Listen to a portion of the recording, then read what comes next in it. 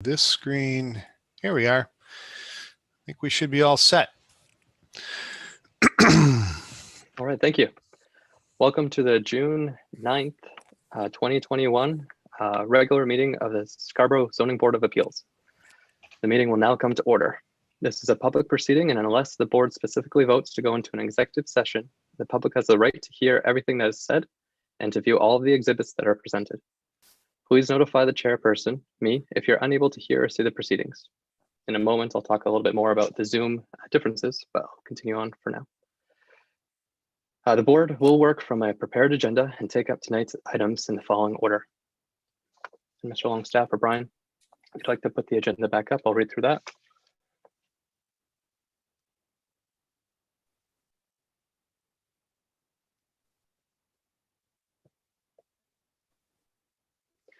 So working through the call to order right now, followed by the Pledge of Allegiance, then a roll call with an approval of last month's minutes, and then 3 appeals tonight.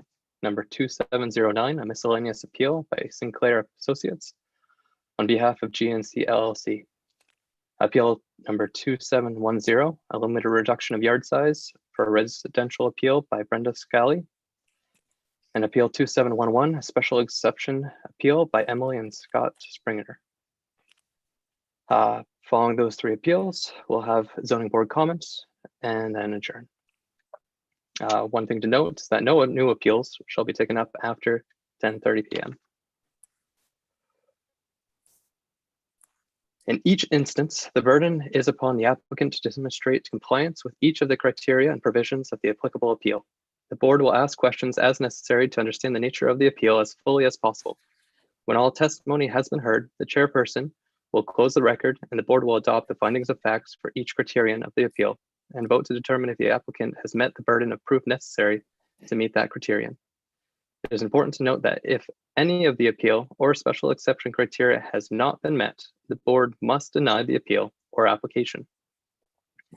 In many cases, the appellant or the landowner may have a personal problem which prompted the request for the variance. Please understand that this is not legally relevant to the appeal, no matter how sympathetic the board may be to the appellant's situation. After the board votes on the merits of each criterion, a motion may be made to approve the appeal, and if there is a second, discussion will follow. The board will then state conclusions of law based on the finding of fact to support the decision of the motion. In most cases, the board will request that the staff prepare a draft written decision based on the stated findings and conclusions, as well as the audio, visual, and supporting materials in the record for approval at the next meeting. A general vote will then be taken on the appeal. If the majority of the voting members present vote in the affirmative, the appeal is approved. If the majority of the voting members vote in the negative, the appeal is denied. The board's decision stands as the date the vote was taken, regardless of the approval of the final written decision. Generally speaking, appeals from adverse decisions must be filed with the Superior Court, except as otherwise provided by law, within 45 days of this board's decision. Also, if anyone present at this hearing may wish to preserve your individual right to file such an appeal, you must be certain that this board records evidence of your appearance this evening and the basis for your support or opposition. Again, we remind that everyone that this is a public proceeding and that you have the right to hear and see what is happening. All persons speaking will be asked to state their first state their name and address or affiliation. And all board members and interested parties will ask their direct questions through the chair, myself. I mentioned that there are some other instances as we are running this meeting through Zoom this evening. So to that regard, it is a remote meeting using Zoom. You all have access to the meeting by finding the agenda on the town calendar or the zoning board website and following the Zoom login directions. The moderator, Brian, has already put up the agenda that we've reviewed. The public will be muted and must raise their hand using the Zoom functions to be called on during the public comment part of the agenda, and that will occur when we get to each of the appeals. The chat will not be used this evening and has been disabled. No new appeals will be started after 10:30 p.m. And during the public comments, we will be restricting the speaking time to about 3 minutes to give everyone the opportunity to voice their opinions. At this point, we will move on to the Pledge of Allegiance. So please join me in saying the Pledge of Allegiance. I pledge allegiance to the flag of the United States of America and to the republic for which it stands, one nation, under God, indivisible, with liberty and justice for all. All right, thank you. Brian, would you mind taking a roll call?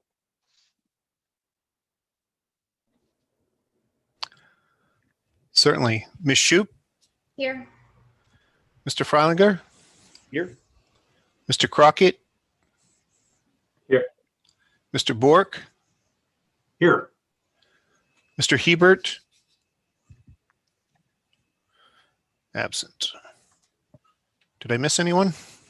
Point of order, since Mr. Hebert is not here, would that mean that Mr. Crockett would be elevated to a voting member? Yeah, yes. And I'm sorry, I forgot Mr. Karen. Here.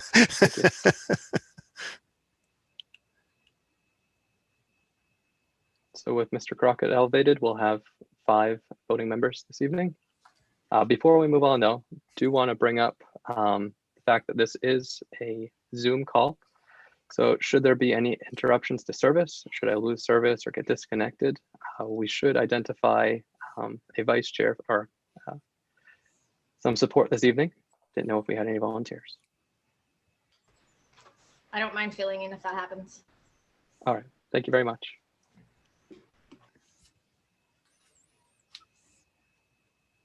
So it appears that we do have a quorum.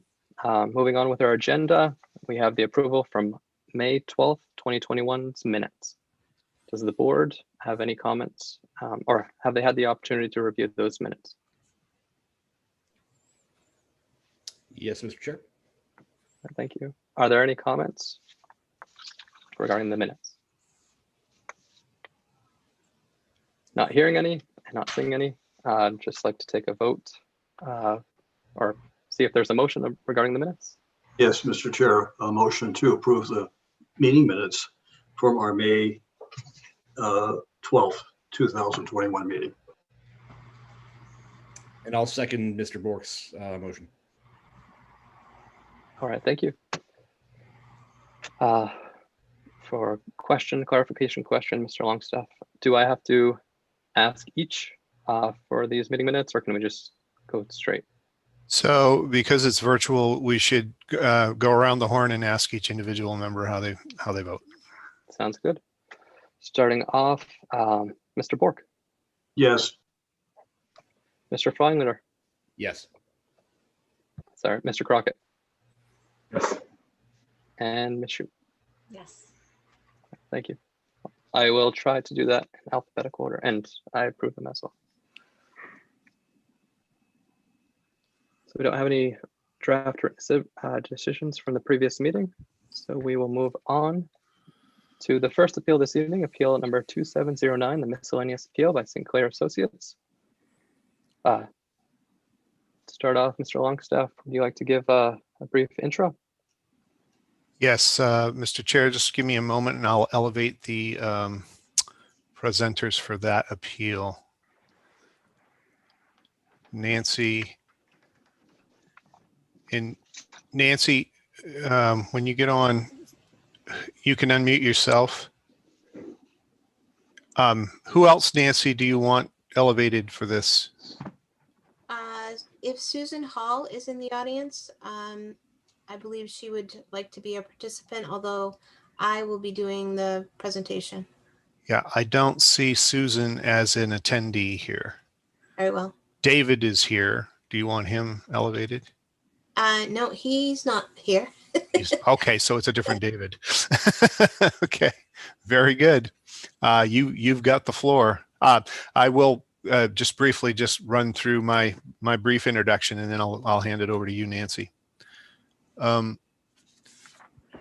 So yes, so this is a miscellaneous appeal by Dennis and Susan Hall. St. Clair Associates will be representing them. If you recall, some of you may have been on the board a few years back when they appeared for a site plan amendment. And this is yet another site plan amendment that's very similar. The reason it's a miscellaneous appeal is because the automobile sales and service use of that property is an existing non-conforming use. It's been around for years and years.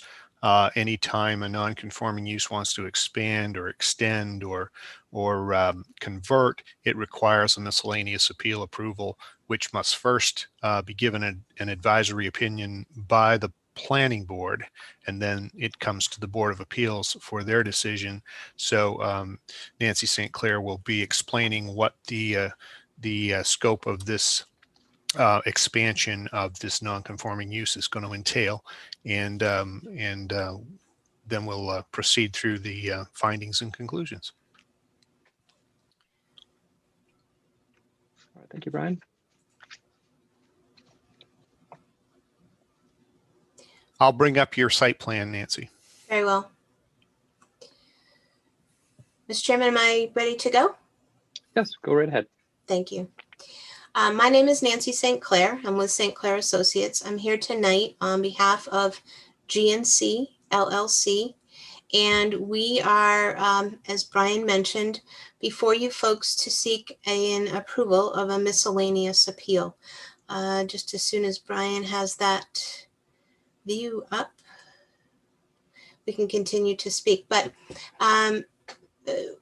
one of there were two pieces to the appeal request. One was the proposed expansion of the existing garage and shop on the site. The other was to allow the administrative component of the Crossroads Auto Craft to move into the existing house.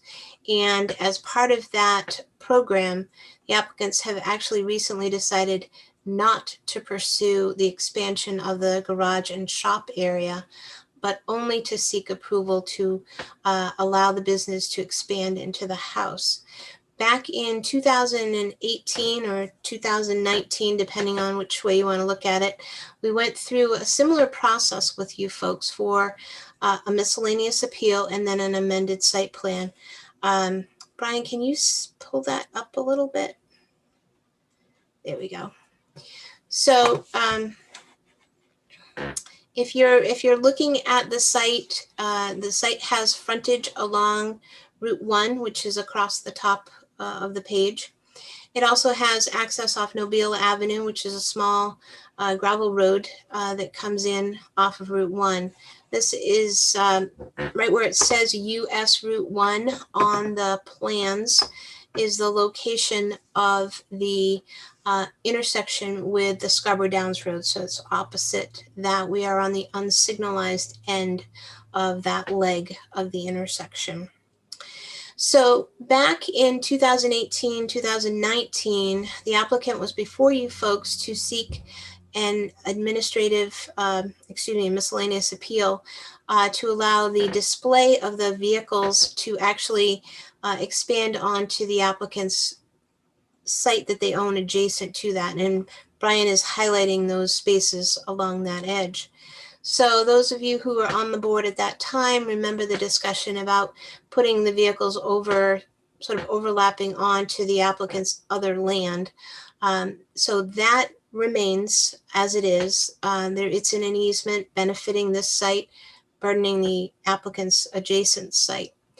But because the business, the Crossroads Auto Craft, is a non-conforming use in this zone, in order to expand any portion of this business, we do need to come back before you for this miscellaneous appeal.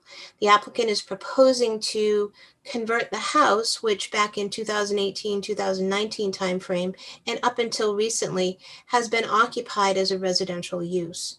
The applicants are looking to eliminate that residential use and add to the administrative and office and storage area for Crossroads Auto Craft by moving them into the house. So the residential use goes away, and the Crossroads Autocraft business technically expands.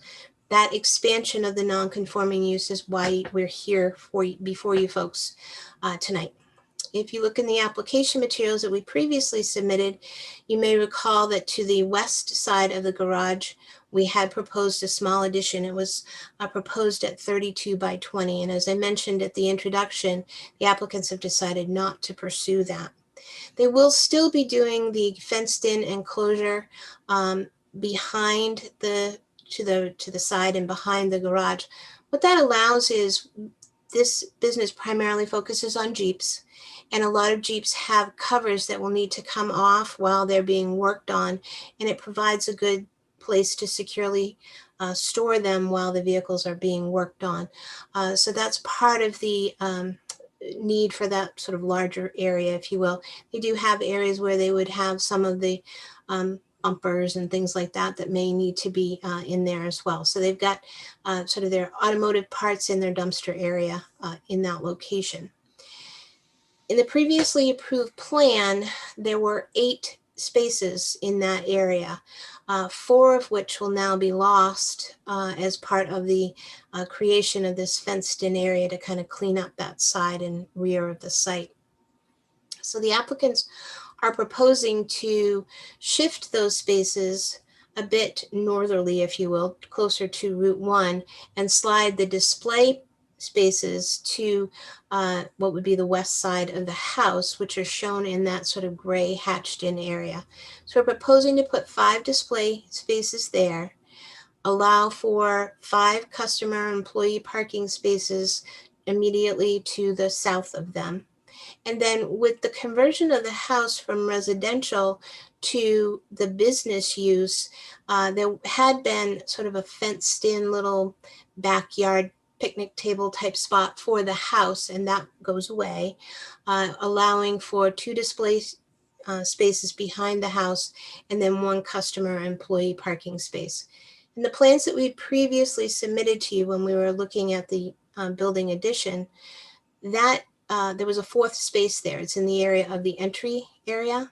But in order to provide access to the house, which will be converted to an office, that space needed to be eliminated. So we ended up, when it's all said and done, we have a net increase of 1 parking space over what we had proposed to you folks back as part of our submittal. We are not proposing to change any number of the display spaces. That remains at 20.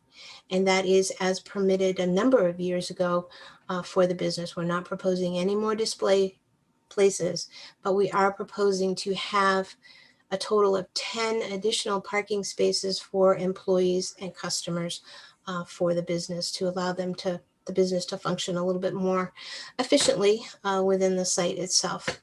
So that's the proposed change that we're looking at on the site that brings us before you folks tonight. As Brian mentioned, we did go before the planning board to seek an recommendation to you folks. As part of that, that was on May 17th, and we did receive a positive recommendation to come before you and seek further review and approval of this miscellaneous appeal. So I know that historically, as part of this process, we would do a sort of a read of the specific criteria, and I'm prepared to do that. Brian, if that's what you would like to do at this point, or we can open it up to questions. The next steps in the process, assuming that you folks are comfortable with this program, is we do have to go back to the planning board for an amended site plan review as well. All right, thank you, Nancy. I do think that we will run through each of your responses, but I would like to share with the board that at each of these questions, just for sort of smoothness of tonight's meeting, should there be any questions from the board at that time per question or per article, please do let me know so that we can continue on forward. So I will, Nancy, I will read out the question, and if you want to simply read your provided response, that would be great. Thank you. So for this miscellaneous appeal, under section 3F, subsection 1A, the impact and effects of the enlargement, extension, expansion, resumption, or conversion to another non-conforming use on the existing uses in the neighborhood will not be substantially different or greater than the impact and effects of the non-conforming use before the proposed enlargement, extension, expansion, resumption, or conversion to another conforming use. Mr. Chairman, the current combined site use of the property, i.e. Crossroads Auto Craft, and I want to point out that in the text that we submitted, it had been erroneously identified as Crossroads Automotive. It's actually Crossroads Auto Craft, and a residence will be converted only to Crossroads Auto Craft. The proposed conversion of the residence on the property to office space, and then we had in our prior application materials, which should be stricken from the record, and the small expansion of the garage/shop will not be substantially different from or greater than the current neighborhood conditions. All right, thank you. Open it up to the board for any questions at this time. And calling on each, Mr. Bork, No questions. Mr. Crockett,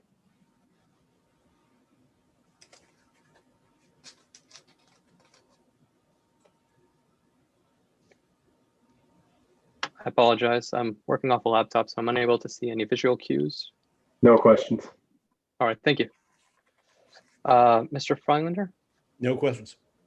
and Ms. Troop. No questions. I don't have any questions either, so we'll move on. Part B, the enlarged, extended, expanded, resumed, or conversion to another non-conforming use will comply with the standards for special exceptions contained in section 4.1 of the Scarborough zoning ordinance, which we'll go over in a moment. Please see our discussions below regarding each of the standards for special exceptions. All right, thank you, Nancy. Just to cover the bases, Mr. Bork, any questions? No. Mr. Crockett, No. Mr. Freilinger, No. Ms. Troop. No. Neither, and I don't have any questions either. So moving on to those special standards for special exceptions. A states the proposed use will not create unsanitary or unhealthful conditions by reason of sewage disposal, emissions to the air or water, or other aspects of its design or operation. There are no proposed changes to waste disposal associated with this appeal. Both buildings are on the public sewer system, and no changes to air or water emissions are anticipated. The existing residence and automotive repair garage have been located on the site for many years, and then we'll take out the small addition. And site changes described herein are not expected to create any unsanitary or unhealthful conditions. All right, thank you, Nancy. Mr. Bork, No. any questions, Mr. Freilinger? None. Any questions, Mr. Crockett?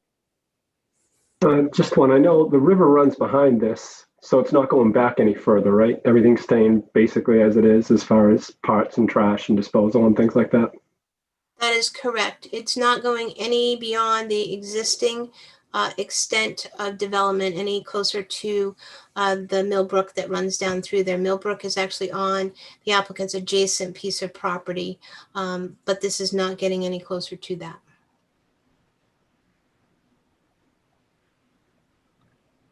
Are you all set, Mr. Crockett? Yes. Thank you. And Ms. Shoup? No questions. All right, thank you. And I don't have any questions either. Moving on to Part B. The proposed use will not create unsafe vehicular or pedestrian traffic conditions when added to the existing and foreseeable traffic in its vicinity. The applicant is not proposing to increase the allowable number of vehicles on display on this site beyond the 20 vehicles previously approved with the prior Am I frozen? 1985 special exception approval. Although there is a small proposed expansion that would be of the business with the office, the addition is proposed simply to more efficiently operate the Crossroads Auto Craft business by improving the space to separate customer waiting and office areas from the active mechanic workspace. The new screened-in area will improve the visual appeal of the site. The intent is to improve vehicular and pedestrian activities in the area. Crossroads Auto Craft is an existing business on the site, and the proposed minor expansion to their customer/office area by occupancy of the house is not anticipated to generate significant additional traffic, particularly when viewed in the context of the existing traffic levels at this location on Route 1. All right, thank you, Nancy. Mr. Bork, do you have any questions? No, I do not. Mr. Crockett, any questions? With the changes, it's not affecting that light down there at all, right? I know there's a light like on a telephone pole, I believe, by the business. The changes won't affect that. I'm sure the town will address that through planning if it need be, right? Are you speaking of a The traffic light. illumination light or a traffic signal? Traffic signal. The traffic signal at the intersection with Scarborough Downs is slated to have some changes made at that intersection within the next 2 to 3 years as associated with the Downs. And at that point, there will likely be some improvements at that intersection, particularly in light of the fact that right now this is an unsignalized leg of that intersection.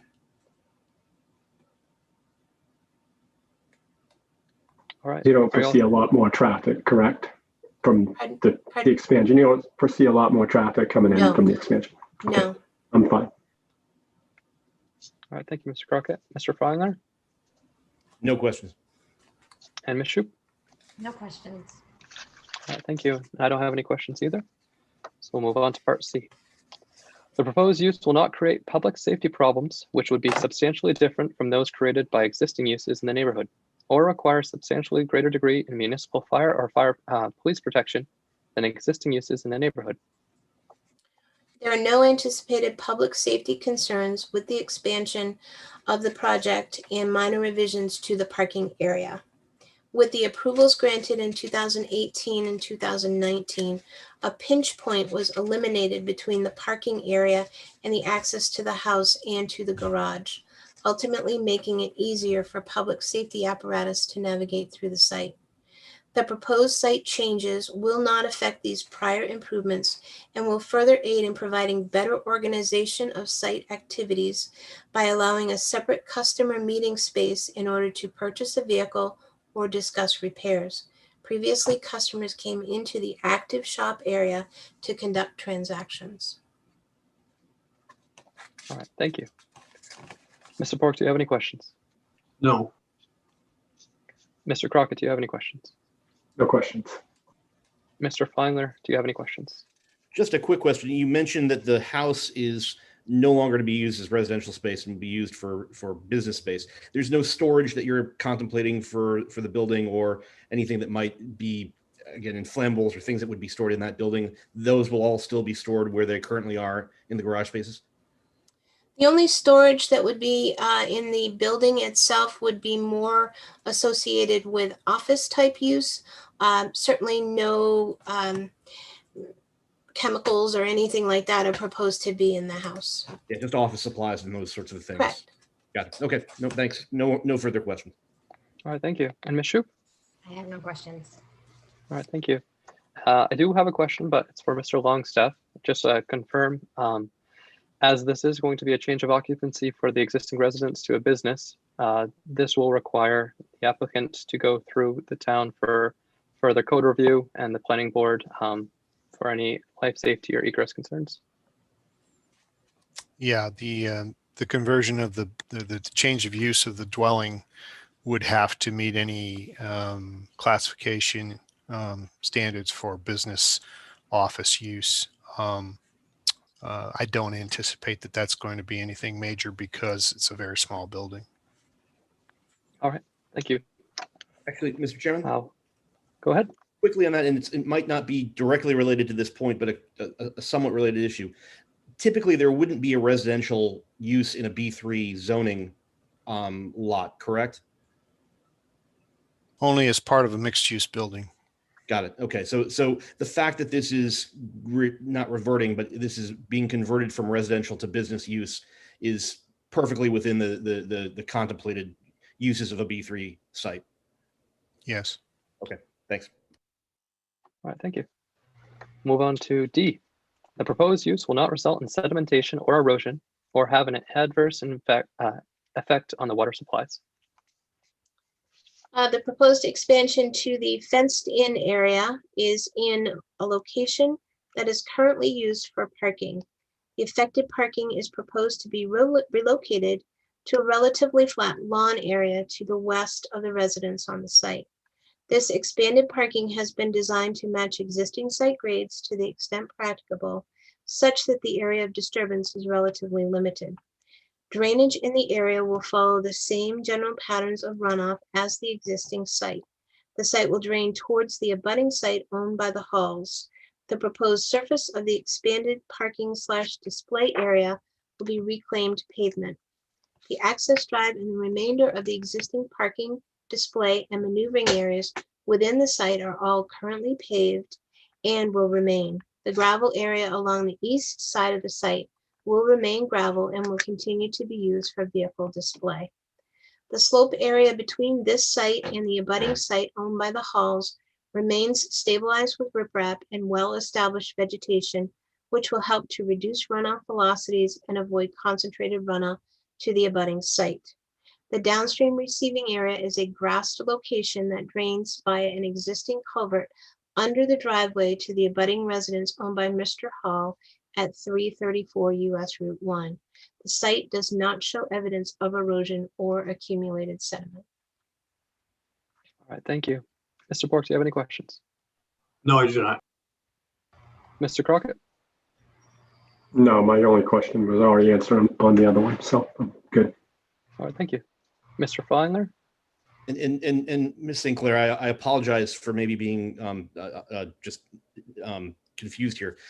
I read this to say that there's no real, there are effectively no changes to the grading on the site that's taking place as a result of this. Is that correct? That's correct. The new paved area, if you will, impervious area, are the 5 proposed spaces for display that are located in the lawn area to the west of the existing house. That is the only change in any sort of impervious cover on the lot. Right, but and just to be clear, there's no change in grading there. You're not removing, you're not. It's quite flat, and we would just simply tie right into those grades right in that area there.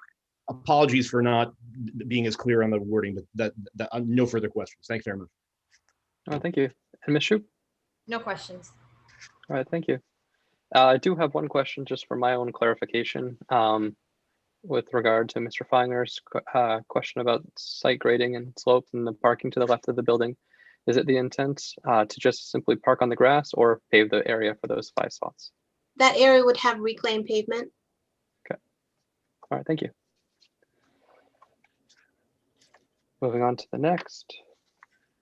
E, the proposed use will be compatible with existing uses in the neighborhood with respect to physical size, visual impact, intensity of use, proximity to other structures, and density of development. This site has been used as a mix of residential and automotive uses for over 30 years and will remain compatible with the existing uses in the area.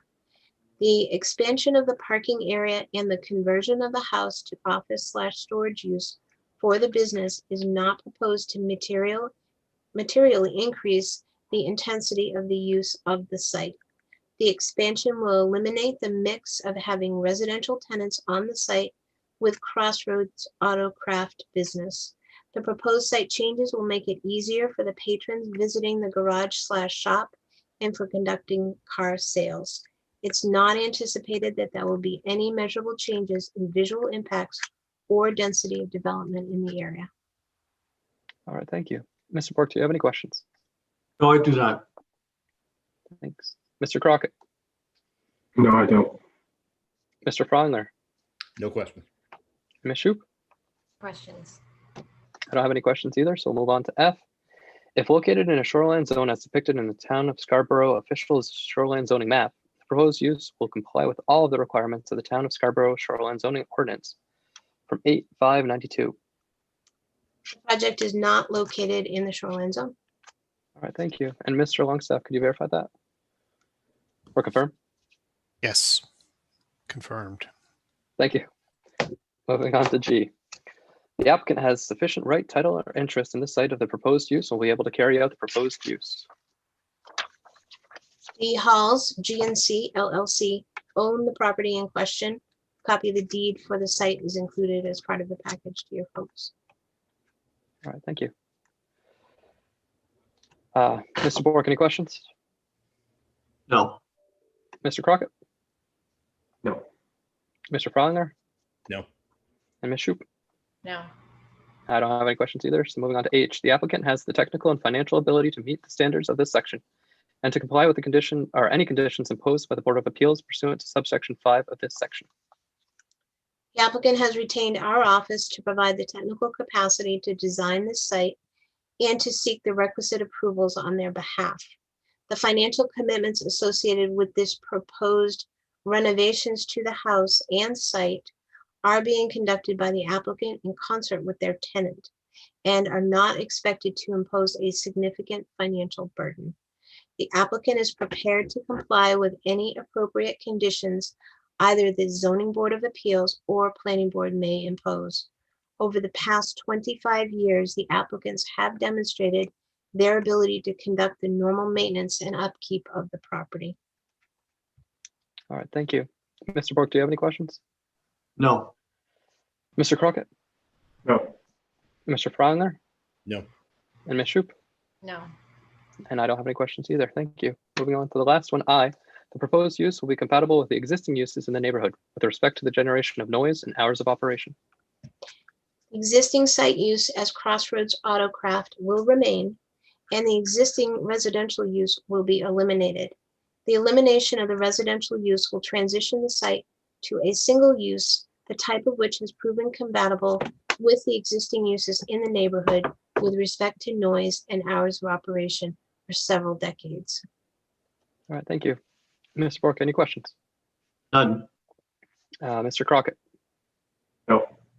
Mr. Frolinger? Nope. And Ms. Shoup?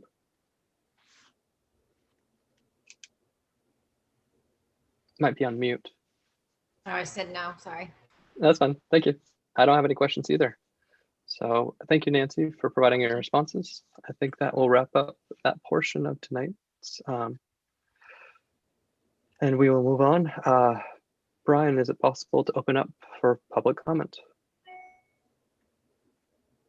Yes, if anyone wishes to provide public comment on this proposal, would you use the raise your hand feature? And I will try to elevate you to a speaking role.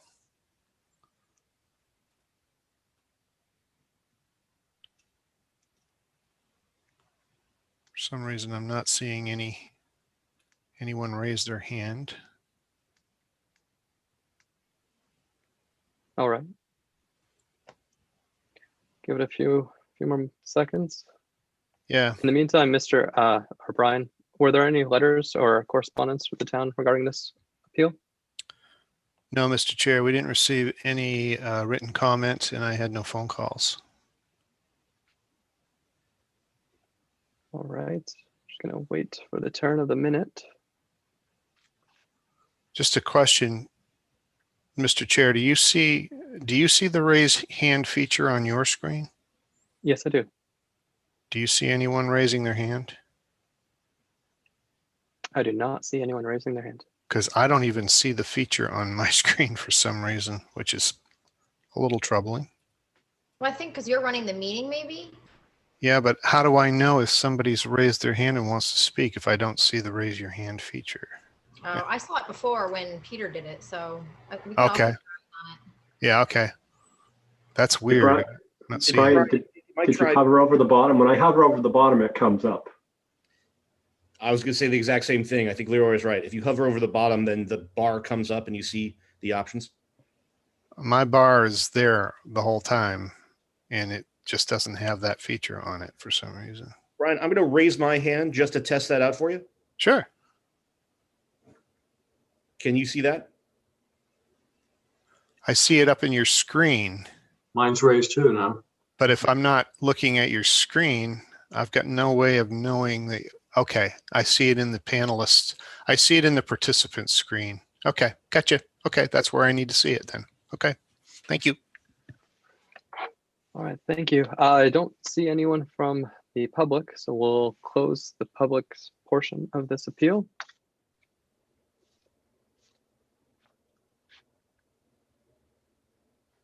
And we'll open it up to the board for any further questions, comments, and discussion.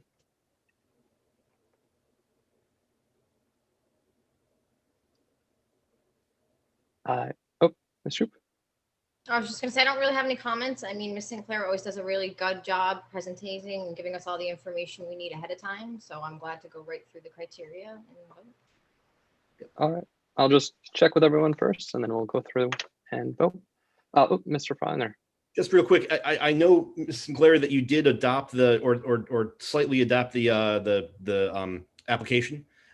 So maybe we have a final copy for the written record that X's out some of the language that she eliminated in her written or her verbal presentation. But otherwise, no questions at all, and very straightforward and very complete process. Thank you very much. Thank you.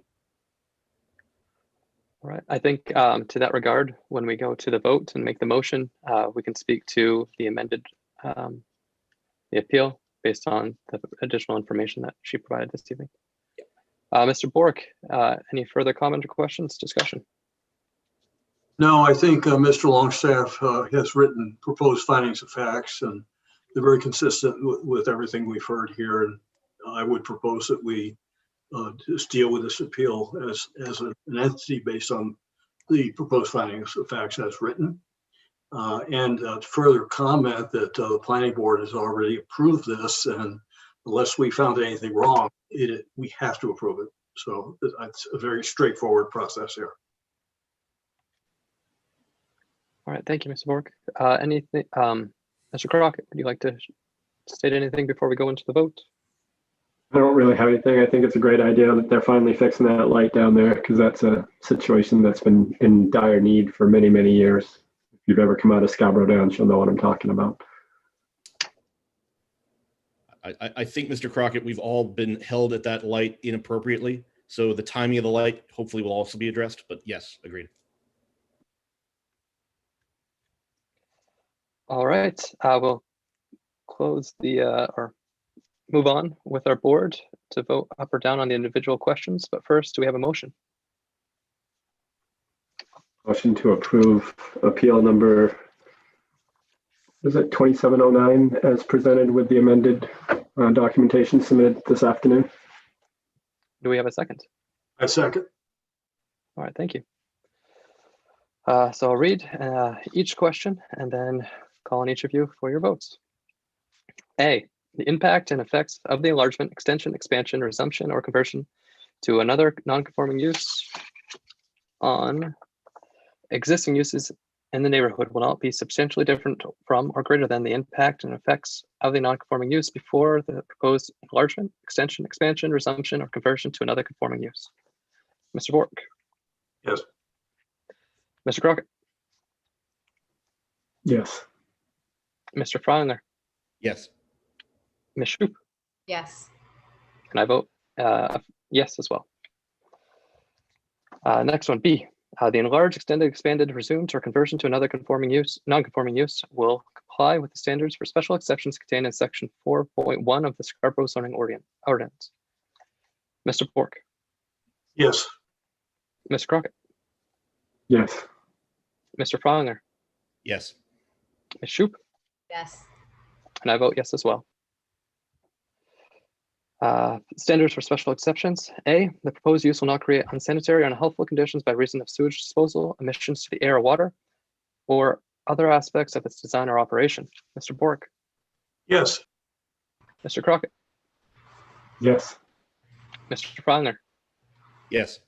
Ms. Shoup. Yes. And I vote yes as well. The proposed use will not create unsafe vehicular or pedestrian traffic conditions when added to the existing and foreseeable traffic in its vicinity. Mr. Bork. Yes. Mr. Crockett. Yes. Mr. Freiler. Yes. Ms. Shoup. Oh, Ms. Shoup. Yes. Thank you. And I vote yes as well. C, the proposed use will not create public safety problems, which would be substantially different from those created by existing uses in the neighborhood, or require a substantially greater degree in municipal fire or police protection than existing uses in the neighborhood. Mr. Bork, Yes. Mr. Crockett, Yes. Mr. Frogner, Yes. and Ms. Shoup. Yes. And I vote yes as well. D, the proposed use will not result in sedimentation or erosion or have an adverse effect on water supplies. Mr. Bork, Yes. Mr. Crockett, Yes. Mr. Frogner, Yes. and Ms. Shoup. Yes. And I vote yes as well. E, the proposed use will be compatible with existing uses in the neighborhood with respect to the physical size, visual impact, intensity of use, proximity to other structures, and density of development. Mr. Bork, Yes. Mr. Crockett, Yes. Mr. Frogner, Yes. Ms. Shoup, Yes. and I vote yes as well. F, if located in a shoreline zone as depicted on the Town of Scarborough officials shoreline zoning map, the proposed use will comply with all of the requirements of the Town of Scarborough shoreline zoning ordinance. Mr. Bork, Yes. Mr. Crockett, Yes. Mr. Frogner, Yes. Ms. Shoup, Yes. and I vote yes as well. G, the applicant has sufficient right, title, or interest in the site of the proposed use and will be able to carry out the proposed use. Mr. Bork, Yes. Mr. Crockett, Yes. Mr. Frogner, Yes. Ms. Shoup, Yes. and I vote yes as well. H, the applicant has the technical and financial ability to meet the standards of this section and to comply with any conditions imposed by the Board of Appeals pursuant to subsection 5 of this section. Mr. Bork, Yes. Mr. Crockett, Yes. Mr. Frogner, Yes. Ms. Shoup, Yes. and I vote yes as well. The last one, I, the proposed use will be compatible with the existing uses in the neighborhood with respect to the generation of noise and hours of the operation. Mr. Bork, Yes. Mr. Crockett, Yes. Mr. Frogner, Yes. Ms. Shoup, Yes. I vote yes as well. Mr. This Chair, point, yes, go ahead. I just had a quick question. I've been away for a while. Do we still do findings of facts when we're doing these or no? I apologize if there's any miscommunication. I believe that was intended previously, but certainly.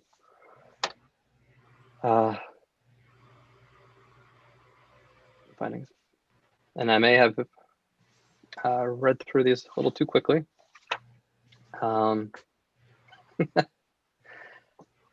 I just didn't know, Yes. so I've been away for a while, so I'm No, just you're asking a correct. question. I believe I should have. The intent was when going through with questions, I may have missed the findings of fact. Mr. Chair, just, I did make a point prior to voting that the findings of facts have already been written by Brian Longstaff. And I propose that we simply use those findings of facts as written, which really deals with the question that was raised by Mr. Yeah, Mark. Mr. Bork, Mr. Chair, I want to clarify. I have not written findings of fact.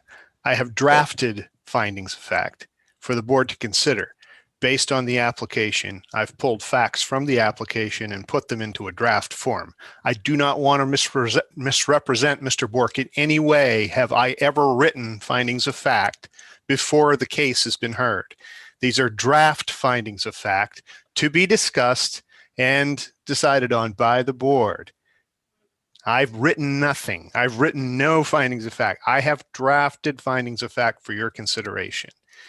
I shared those with the chair to be able for him to be able to have that discussion with the board members, okay, during this meeting, just so there's not dead air and people are struggling to come up with findings of fact. I've drafted some for your consideration. That's how that needs to be represented. Please do not say that I have drafted or I've written your findings of fact. That is not the truth. Thank you. It's a draft. It's a draft. It's a proposal, Yes. certainly. All right, thank you, Mr. Longstaff. Thank you, Mr. Bork, and thank you, Mr. Crockett, for correcting my mistake. We did receive a draft copy for our discussion this evening for these findings of fact. So if I'd ask Mr. Longstaff if it would be appropriate to go through those findings of fact now, although we have previously taken a vote. You have the opportunity to go back and do that. Yes. All right, I would prefer to do that now, unless there's any objection from our board. So at this opportunity, although I previously asked for questions, discussion, and further comments, this will be the opportunity for each of our board members to provide their thoughts and findings of fact based on tonight's discussion and the previous application. So starting off, feel free to follow along, but in a similar manner, I will go through person by person alphabetically for any of their comments. Starting with A, the proposed use will not create unsanitary or unhealthful conditions by reason of sewage, disposal, emissions of the air, water, or other aspects of its design or operation. Starting with you, Mr. Borg. Yes.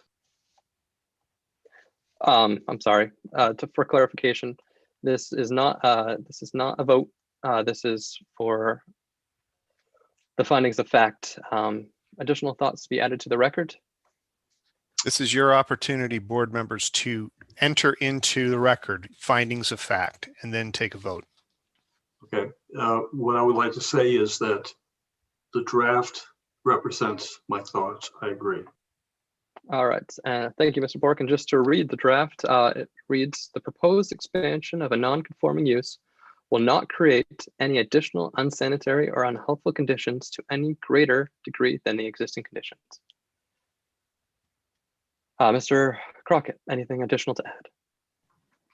No, I think the applicant has demonstrated that it won't. She's answered sufficiently questions about the river behind, as well as disposal. And I don't think there's any emissions or air quality aspects or anything else, but I'm satisfied with the presentation we were given. All right, thank you. Mr. Feiler. No, I agree, and I think Ms. Sinclair has addressed the issues around environmental issues on the property. So no concerns here. All right, thank you, Ms. Shoup. Agreed. The amended application that they submitted is they're actually not making any physical changes or making any additions to the property at all. They're simply just converting the building that's already there to a different use, which in my mind will be less impact than residential people living there 24/7. Thank you. I don't have anything further to add. So I apologize for the inconvenience, but we will now go through a second vote and move on with the findings of fact. So Mr. Bork, how do you vote? Yes. And Mr. Crockett? Yes. Mr. Fleiner? Yes. Ms. Shoup? Yes. And I vote in affirmative as well. Moving on to B, the proposed use will not create unsafe vehicular or pedestrian traffic conditions when added to the existing and foreseeable traffic in its vicinity. And that now I will read out the draft response of the modest increase in available staff and client parking should improve conditions related to vehicular and pedestrian traffic as compared to the traffic being generated by the Downs development across Route 1. Mr. Bork, do you have anything to add? I would add that the changes proposed will actually create a safer situation on the property, smoother flow of vehicular traffic on the property, and also ingress and egress. So yeah, these are definitely improvements. All right, thank you. Mr. Crockett? Yes, they're not looking to have another entrance or exit off from the building. The only thing I was concerned with was the light, and that's going to be addressed in a few years. So that's good. And I think she had mentioned as well, Ms. St. Clair, that there was a picnic table and stuff in fenced-in area that's being removed. So you have additional space where pedestrians aren't going to be present with traffic going through, and it does seem like it's got a more thorough flow as well. All right, thank you. Mr. Freiler? No questions. Although one point, Mr. Chairman, and actually to Brian, I don't think I received a copy of the findings, the draft findings memo. You're not supposed to. Okay, I just wanted. Yeah, let me clarify. Yeah. Okay, and let's put this to bed. Okay. I send a draft finding, just draft findings, not conclusions, not votes, nothing else. Draft findings I send to the chair and the vice chair. The whole board does not get them, just the chair and the vice chair. And again, it's to help promote the conversation in finding the facts.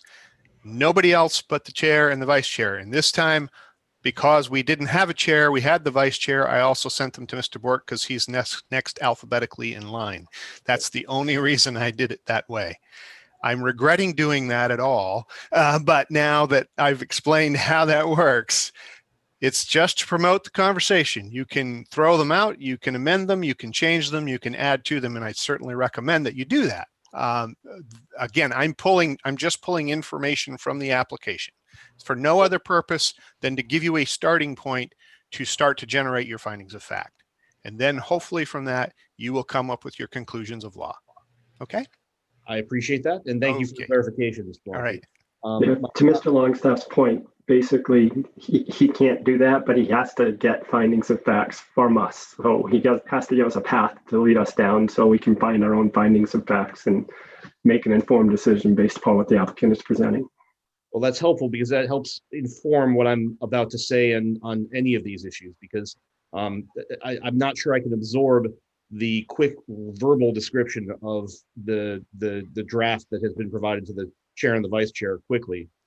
In this case, what I'd say is I agree with the language as described. I'd also point out that the removal of the parking space in front of the entryway also is it serves to the benefit of pedestrians on the site. So I'm comfortable with this point and that we can move forward. But thank you for clarifying.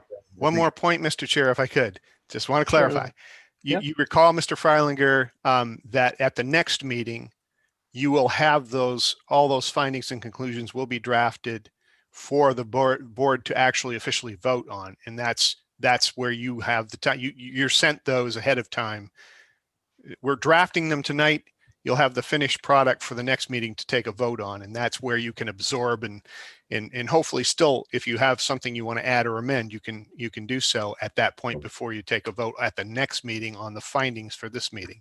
The decision, if you choose to make one tonight, will stand. It's just that these are written findings that will go into the record to basically encapsulate everything that you guys have found or discussed and concluded tonight. And Brian, so our additional comments you'll incorporate into those as you draft the final. Absolutely. Yeah. For next Yep. month. Next month. Sorry. Thank you. Got it. Okay. I'm good. All right, thank you, Mr. Freilinger. Mr. Shoup. I'm satisfied with the applicant's answer. All right, thank you, Mr. Shoup. And I have nothing further to add, so taking a quick vote. Mr. Bork, how do you vote? Yes. Mr. Crockett, how do you vote? Yes. Mr. Freilinger, how do you vote? Yes. Ms. Shoup?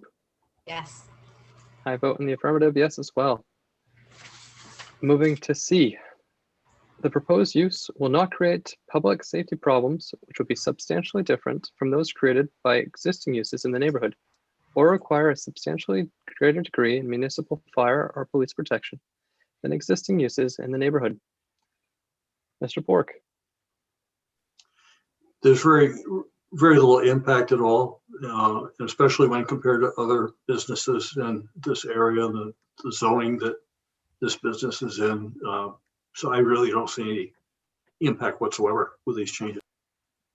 All right, thank you. Mr. Crockett. Yes, I don't think this will create any impact. As a matter of fact, there's probably other businesses in the vicinity that create more of a degree for public safety and pedestrian as well as safety issues. So this is pretty straightforward. You don't have a lot going in and out of there. That's why I'd asked the question about more traffic coming in. So I'm okay with the fact that it seems like the traffic flow and everything's going to be pretty much the same and nothing's really changing down there. Thank you, Mr. Freilinger. No, I think actually the impact is positive because of the conversion of the residential unit to a business unit probably reduces the likelihood of the need for fire or police services going forward. So I think this is fine. All right, thank you. And Ms. Shoup? I agree with Mr. Freilinger, and I think, they're not expanding their business. They're just simply, moving it over to another building. There's no expansion. All right, thank you. I agree that the conversion of the residence into office space is not expected to result in any substantially different or greater degree of public safety problems than the existing use. So we'll take a quick vote. Mr. Bork, Yes. Mr. Crockett, Yes. Mr. Frolinger, Yes. and Ms. Shoup. One more time, please. Oh, yes, sorry. Thank you. That's fine. And I vote in the affirmative as well. For D, the proposed use will not result in sedimentation or erosion or have an adverse effect on water supplies. Mr. Bork, I think the applicant's done a good job presenting this issue, and it really will not substantially change anything on the property in terms of impact on the water supply and drainage. So I don't see any problem here whatsoever. all right, thank you, Mr. Crockett.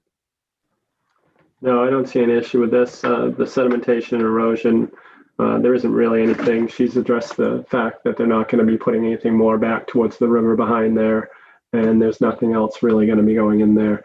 The only person that it would probably affect is the applicant who owns the property next to it, and I think they've already built that land up when they came for the first appeal to prevent erosion coming off from those parking spaces. So, Okay, thank you. Mr. Frolinger, I just noticed it sounds like there's a slight increase in the impermeable surface area of the property, given what we've heard, but it's not material, and the drainage and all those issues have been dealt with, to Mr. Crockett's point, by the improvements that have been done on prior enhancement of the property. So I'll just note that impermeability increase, but it's not material, and I'm fine with that. all right, thank you, and Ms. Shoup. I agree with Mr. Freilinger. All right, thank you. I agree that the proposed extended parking area will be surfaced with reclaimed pavement and will drain in a similar manner as the existing. There is no expectation that any new paved surface will result in sediment or erosion control issues. So taking a quick vote, Mr. Bork, Yes. Mr. Crockett, yes. Mr. Frolinger, Yes. Ms. Shoup. Yes. I vote in the affirmative as well, yes. E, the proposed use will be compatible with existing uses in the neighborhood with respect to physical size, visual impact, intensity of use, proximity to other structures, and density of development. Mr. Bork,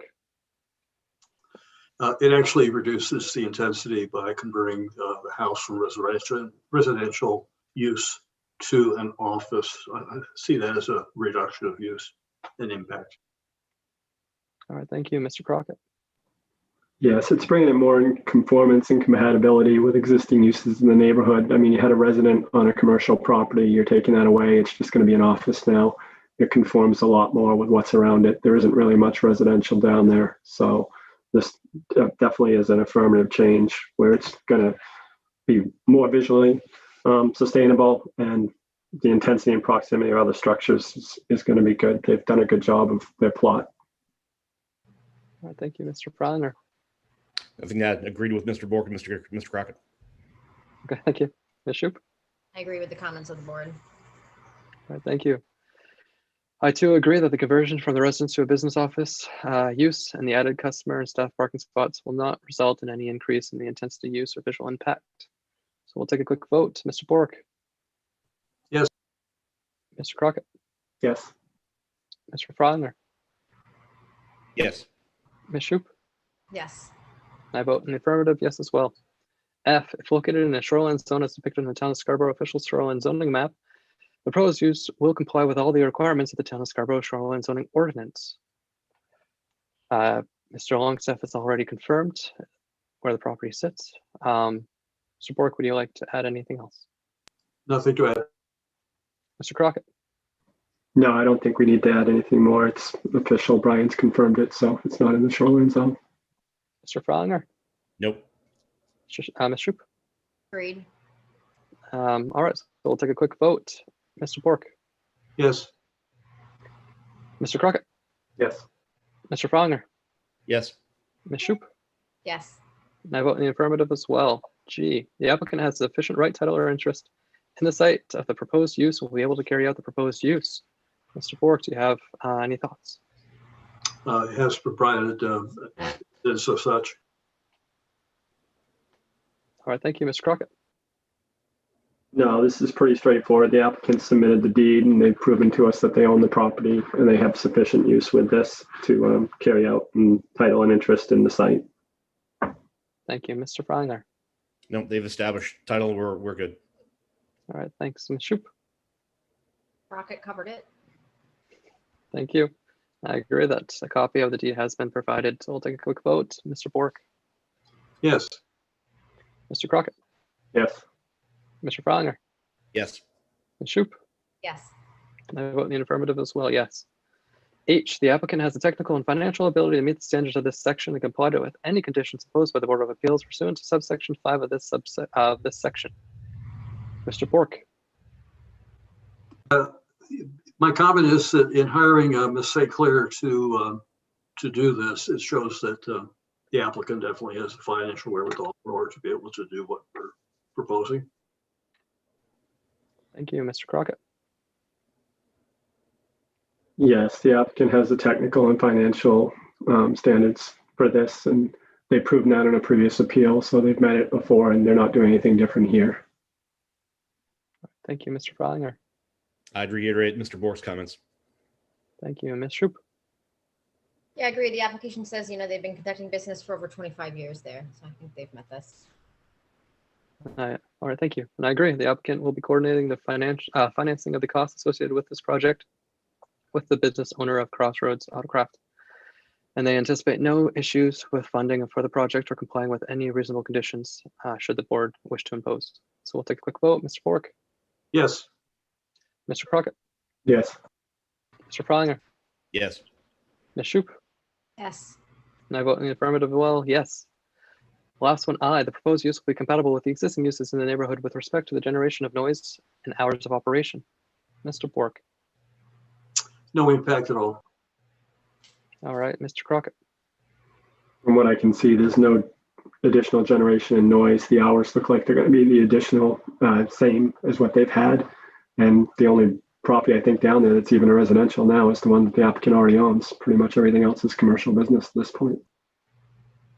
All right, thank you, Mr. Freiler. No, nothing to add. All right, thank you, Ms. Shoup. Yeah, I agree. This change actually kind of brings them more in conformance, bringing it to a residence to an office. So yes. Okay, thank you. And I too agree, even though the business is non-conforming existing use, the elimination of the residential use of the building actually increases the compatibility with the other uses in this business district B3. So we'll take another vote. Mr. Bork, Yes. Mr. Crockett. Sorry, can you just repeat yourself? Yes. Thank you. Mr. Freiler Yes. and Ms. Shoup. Yes. All right, thank you. And I vote in the affirmative, yes, as well.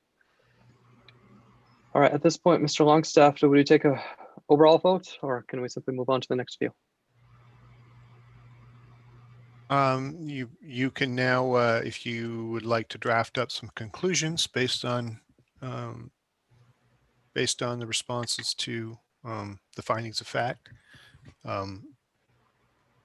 In many cases, if you feel that the applicant has adequately demonstrated that they've met all of the special exception standards, you can simply state that as your conclusion. If you wish to add other conclusions, you may do so, and then take an up and down vote. All right, thank you for the clarification. I will simply say that it appears that all of the special exceptions seem to be met by all of those voting members on the board this evening, but we'll open it up to any additional conclusions by our members. Mr. Bork, do you have any additional conclusions to add? No, I think the applicant's done a great job and has demonstrated that this project should be approved. All right, thank you. Mr. Crockett. No further conclusions. Our findings of fact will basically address everything as we go forward. So what you stated at the original is good. Okay, thank you, Mr. Feinger. Agreed. Nothing further to add. All right, thank you, and Ms. Shoup. I have nothing to add. Thank you. As I previously stated, I spoke to all of the special exceptions that we previously voted upon.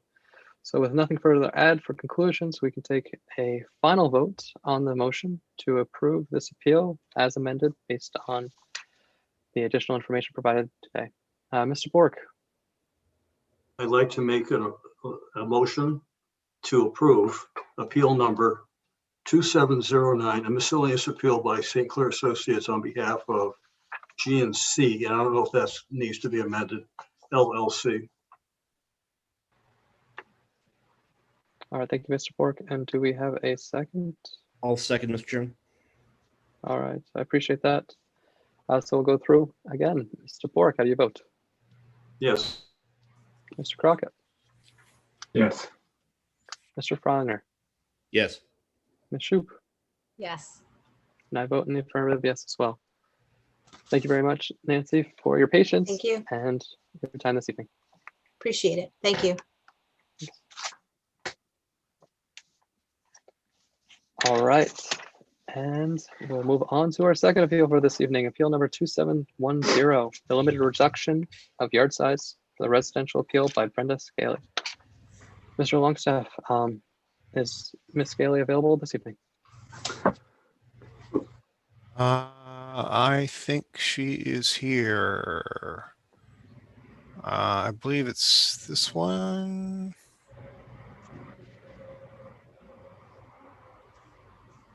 And Brenda. Oops, there she is.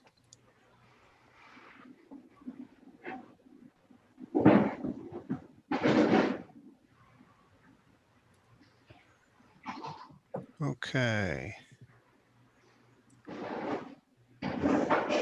Brenda, you can unmute yourself if you want. I see two Brendas and a Jim Bob, Brian. Yeah. Is that right? Brenda, do you have like two devices going, or what's going on? Well, I do. My computer does not have a camera. Okay. So I tried to use my phone, but it's going to die any moment. So if you want, I can turn off the phone. Yeah, why don't you do that and Okay. and do you want Jim Bob available as well? Yes, please. Okay. All right, thank you, Mr. Longstaff. As they're getting situated, would it be possible to get a brief intro summary? Sure. We can do that.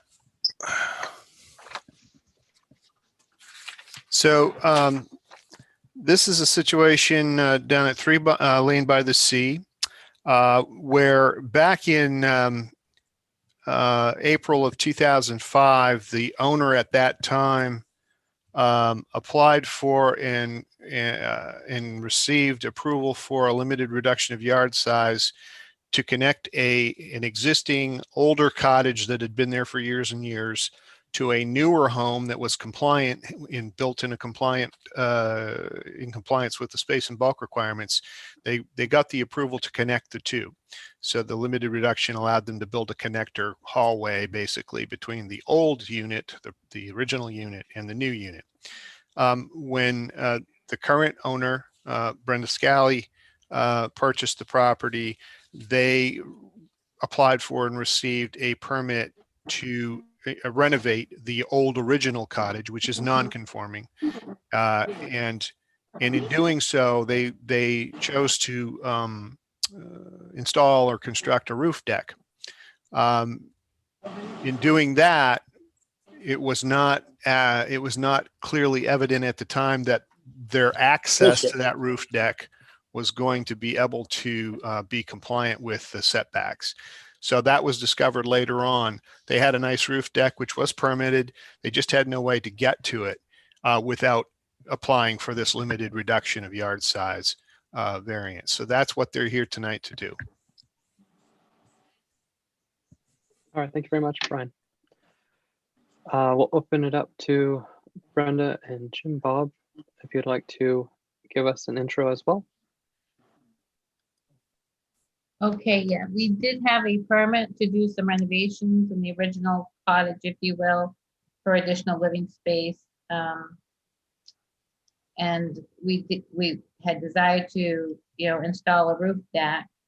Originally we had shown some stairs on the roof deck, but through the process of trying to get Brian all the information quickly and, COVID and not having, available resources. I guess Brian's pulling up all these things. We had the engineered drawing submitted to Brian. So we were given the approval to proceed with the roof deck, and then discovered that we have no way to get there. And the stairs we wanted to have go up between the two buildings. They're connected by a breezeway, and the only really way to access the roof deck via some sort of stairs that is safe would be between the two on the back side. But because we're a cornering lot with the right of way, we have to meet a 30-foot setback, and we don't have that. The existing cottage sits about 3 feet back from the right of way, which is a non-conforming building. So we're asking for a reduction of size of 9 feet so that we can step out of the back entrance of the cottage and be able to access the stairway safely, but also have that platform help support the stairs also for additional safety. We had been approved a larger roof deck, but we decided to reduce that to be a little bit smaller, only to keep, you know, the deck away from the edge. We just didn't like the placement. We didn't want to go that big, so we did reduce the size of the deck. And we also, once we figured out the stairs were a big issue, we stopped the construction of the roof deck because I have all the materials sitting here. I just didn't feel comfortable pursuing the finishing of the roof deck until we had this meeting. All right, thank you. Is there anything further to add before we get to the various questions? And Brenda, I apologize, but do you have the a printout or are questions and your responses available to you? I'm sorry, do I have what now? Do you have your written responses to each of the upcoming questions that you submitted for this appeal? I have the application Okay. Copy. Is that what you're referring to? Yes, I am. I'm just going to read through the questions, and I thought that you could simply read out your written responses. Okay, let me see if I can bring that up. I'm not sure how to minimize the screen to do that. Exit full screen, I guess. Okay, let me pull those up. Okay, go ahead. All right. And before I do, I just want to remind the board that this will be a great opportunity for you to ask specific questions. And following each of the next 5 questions, I will check with each of you if you have any specific questions for the appellant. So starting off, the first, there'll be 5 questions for the 5 different criteria. First being the existing building or structure on the lot for which the limited reduction of yard size residential is requested was erected prior to July 3rd, 1991, or the lot is vacant, non-conforming lot of record. And the original building was built before 1991. All right, thank you. Mr. Bork, do you have any follow-up questions? No, I do not. Mr. Crockett? No. Thank you. Mr. Fralinger?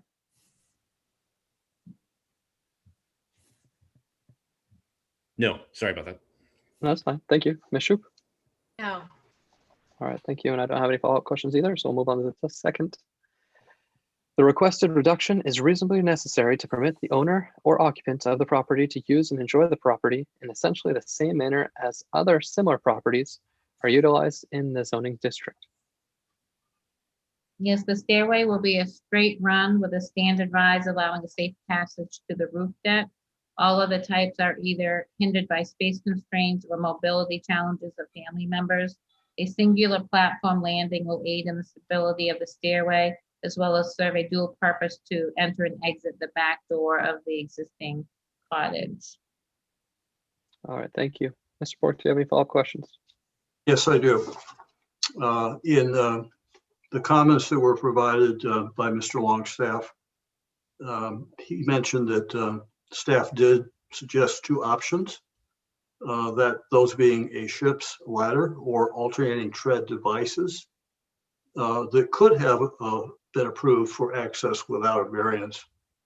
Could you please explain why you didn't choose either of those two options? Because of the mobility challenges of family members, I'm at the needs now, and I have a couple medical issues that I am not capable of climbing safely a ladder to access a roof deck. We just did not feel it was safe. And it would prohibit our enjoyment of the roof deck. Okay, one further follow-up question. Sure. I noticed that Mr. Longstaff noted in staff comments that the property has been listed for sale. Is that true? It's for sale for the right price, but I have really no interest in selling it at this time. So the property is not under contract. You are the owner and there is no contract at all. Correct. Thank you. All right, thank you, Mr. Bork. Mr. Crockett, any questions? You know, Mr. Frogner? No, no questions. Thank you. Ms. Shroop? No. All right, thank you. And I don't have, I apologize. I do have one question for the appellant. To your knowledge, are there other roof decks in the same area or zoning district? Are you asking me or Brian? I apologize. Brenda, you. Sorry. I'm not aware of any of my neighbors that have a roof deck. I do know that 2 out of my 3 immediate neighbors all have stairways that are one that's within 15, maybe within 20 feet of the road, and one that is actually right. I don't even know if they have if they have zero clearance to the right of way. So their stairs begin right at the right of way. I'm asking for a 9-foot reduction, so that will still set me back about 20 feet. Okay, thank you. Moving on to the third, due to its physical features of the lot and or location of the existing structure on the lot, it would not be practical to construct the proposed expansion, enlargement, or new structure in conformance with the currently applicable yard size requirements. As the original building is located within a few feet of the setback, we're asking, even though it's a reduction in limited yard size, we're in no way infringing upon, something that's already set so close to the right of way. The only way to the approved roof deck is in the back of the home, between the 2 buildings. There's really no other safe way to access.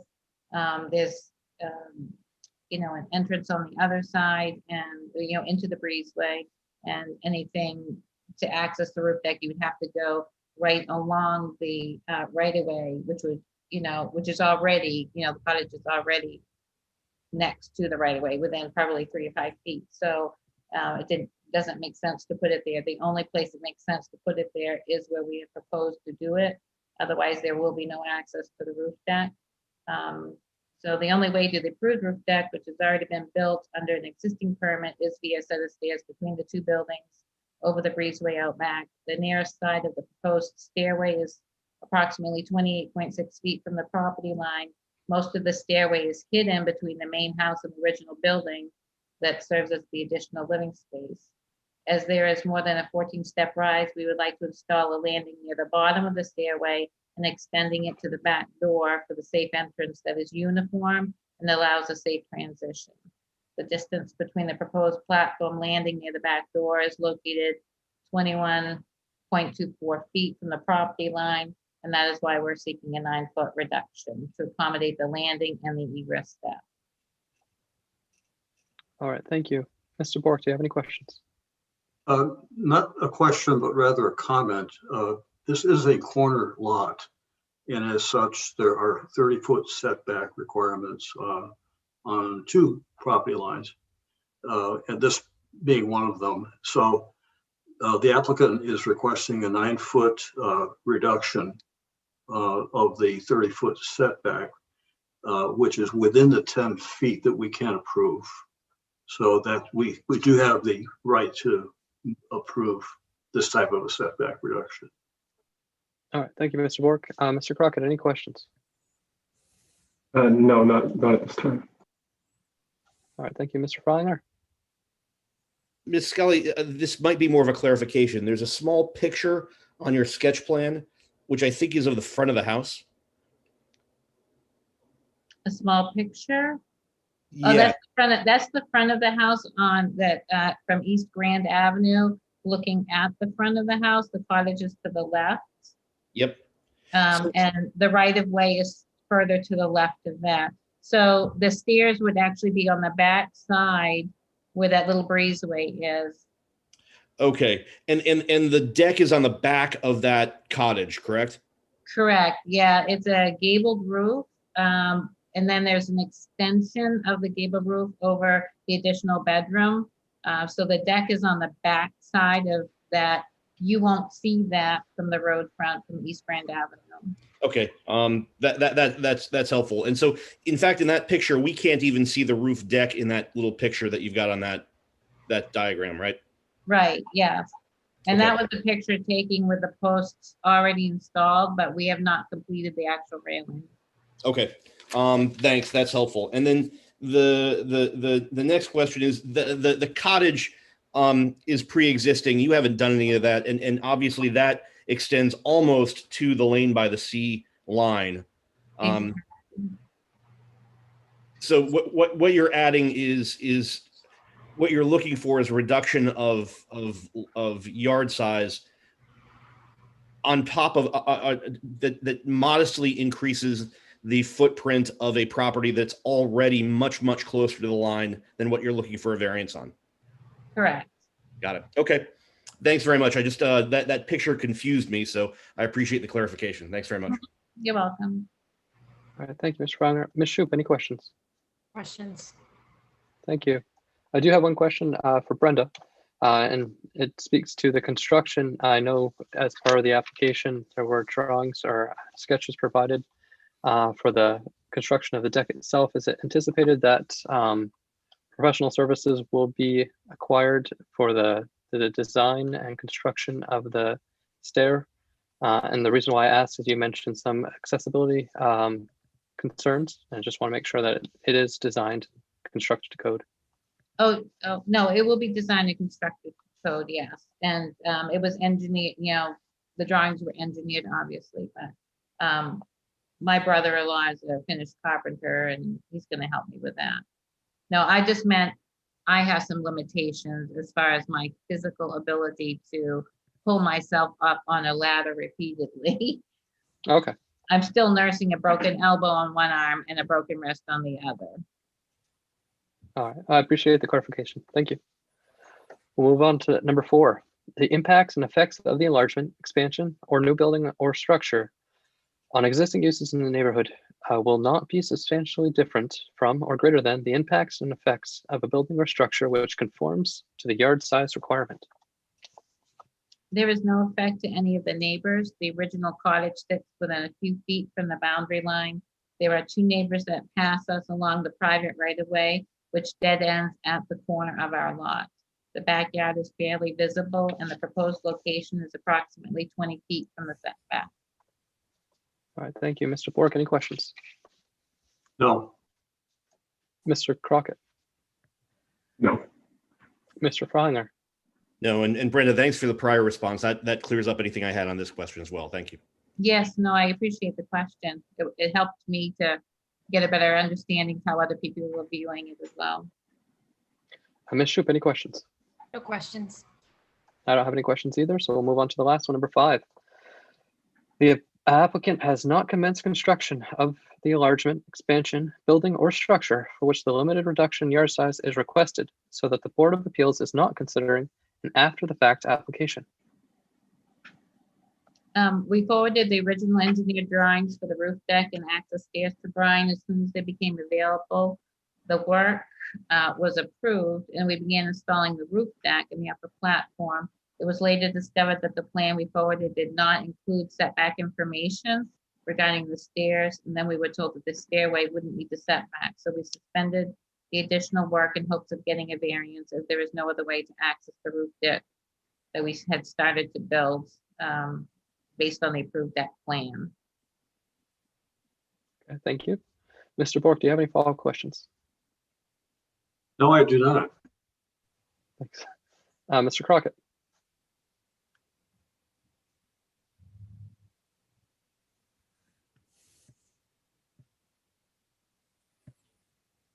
Maybe just double check, unmute.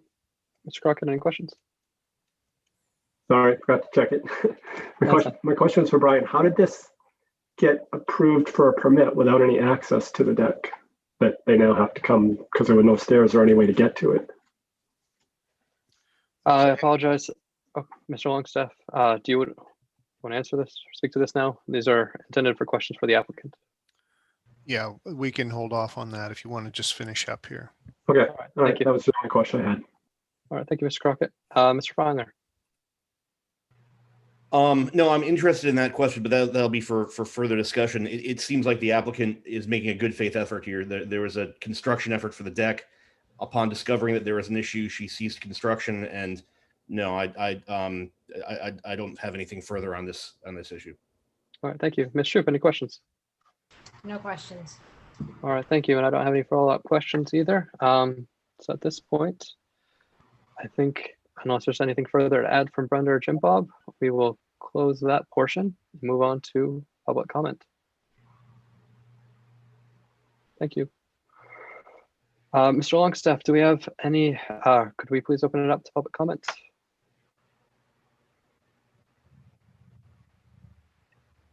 And I apologize, perhaps you're muted. If anyone would like to speak, please use the raise your hand feature in the, and I will look to see if anyone has raised their hand.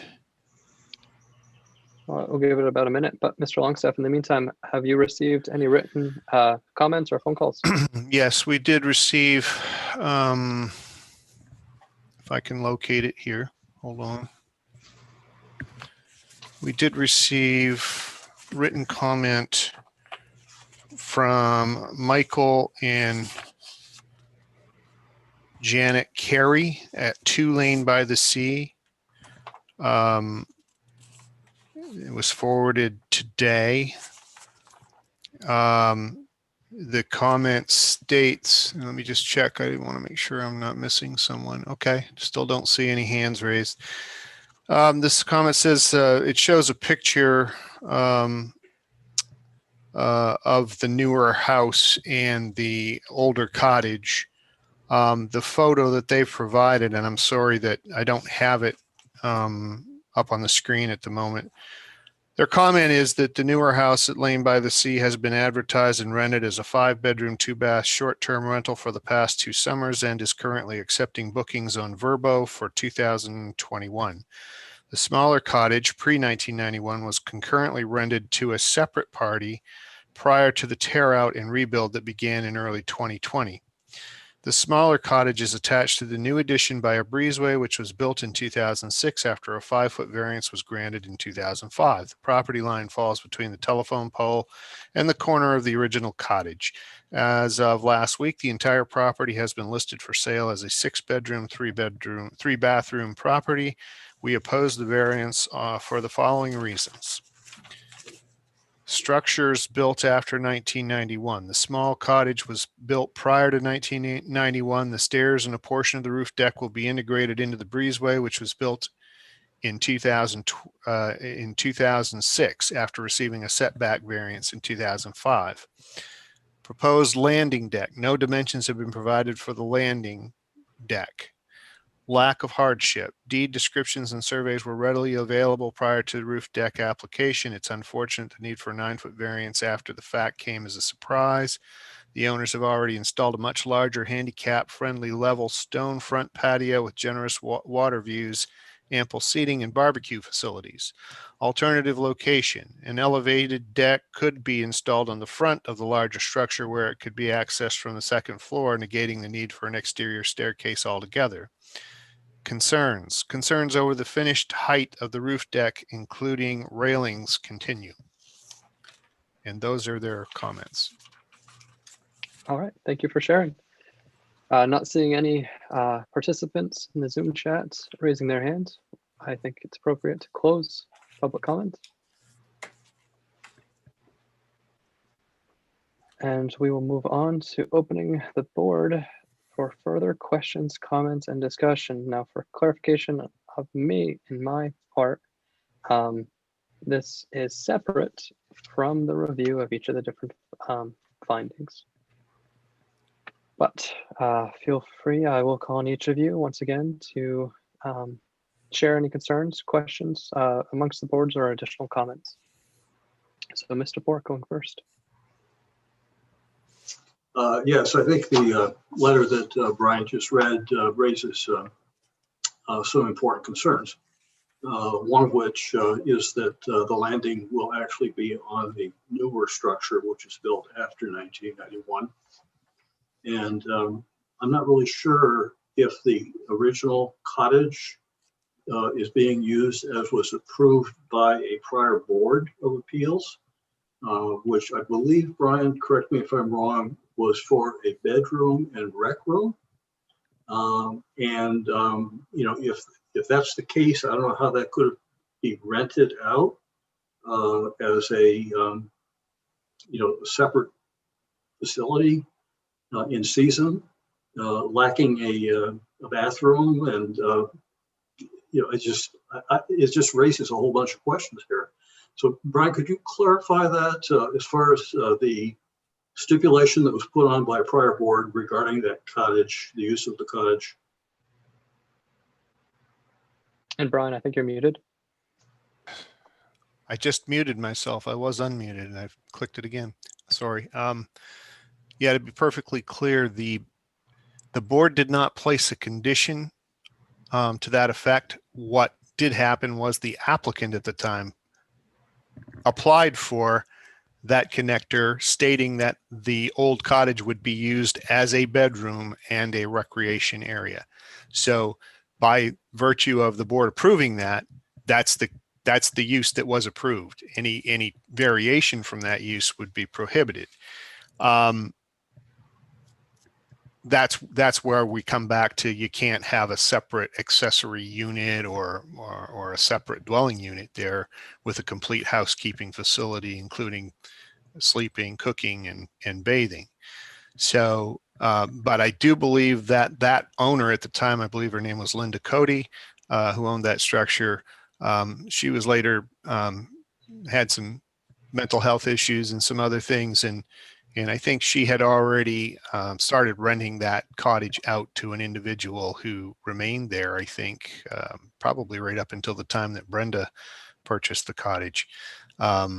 And until the other dwelling was, the newer dwelling was renovated. So, you know, I think there's been a history of somebody sort of using that in a way that was never approved. That doesn't make it right. That's just, I think, what happened.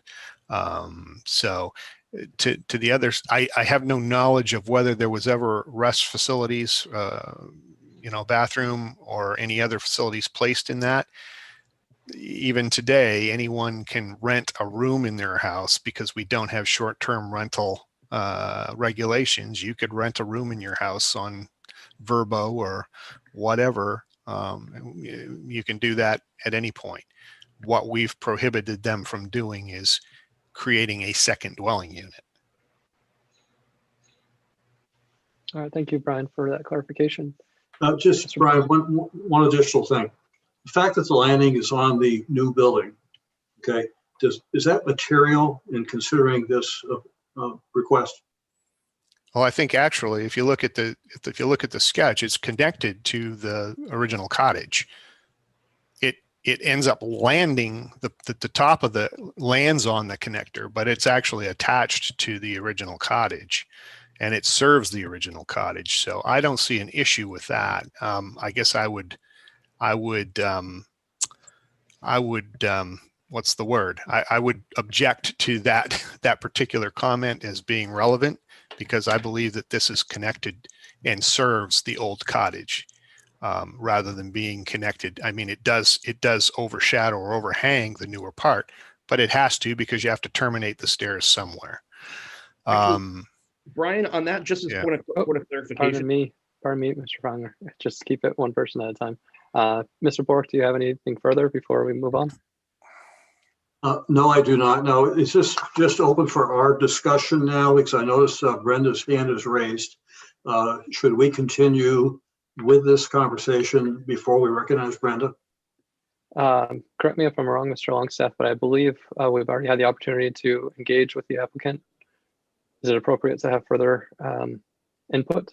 If she does have the right to respond to any comments from the public, and in this case it was a written comment, so I think it's perfectly within your purview to allow her to respond to that comment if that's what she wants to do.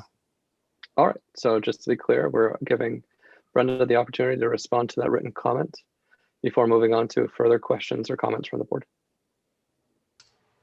I just wanted to respond to the assertion that we are renting two different residences.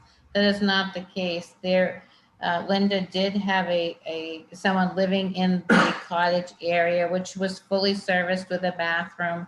But we allowed him to stay here when we were originally renovating the home, the main house.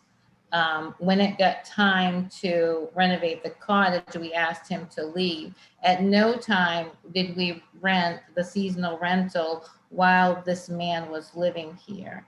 He had already moved on.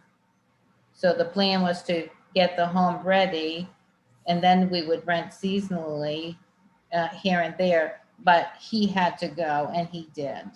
And so now we're renovating the cottage, which now will change the home from a 5-bedroom, 2-bath to a fully functional 6-bedroom, 3-bath. The conditions of the cottage were deplorable when we bought the place. So we basically locked down the cottage so no one had access to that. It was not fit to live in.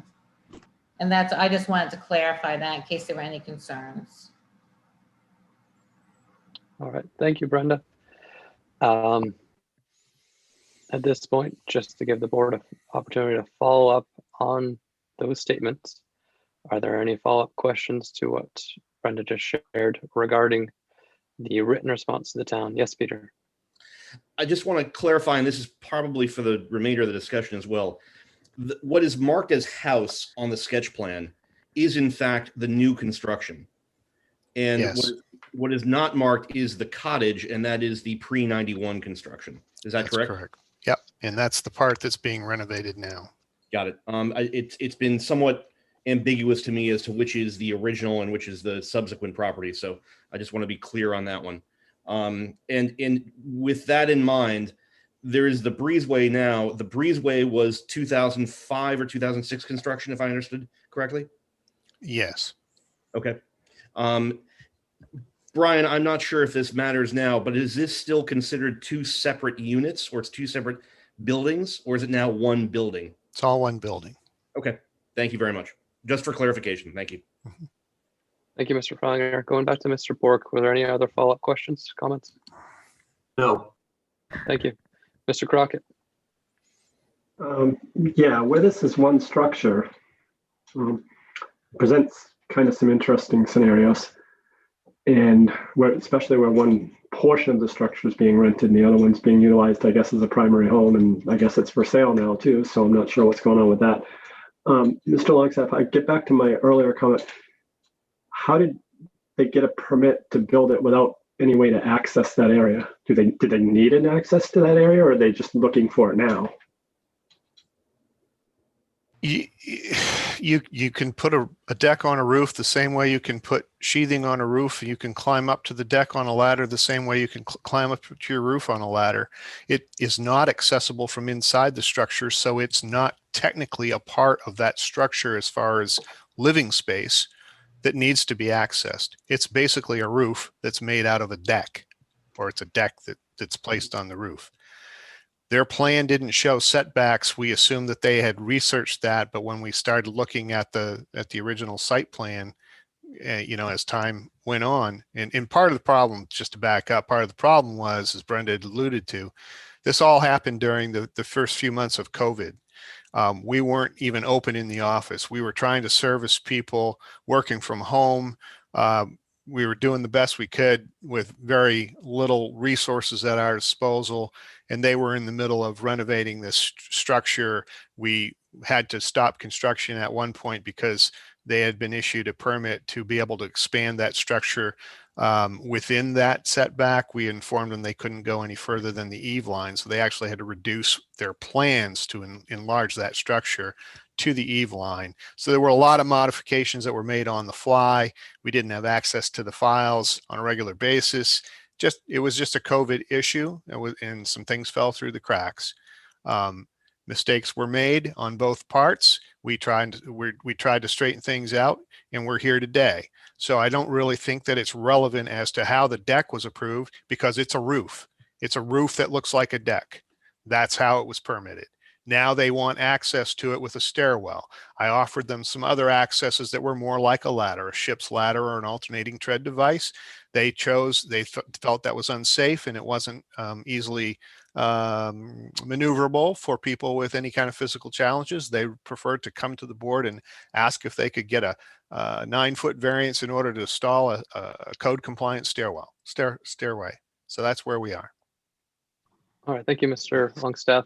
Mr. Crockett, any follow-up questions, comments? Yeah. With that being said, thank you, Mr. Longstaff. That enlightens me a little bit more.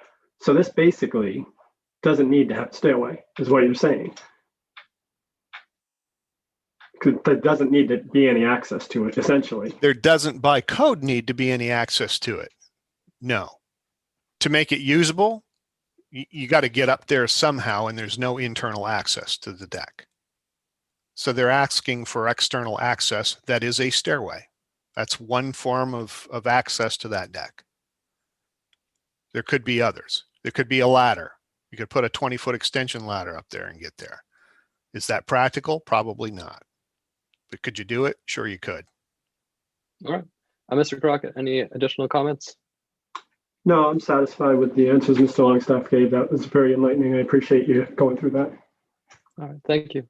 Mr. Longstaff, just to jump in, just a follow-up comment or question related to that topic. Am I correct to say that should the appellants have chosen a different approach, such as a ship's ladder or alternating trend ladder, they would have still needed to get a variance to access the height of this roof deck?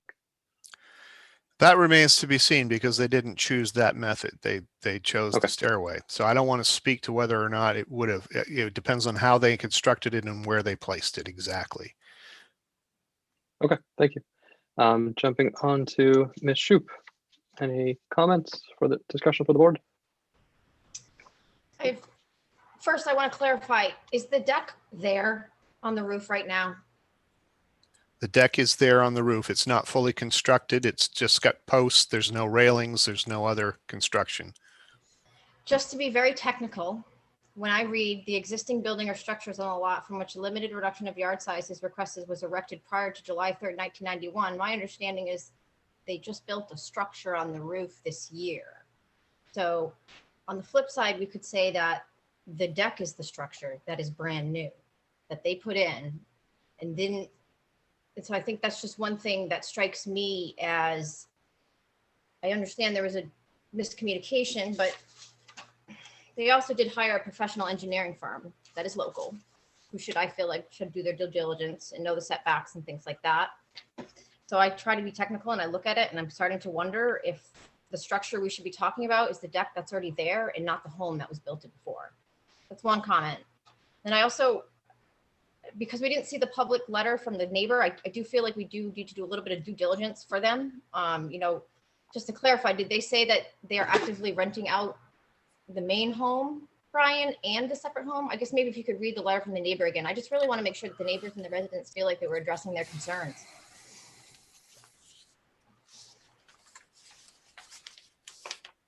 And I'd love the board's feedback on my interpretation of structure. I know it's a little bit different, but it just almost seems like they built their deck and then kind of are like, now we want it this way. Mr. Karen, it looks like Peter wants to join the conversation. Oh, I apologize. Didn't see his hand. Mr. Finer, feel free to jump in. Yeah, actually, I'd appreciate just some clarification on that as well, because I think that's a pretty important technical clarification. If the structure is the deck, which is obviously just new, then that's a big thing. If the cottage is the structure, obviously that was built before 1991, and we have a different set of potential conclusions or conclusions of fact. So I'm not sure whether I look to you, Brian, or whether it's up to us to determine that.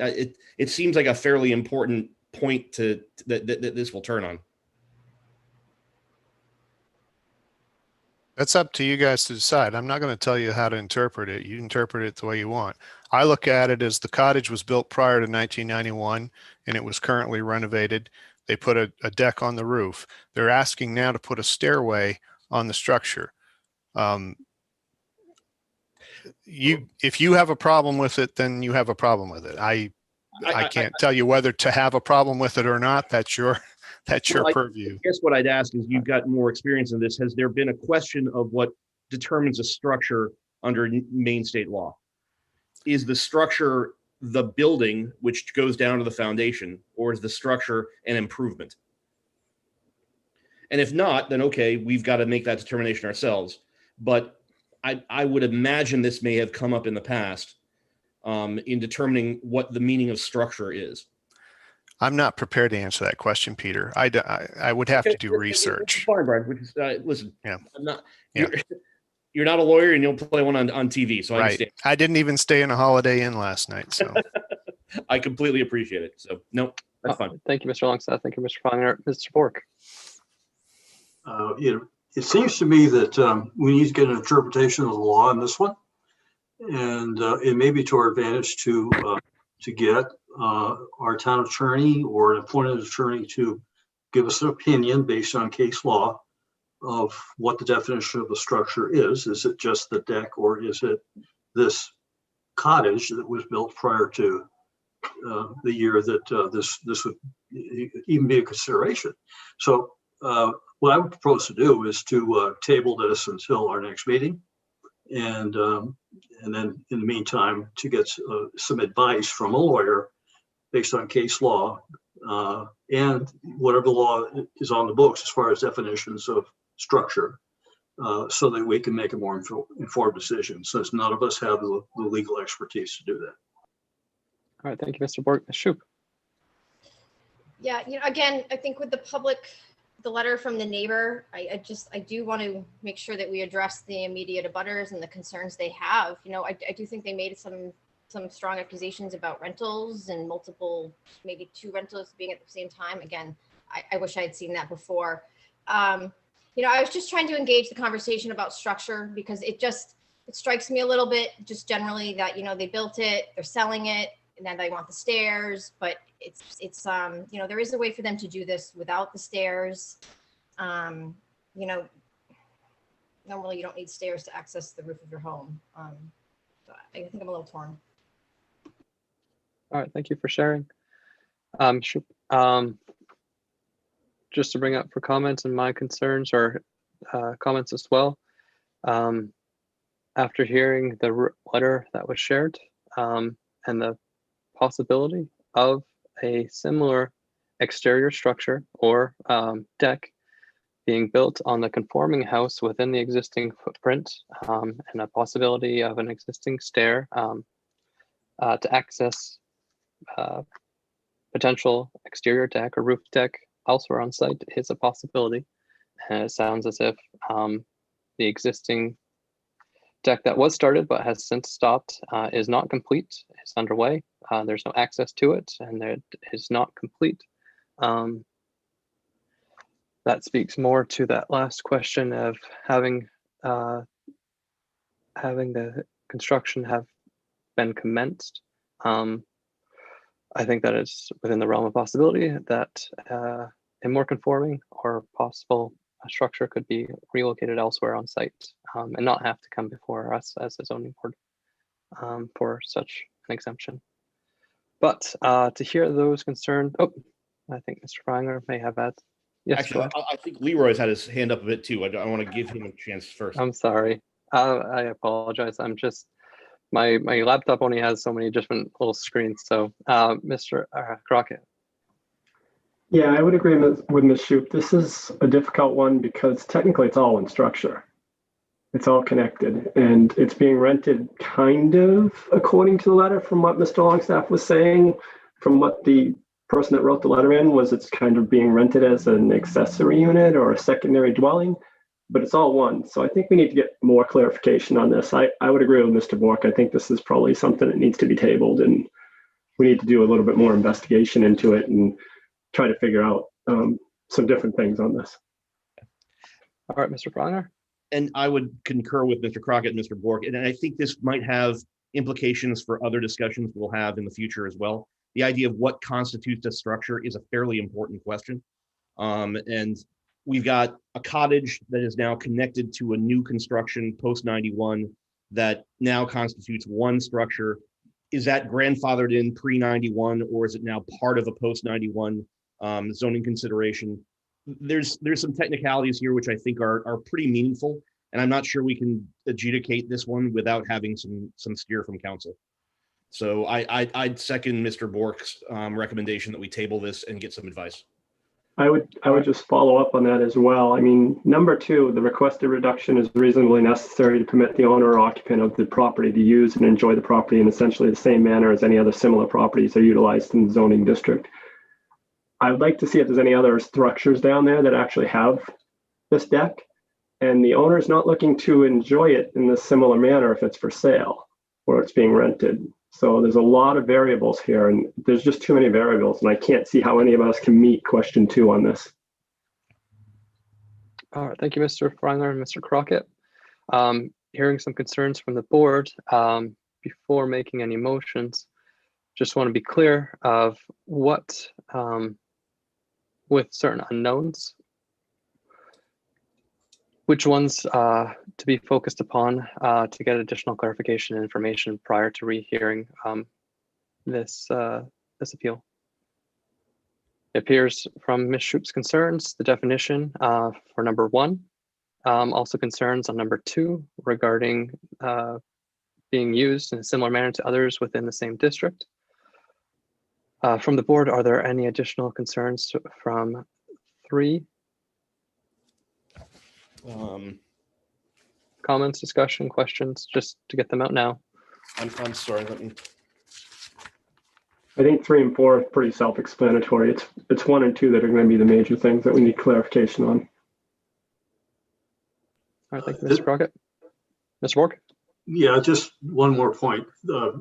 This is very complicated, as excuse me, as Mr. Longstaff pointed out. All this happened during early stages of COVID, and so yeah, there are a lot of issues that make this a difficult process for all of us, and we really need to make sure that the town, as well as the board, as well as Brenda, have legal representation to deal with this from their point of view, and can come back in whatever time is required in order to be well represented with some legal advice for all parties.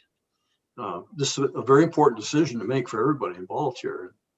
I just think it's incumbent upon us to allow Brenda sufficient time, as well as the board and the town sufficient time to be able to deal with this issue. All right, thank you, Mr. Bork.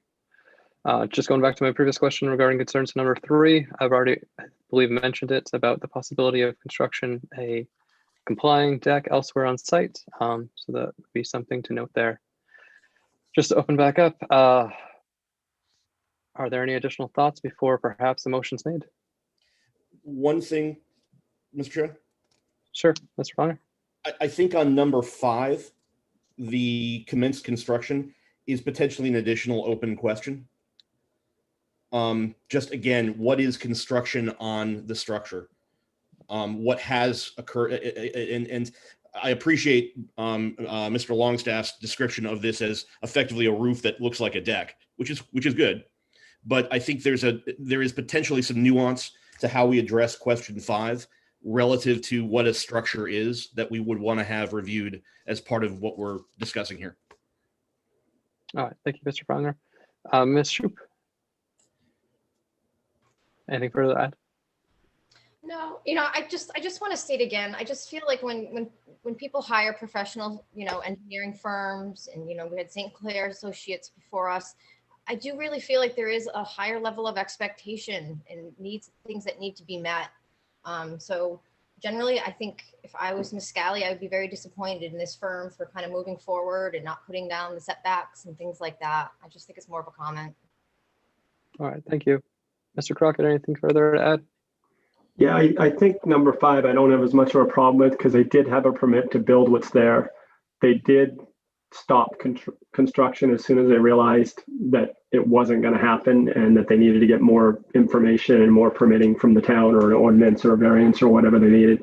So I don't think we can really hold that on them. They got a permit. The permit was applied. Number 5 shouldn't really be an issue. They did what a lot of people might not have done. They stopped and came to us at that point. So I think 5, in my mind, is fine. They've done what they needed to do there for us. All right, thank you. So before going into any findings of fact, is there a motion based upon our discussion? I'd like to make a motion to table appeal number 2710 for further information as presented by your points that you addressed earlier. And is there a second? I'll second. All right, taking a vote on tabling this appeal for further information, Mr. Bork, how do you vote? Excuse me, Mr. Chair, Sorry, Mr. before you Longstaff, go ahead. vote, I want to be I think it's only fair to be very clear as to why is the board tabling this and what information are they seeking from the applicant in order to get to a decision. You've mentioned that those 3 criteria, or maybe or maybe not 3. Number 1 and number 2 are the 2 issues. But what are you looking for? Somebody asked for the definition of a structure. You want the applicant to bring back definition of a structure? I mean, what is it that you're looking for? You can't just table it and just kind of leave it open-ended out there. What is it that you need? What information are you looking for? And I think you need to be very specific about that. All right, thank you for the additional direction. Ms. Shoup? Yeah, I mean, I think Mr. Crockett said earlier, he wants to see more examples of properties in the area. We would love to see pictures of decks. If there are rooftop decks, I think that would be super helpful to see those. If there are other properties that have stairs that are leading and encroaching on property lines, I think that would be very helpful as well. We don't even have a picture of what's there right now. I think it would have been nice to kind of see actually a real picture of what we're talking about. You had a resident come in and accuse you of saying that you're renting out the property and maybe both illegally. And then again, Mr. Crockett talked about, do you actually reside there or do you not reside there? We're questioning, to enjoy the property as other occupants do. Those are the things that I felt like I heard we were looking for. I was trying to engage the board in a conversation in regards to structures and our personal interpretation of what it was. I apologize if it took a turn, but I also do think, at some point that is something that we need to address. I agree so I think those are what I'm hearing. This board, Mr. Chair, if you could, this board has approved limited reduction of yard sizes for rental properties before. So that's not a new thing. I think, that's one of the issues that I have with some of the direction that you're going in sort of seems to be carving out new ground. And I'm not so sure that it's consistent with past decisions. Not that that has to be the way. I just want to be careful, what kind of ground you're carving out here. Yep. And I think every decision is different and we definitely have the neighbors, with their feedback. I think it would have been helpful to have that earlier, but it is what it is. All right, thank you, Mr. Longstaff. Thank you, Ms. Shoup. Mr. Fowler? I'd also think, and I think it's incumbent upon this board to get the advice from council when there appears to be a point of law that we don't have the expertise or the knowledge to be able to make a judgment on. So I think there is a question about what constitutes a structure and what the date of that structure is, whether it's the date of the structure pre-91, whether it attaches to other structures nearby that have been attached to it via a breezeway or other structure. I think that makes a material difference for this case and potentially for others. So I'm not sure we ask the appellant for that, but I do think we should be cautious and table an issue to ask for the advice of counsel to make an informed decision when we have a point of law such as this that we need to consider. Thank you, Mr. Fallinger. What I'm hearing is, back to Brian's question, concern, and direction, is that what the board is looking for is additional information from the Scarborough side and council, but also additional information, photographs from the appellant side as well. Mr. Crockett or Mr. Bork, do you have any further specific items that would be requested within your motion? Well, I think we need to address, is the property for sale, is the property being sold? Because I understand we've approved rental dwellings, but one of the questions is, it says this allows the applicant to enjoy it in essentially the same manner as other structures in the area. If this is an improvement they're trying to make to sell it, that's not them really enjoying it for themselves. It's improving it to sell it. So I guess I'd like to have some information on that as well from the applicant, and then obviously the structure issue, because we technically have all one structure that's conjoined together by connectors. So we need to determine what portion, or if we're looking at a structure, or we're looking at the deck as the structure, we're looking at the cottage as the structure, we're looking at the main building as the structure, and it's all one. I guess we need to figure out what that is as well. All right, thank you, Mr. Crockett. Mr. Bork, anything further to add specifically for the Yeah, I request guess on findings for number 1 or number 2? just a quick question to Brian, because I think Brian may be able to answer part of this here. When we're talking about structure, and we're looking at this where the cottage was built a long time ago, and the new building is new, and you said that the building is all considered one now because it's connected. And how does one date this building? By the original date, or by the new date, or some other way? How is it done? I looked at it as the part of the construction that they were working on was original. From a technical aspect, because it's not a two-family dwelling, it is a single dwelling. It's a single-family dwelling. But I looked at it as the part that they're working on was the original cottage, and it predated 1991. That's how I viewed it. I didn't ask for any attorney to give me an interpretation on that. I made that using my own judgment, just as I would expect this board would use its own judgment to make some of these decisions as well. If you want an attorney's opinion on that, I can take it to the town attorney. I can tell you right now, the assessor's record doesn't seem to have any information on the old cottage, although we can go into the file and definitely see that it predates 1991, but they don't even have an original date on that original cottage. They're treating it as one home from, like, I think 2006. Well, actually, it was predated 2006 because they built the newer house predated 2006, and I'm not sure when that was built. Thank you.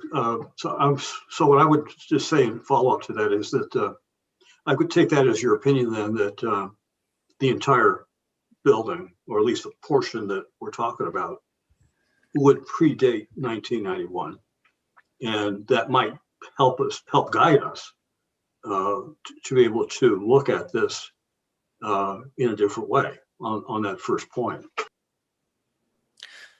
I mean, you could look at it this way. They were given an unlimited reduction of yard size, the same variance that they're applying for today.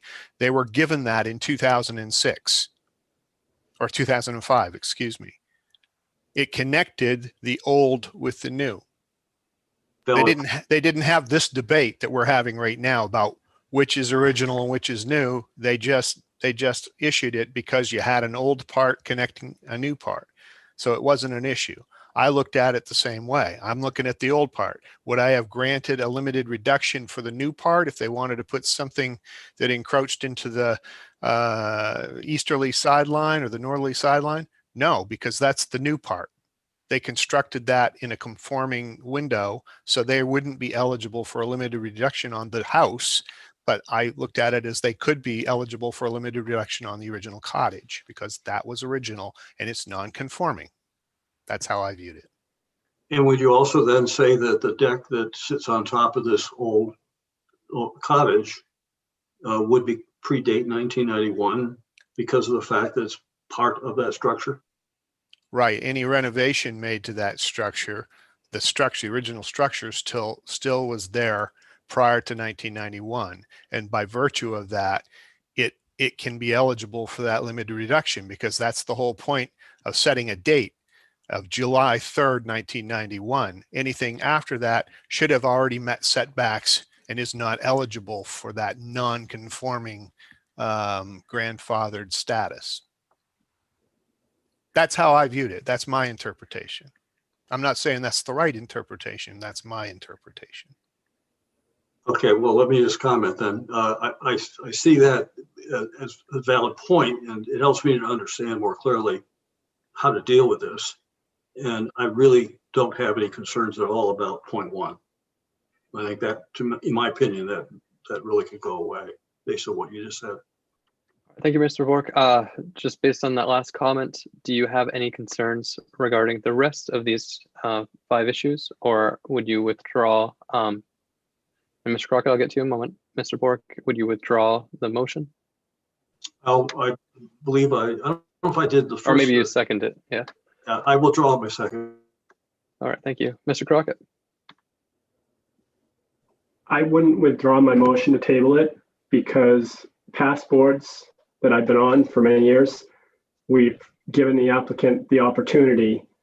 I don't think one of these is going to be met. We've given them the opportunity to table it and come back to us with more information, pictures, some information as to whether it's for sale or whatever, so that we can make a more informed decision. Because, correct me if I'm wrong, Mr. Longstaff, but basically, if we deny this, they got to wait a certain period of time before they could come back. If we table it, they can get us the answers that we're looking for at the next meeting, and we could potentially see this clearer and possibly approve it for them.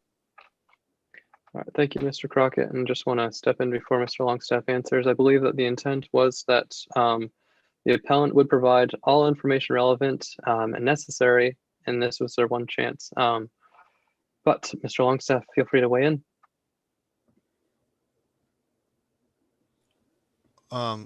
Just based on your last statement, I think I was hearing that the applicant needs to provide information relevant to item number 2, and that the town needs to provide information relevant to item number 1 as to whether or not the cottage is eligible for a limited reduction, and whether or not perhaps item number 5, whether or not construction in fact had commenced based on the roof deck being constructed under a permit that was issued. I'm more concerned with number 2 is my major point. And if we can't approve that and we end up denying this, I'm looking to give the applicant an opportunity to get the information we're looking for, to give us more information to make a more informed decision. All right, thank you for clarifying, Mr. Crockett. Thank you for providing that input, Mr. Longstaff. Mr. Feinger? I'll drop my objection on number 5, or my request for additional information on number 5. I think I agree with Mr. Bork and Nishoop. I think other people have said that this is, I think we've addressed that. I agree that we should give the appellant the ability to give additional information for number 2. I'm not sure we have enough right now to do anything other than what Mr. Crockett described.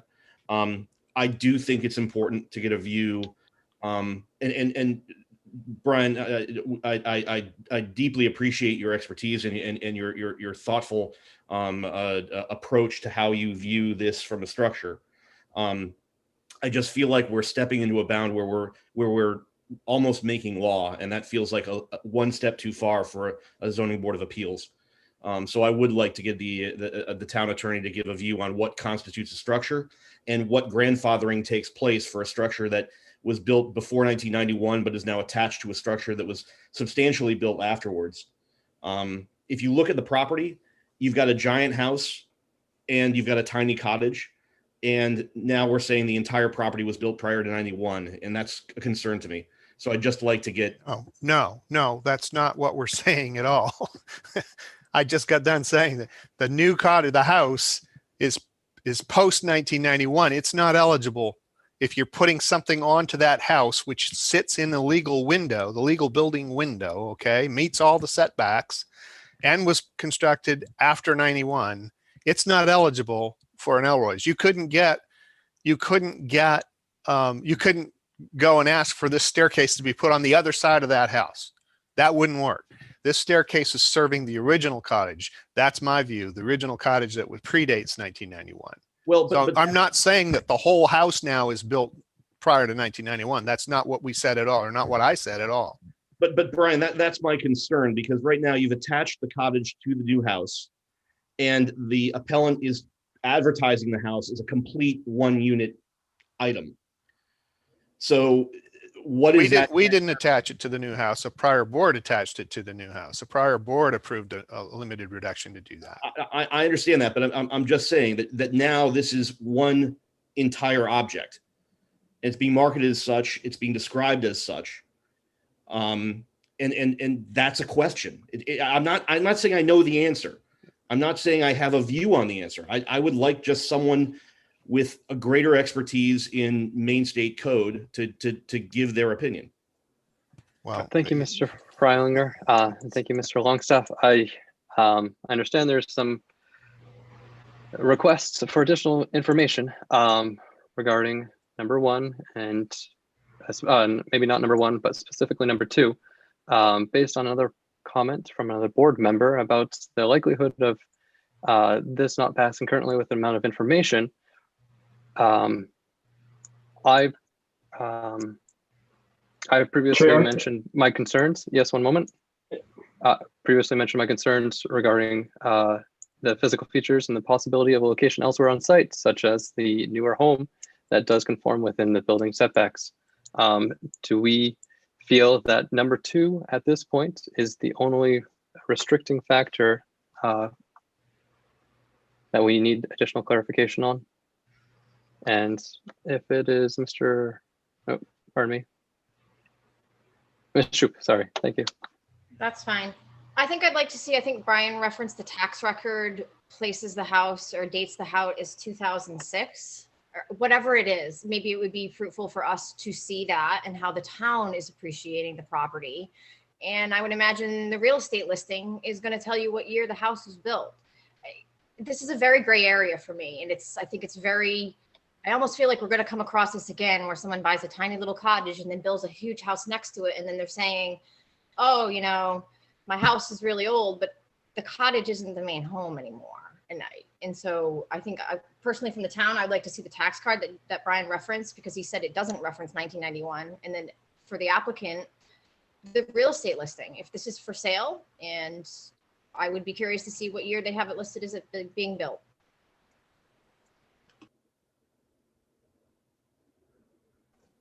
Mr. Thank you, Mr.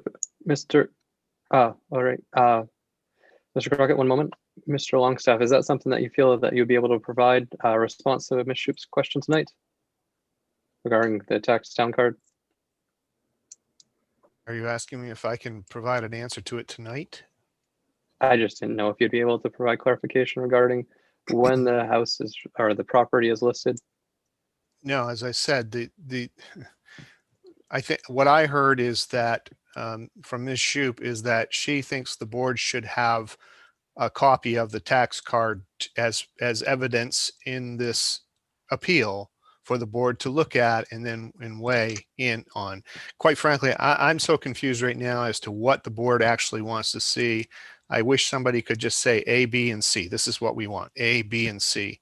And that way, and maybe A is something I'm supposed to provide, maybe B is something that Brenda's supposed to provide. I'm pretty clear that number 2, I think was Mr. Crockett's concerns, is something he would like the applicant to come back with more information. Photos, examples of other roof decks. Am I correct?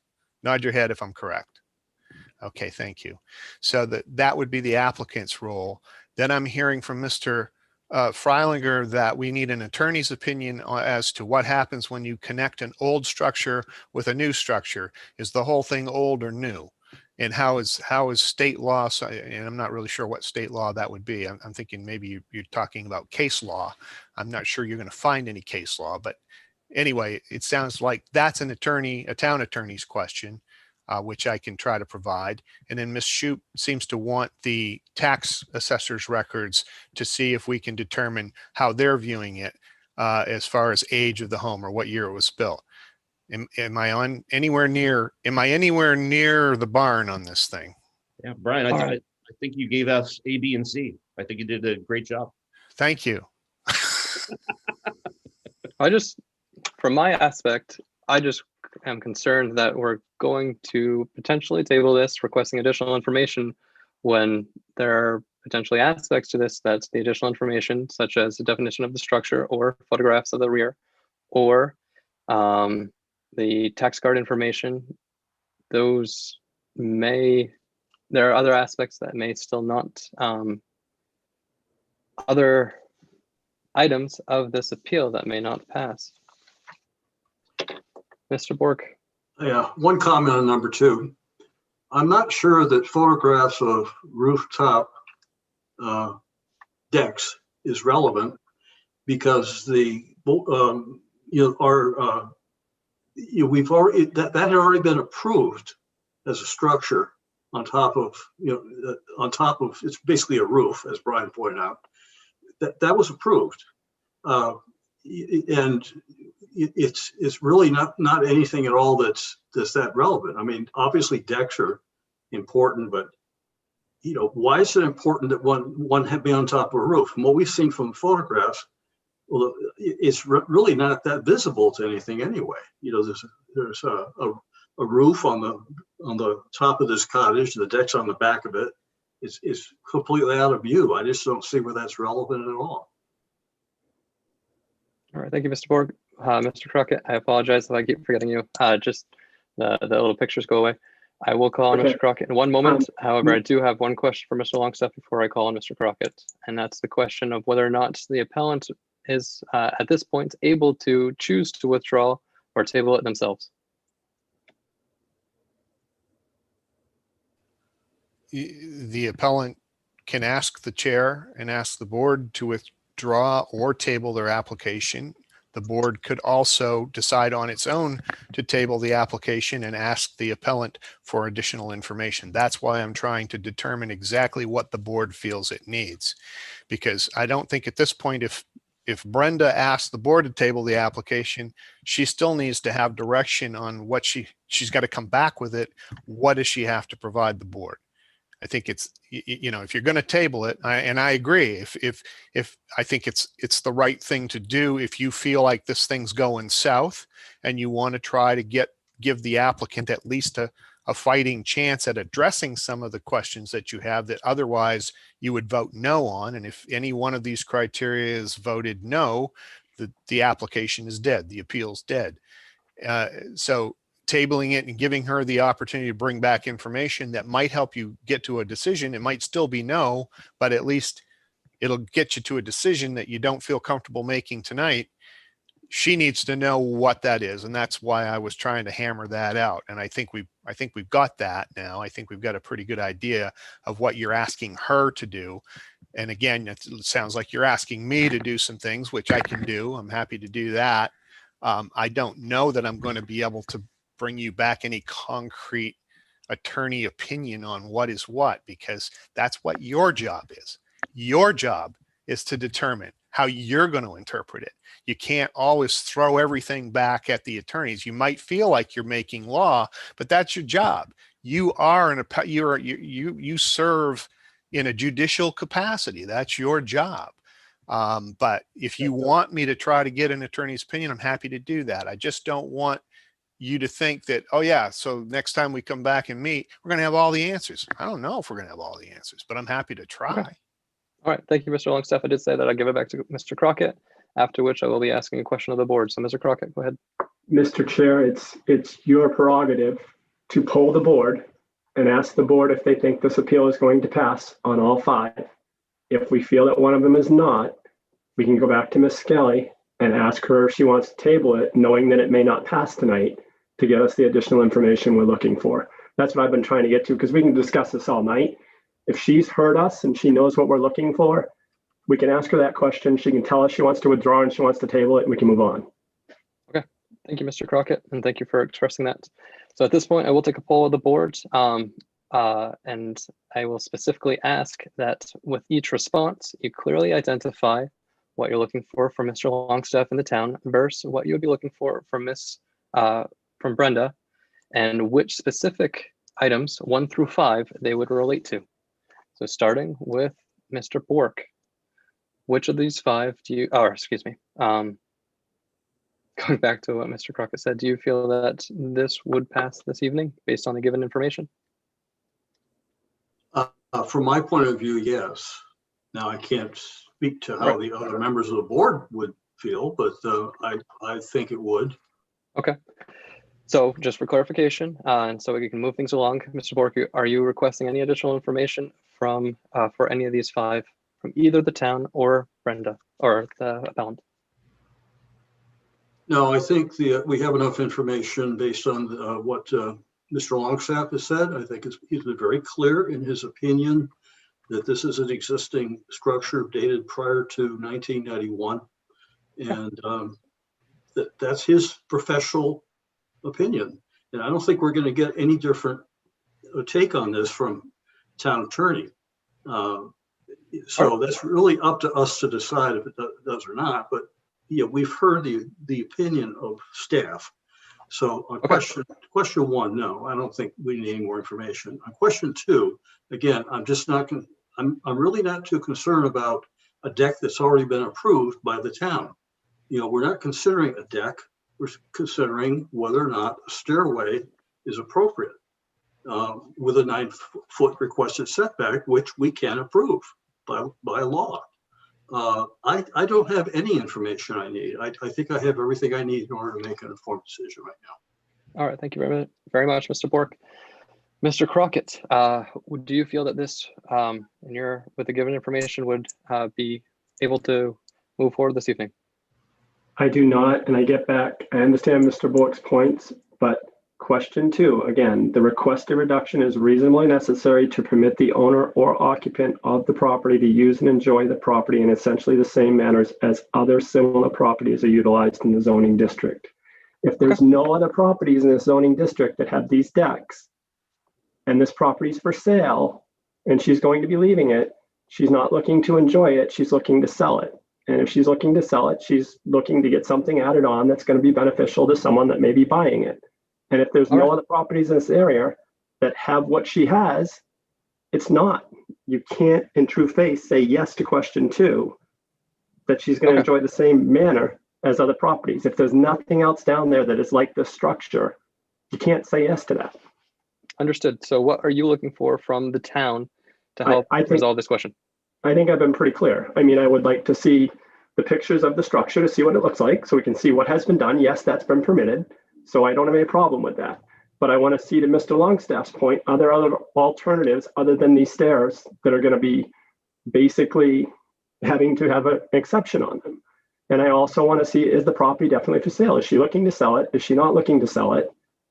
And are there other properties that have the same features that hers has? And just to help Mr. Longstaff and the appellant for clarity, you're looking from the appellant for those photographs and for the information regarding the sale, or are you looking for that from the town? No, everything I'm looking for is from the appellant. I'm not really looking for anything additional from the town. All right, thank you.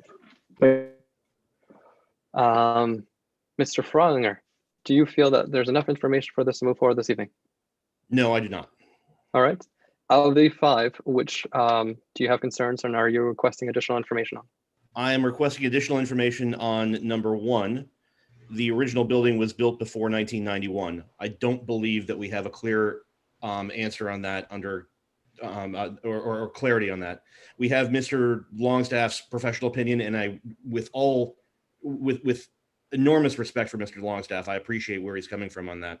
I feel like this may be an issue that has been dealt with in case law in the past, and none of us here at the table are attorneys, and I would appreciate the opinion of the town attorney doing a examination of Maine case law to determine when a building which has been attached to a newly constructed building, what is the actual date of construction for the purposes of meeting the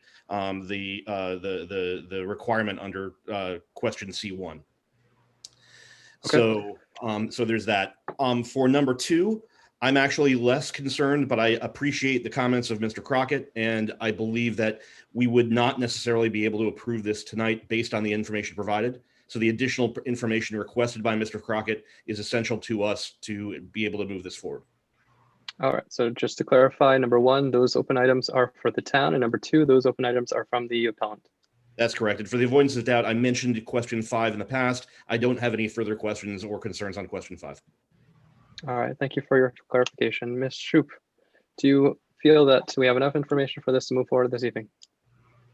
I do not. I think everyone has addressed properly the issues that I have concerned and they have laid them out. I just want to, I do think we need the assessor's card. I would like the town expert assessor's opinion on what they date this property as.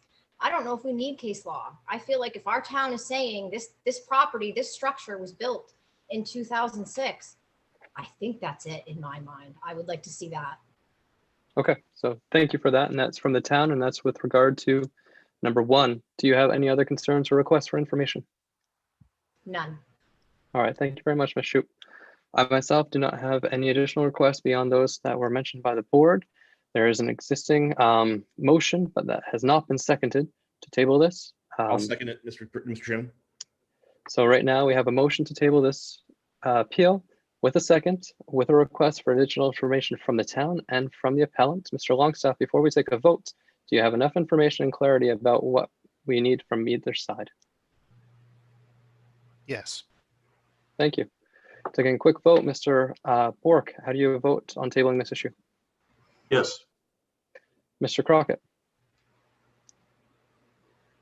Yes. Mr. Freinger, Yes. Ms. Shoup, Yes. and I vote in the affirmative, yes as well. Mr. Longstaff, before moving on, are there any additional procedure? Mr. Bork has it. What was May- the may I vote say- again? No, okay, the vote was to table it. Okay, my comment is until when? And so we need to make a decision when this is going to come back to the board. Mr. Longstaff, could you make a recommendation on that? My table was for the next meeting. Yeah, it's up to you guys. I don't think that there's anything that you've asked for that probably couldn't be prepared. I don't know that we're going to receive all materials by the 20th of this month, but we certainly get them in time to forward them to you in your packets. And since it's already an open appeal, there's no need for them to get it here by the 20th, as long as we have it in time to get it to you in your packets. Is that agreeable to everyone? No, there's one other constituent here and that's the applicant. You know, Brenda needs to let us know what's reasonable for her as far as being able to provide what we're asking for. Right. I just told you what my opinion was. I'm not speaking for her. All right. Do you want to ask her, Mr. Chair? Yes, Yeah, I think that would be good if we appropriate. could. Yes. Brenda, are you still available to speak and weigh in? I'm here. All right, thank you for your patience. Do you find it would be appropriate that you would be able to get the information requested by the board prior to next month's meeting? Yes, I do. All right. I'd like to do it as soon as possible. I mean, if I can have it in a week, what's I from holding us understand. back? Yeah, and certainly, should you have it available in a week, please do send it along and I'll give the board the opportunity to review it well in advance. Thank you. Well, thank you very much for your time and patience and understanding. And we look forward to speaking with you again in the future. Mr. Chair, just one point of order. Yes. When I asked what the vote was, it seemed like how many yays were there on the tabling? I think all 5. Okay, that's what I was looking for. Thank you. No problem. Are we, for procedure, able to move on? And if so, I'm just gonna make, or see if there is a motion for perhaps a break before moving on. Mr. Chairman, I'd like to move for a 3 to 5 minute break just to allow us to do what we need to do. Understood. Is there a second? I'll second that. All right, is there a vote? Mr. Bork, Yes. Mr. Crockett, Yes. Mr. Freilinger, Yes. Ms. Shoup, Yes.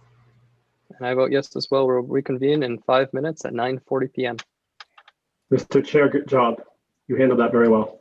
Thank you, Mr. Crockett. See you in a bit. It's a tough one to throw at you right away.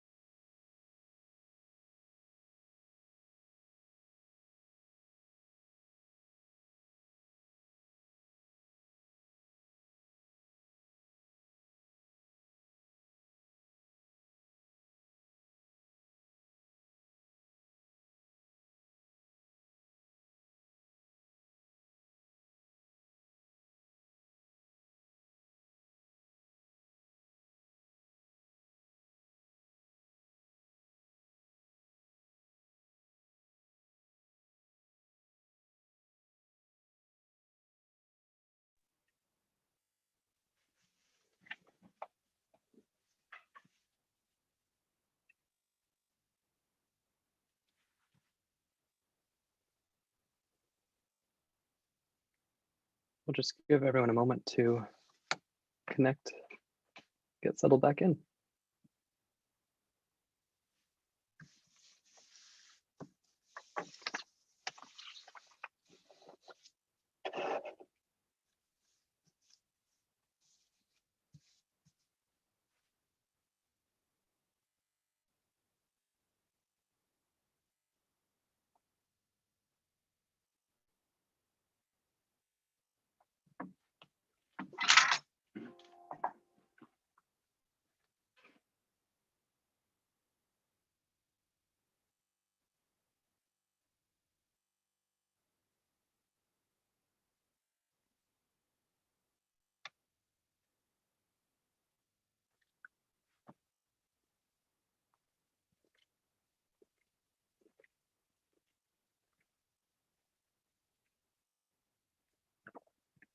Mr. Longstaff and Mr. Crockett, if you have returned, please don't forget to turn back on your video.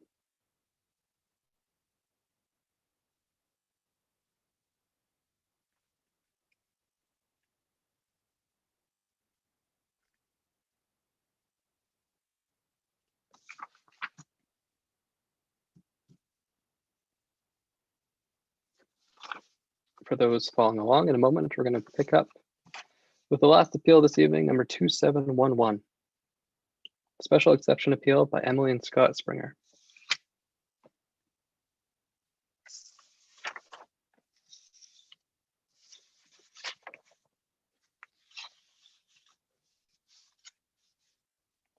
All right, looks like everyone's here.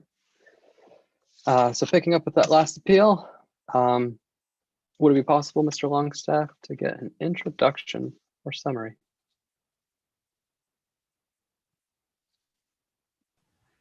Yes, Mr. Chair, I'm going to, while I'm doing that, I'm going to try to elevate the Springers. I usually have Doreen to do this, so I'm having to do double duty here. Doing a great job. Doreen would be proud. Well, I don't think I would go that far. We do miss Doreen, Brian. Okay. Okay. Scott and Emily are there together, so that's good. So yeah, so what we have here is Appeal 2711. It's a special exception appeal for commercial agricultural use in an R2 zone. The applicant is proposing to get approval for a commercial agricultural use so that they can continue to build on their organic farm operation where they produce some organically grown herbs and vegetables, and perhaps do some classes and things of that nature. These types of activities that they've proposed all fall under and well within the definition of commercial agriculture as defined in our zoning ordinance. And in the residential 2 district, unlike in the rural farm district where it is a use by right, in the residential 2 district, it is a special exception use, which means it may not be appropriate unless it meets the criteria under the special exception review, which is what they've responded to and applied for tonight. There has been some discussion or questions that have come to me about whether or not they already have that commercial agricultural use. Yes, they have been apparently doing some commercial agriculture on their lot, just like many people in town are doing things, whether or not they know that they're appropriate for the zone they're in. Many times people completely do not know that until someone lodges a complaint or we happen to stumble across it. And our methodology at that point is to try to get them into compliance if possible. And if it's not possible to get them into compliance, then we do enforcement actions. So the Springers were notified that they were in violation with their farming operation. I'm sure it probably started out as a hobby farm. I'm sure they'll give us more information on that. It sort of blossomed into this business. Most of it was done on the internet, so that if I was walking by their lot, I certainly wouldn't know whether they were doing a commercial growing establishment there, or if they were just simply had a big garden and liked to garden. So that's the beauty of the internet. We don't know who's doing what because they're doing it on the internet. So they're here tonight to try to make things right and get that approval. That's what their application is about. I'm going to turn it over to them and happy to answer any questions later on. Thanks. All right, thank you, Mr. Longstaff. Thank you, Brian. We also have an attorney, Jay Schofield, who, if you could promote him, he will be representing this and will be answering specific questions.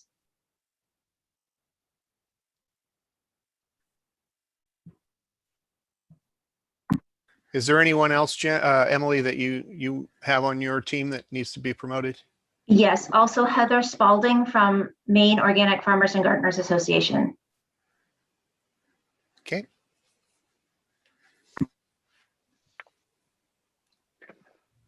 All right, so based on those responses, Miss Emily, and just trying to read the names. Scott. Emily and Scott. Oh, they're just under one name. Okay. I apologize for that. Emily and Scott, would you like to give an introduction or additional information beyond what Brian has shared, or would you like someone else to speak on that behalf? Jay will, Mr. Mr. Chair, Schofield will take it. All right, thank you very much. Mr. Crockett has a question, Mr. Caron. All right, thank you, Mr. Schofield. Mr. Crockett, is there a point of order? Yeah, Mr. Chair, I need to disclose Jay Schofield and I are friends. We've been in networking meetings together, but I don't think that will prohibit me from hearing this appeal. All right, thank you for bringing that to the board's attention. Is there anything else from the board side before we hear more from Mr. Schofield? Not hearing any, go ahead. Thank you very much, Mr. Chair, and thank you, members of the board, for allowing us to be here tonight. I'm an attorney at Hopkinson Avendanza, and I'm here on behalf of the applicants, Scott and Emily Springer. The applicants have submitted for special exemption to create a farm stand at 35 Hunnewell Road, which is, as noted, in the R2 district in the town of Scarborough. The property is a large 2.227 acre parcel of land with most, if not all, of its farmland invisible to the eye. So if you were driving down Hunnewell Road, you wouldn't even know that the farming operation existed because it's in the back part of the parcel. This accessory use is a permitted use so long as it meets the special exemption criteria and the applicable performance standards at hand. So in order to qualify for said farm stand, the Springers need to meet the following. The first would be sections A through I of the standards for special exceptions. The second would be the performance standard IXQ for commercial agriculture. And within the parameters of that commercial agriculture standard, also performance standard IXR of the farm stands.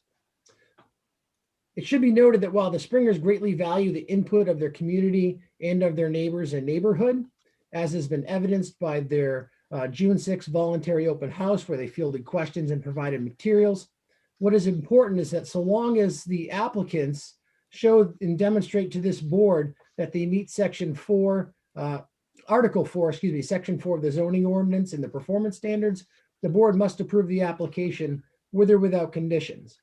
That said, it should be first and foremost that the Springers greatly value transparency to their community throughout this process. As part of this appeal, the Springers submitted an application which was detailed and comprehensive in terms of responding to each and every one of the special exemption criteria, as well as setting forth the performance standards for commercial agriculture and farm stand. With that said, I'm not going to go into each one in detail because I'll leave that for the board to discuss, and the Springers are happy to address any additional questions on the facts that you might have to that end. But I would submit to this board respectfully that the application materials submitted and all of the diagrams, as well as the the use that they're actually requesting to be performed on this property more than satisfies the town's criteria. The Springers Farm Stand will feature no more than 400 square feet of retail space, which includes an area in an existing building that they will use for that retail space. That stand is associated with commercial agriculture as defined in the ordinance, and the stand will sell products grown, raised, or produced by the commercial agriculture activity on the property as is allowed by the ordinance. They are MFOGA certified, state of Maine certified, and they have all applicable licenses for the operation that they are proposing to use before the board here today. I understand that there's been some particular concerns noted in the public, and there's been overwhelming support of the Springers on multiple social media platforms. And I think as a general rule, most of the community is in favor of this type of activity. But I do want to point out a couple different things that might help the board in its understanding of this matter. The first is that to the extent there are questions as to whether the Springers will be harvesting, producing, manufacturing cannabis on the property, that is not the case. That is not any point of their application. They will not be conducting a cannabis activity. Second, if the farm were to ever expand beyond that which use that they are proposing to use here tonight, the Springers understand they would have to apply for a different process. They would be seeking a different application and submitting a different application for special exception. They're not doing so. So if their business were to exceed that which is allowable, they would either A, apply anew with the board, or B, more likely they would move that operation to a different area in a different zone to make sure that they're fully in compliance with the town of Scarborough's ordinances. The farm will only offer on average one class, if that, per month. And that's to address Mr. Longstaff's comments in his preamble about the classes, so to speak. And those classes will be no more than can park in the proposed parking area, which is on the application and described more fully therein. With respect to such parking, a new fence has already been installed on Honeywell Road in the middle of the U. Their driveway is, I'm going to call it a U-shape for lack of better term, which provides ingress and egress on both sides of the middle circular property.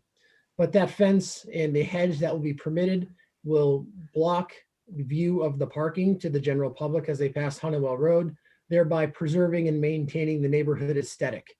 That said, we're talking about a small farm stand, and they're not going to have a lot of cars there in any event, and they more than satisfy the criteria of having greater than one space, no greater than one space, excuse me, for 250 feet of retail space. There will be no cars allowed to back onto Honeywell Road, nor will there be any cars allowed to park on Honeywell Road. That will be monitored and enforced by the Springers.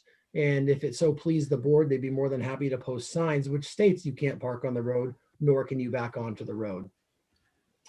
It should be important for the board to know that any concerns with traffic are really going to be nominal at best. In fact, there probably won't be any. 95% of the sales that the Springers have conducted are all conducted on online sales. And 90% of the 95% of sales are shipped, meaning that no one's actually coming to the farm whatsoever. So in regards to traffic, there's no additional traffic with that type of sale. Now, yes, there will be some orders that are picked up, but that's really nominal. And I think that would be the course of maybe 40 total orders over the course of a year in accordance with the written submissions of the Springers. Simply put, Honeywell Road is used as a so-called bypass, for lack of a better term, by many people in any event. And the type of farm stand that is being proposed to this board today should not and will not create additional traffic, nor will it create additional police presence, dangers, or anything else than otherwise already exists on Honeywell Road. The farm will only deal with vegetables and herbs. They're not asking, nor are they seeking, by virtue of their application, to raise livestock, chickens, swine, or any other type of living animal. So that should be addressed right off the top, to the extent that anybody on this board has questions about that. And also importantly, no additional infrastructure needs to be built. So there's not going to be any, there's not going to be any issues with a new building having to be constructed that might violate any current setback that might be applicable to the property. They're simply using 400 feet or less of retail space in an existing building as is allowable under the town's ordinance. So based upon the above, I respectfully submit that the applicant before the board, by virtue of being present here today and by virtue of diligently responding to all of the board's criterias under the special exemption criteria and the performance standards, has more than satisfied that they've met each and every one of those standards to be able to operate their farm stand. And lastly, I think I'd be remiss if I didn't say that it is exactly this type of uses and these type of people that our local communities, including Scarborough and others, should be promoting. These type of farm stands and these type of uses, they foster a sense of community. They build community roots. They provide opportunities for local youth and for other people within the community to come meet their neighbors, to get fresh local produce and support local businesses. And as I mentioned before, no one is ever going to be fully happy with any application for anybody to use their property in a way that might impact somebody else. But at the end of the day here, I think that this honorable board needs to look at what the proposed use is, understand that this is not a commercial farming venture as people traditionally envision when they think of commercial agriculture. This is a small farm, will operate in compliance with all applicable standards, and I think it's going to be a tremendous benefit to the community if this conditional use were to be allowed by the board. So I thank you for the opportunity to address everybody, and I certainly will be happy to address any questions you have. And with respect to the facts and the application itself, the Springers themselves are here and are more than willing to be fully transparent and answer those questions as well. So I thank you for your time. All right, thank you very much, Mr. Schofield. We will move on to the review, give the appellants the opportunity to speak to each of these different criteria. Before we do so, is there anybody else that is intended to speak upon the appellant's behalf? Provide additional information? I know that some other people were elevated. Yes, Heather Spalding is going to speak on farms for Maine Organic Farmers and Gardeners Association. Thank you, Brian.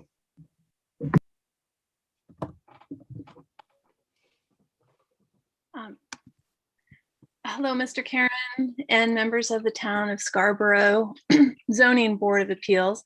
My name is Heather Spalding. I'm Deputy Director of the Maine Organic Farmers and Gardeners Association, MOFGA. MOFGA started in 1971. We're the oldest and largest state organic organization in the country. We're a broad-based community that educates about and advocates for organic agriculture and local food production, thriving communities. We have a staff, we're based in Unity, Maine. We have a staff of just under 50 employees, a membership of about 10,000 people, and an amazing community of about 2,500 volunteers who help put on the Common Ground Country Fair each year. So we are a statewide organization. We've experienced a lot of growth over the past couple of decades. By the year 2030, we aim to increase the number of certified organic growers in Maine from 550 to 750, and the amount of organically managed land from 7% to 10% of the state's agricultural land. So right, I'm here this evening. Okay. Yep. Yeah, I'm here. I just wanted to give you some context about why what my interest is in advocating for this exception for the Springers. So there are 3 other certified organic farms in certified by MOFGA in Scarborough, Broad Turn, Frith Farm, and Goranson Farm. But of course, my focus is on Meeting House and their effort to gain this special exemption. Meeting House dates back to almost 300 years, and the owners are working hard to provide fresh vegetables for the immediate community and run a collaborative herbal business, mostly online, as you heard from their attorney. It is such a pleasure to advocate for the farms such as Meeting House because they've worked so hard to promote collaborative community garden projects, and they've won awards for the excellent land management practices and protecting pollinators and the health of the soil. Oh, pardon me, Heather. I'm very sorry to interrupt. I do think there'll be another opportunity to get additional feedback and comments if it's not specifically related at this point in the appeal. So do you have additional information to add to what the appellant has shared and provided us to the board about the different criteria? And point of order, Mr. Chairman? Certainly, Mr. Fronger. I believe you mentioned at the very beginning of the session that folks would have a 3-minute limit on comments, and I think the nature of the comments here should be considered within that 3-minute limit. Thank you very much, Mr. Fronger, for sharing that opinion, and I do believe that this may be better. These comments may be better expressed later on, Ms. Spalding, and I apologize for interrupting right now. Just trying to work through the steps. But certainly, Mr. Froninger, we will reinforce the time limit when we do get to those further comments. Thank you, Mr. Chairman. So Ms. Spalding, just to follow up, anything specific to those different criteria right now? No, and I do understand it's been a long meeting, and I've never attended one of your zoning board meetings. So I just wanted to advocate for local food and the importance of urban agriculture in addressing Maine's food security problems. And so I have more to say about the overall goals that we have as a society and as a state. But if you want to circle back to that later, I'll be happy to hang on. All right, thank you very much for that. So at this point, not hearing any additional information specifically related to the application. Oh, someone else speaking up? So not hearing anymore, we will give the opportunity for additional further comments later on with the public comments, but speaking back to the application itself and the different criteria, we'll now take the opportunity to read through the different aspects to it and give Scott and Emily the opportunity to simply read the written responses or respond to those and move forward. I do want to remind the board that this will be an opportunity for which you can ask specific questions to each of these different items before moving on. So just to check with Scott and Emily, do you happen to have a printout or a copy of the responses prepared to respond to? We do. To follow along, I believe Jay will be walking us, Mr. Schofield will be walking us through this. All right, thank you. So certainly, Mr. Schofield, if you'd like to read the written responses to each of these, do feel free to do so. So starting off with A, the proposed use will not create unsanitary or unhealthful conditions by reason of sewage disposal, emissions to the air or water, or other aspects of its design or operation.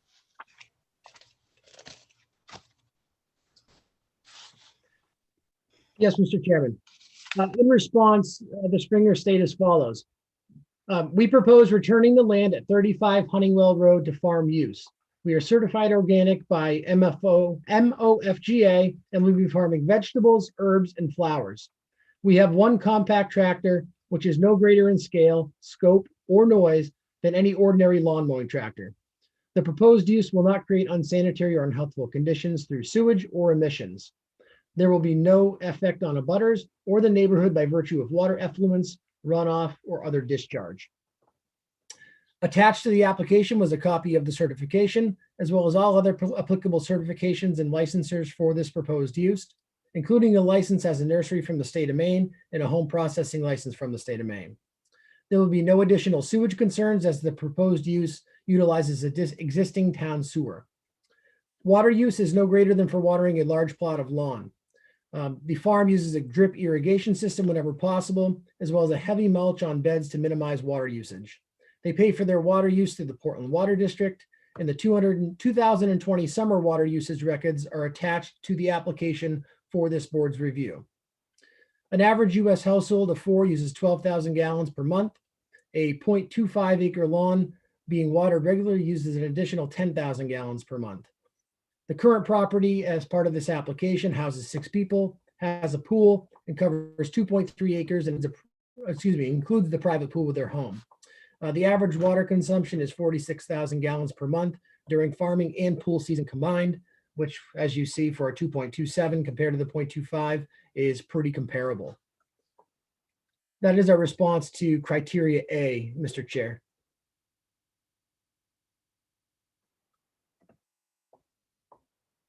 I believe you're still muted. Sir. Yeah, I apologize for that. Mr. Bork, do you have any follow-up comments to that response? Yes, I would like to say this, that the farming techniques that they're using involves very little tilling and very economical use of water. In fact, they plan on putting in a well specifically for watering their crops. So if we look at this particular criterion, there really isn't any impact on water, sewage, anything else at all. So I'm completely satisfied that this particular one has been met. So I just wanted to add that comment. All right, thank you, Mr. Bork, and I do appreciate that. Comments can come later. For now, just looking for any questions directed to the appellant or Mr. Schofield. So moving on to Mr. Crockett. I don't have anything right now. All right, thank you. Mr. Freilinger. Just a question. So, and this was sort of unclear on this. So the pool will still be used? The pool or the pool house, sir? The pool. I'm thinking about water usage for this one. So the pool will still be an amenity on the property? Yes. Yes. I believe that's correct, but it's not a part of the proposed use as part of this application. So that would be there existing anyways. Lawfully. Okay, so the 46,000 gallons per month includes pool replenishment, et cetera, right? Yes, it does. Okay, got it. That's Thank you very correct, much. sir. All right, thank you, Mr. Freilinger. Ms. Shoup, any questions? No questions. All right, thank you. For questions on my end, speaking to the conditions, later on there is mention regarding the processing of the crops themselves. Would it be possible to get a little bit more information or backstory about how those specifically will be processed, and if there are any mechanical means or emissions that may be a result thereof? Absolutely. We harvest everything by hand. It's dried in the barn, and then we process, usually using hands. We blend it into teas, or we infuse it into oils, or into a cream. So there's no emission.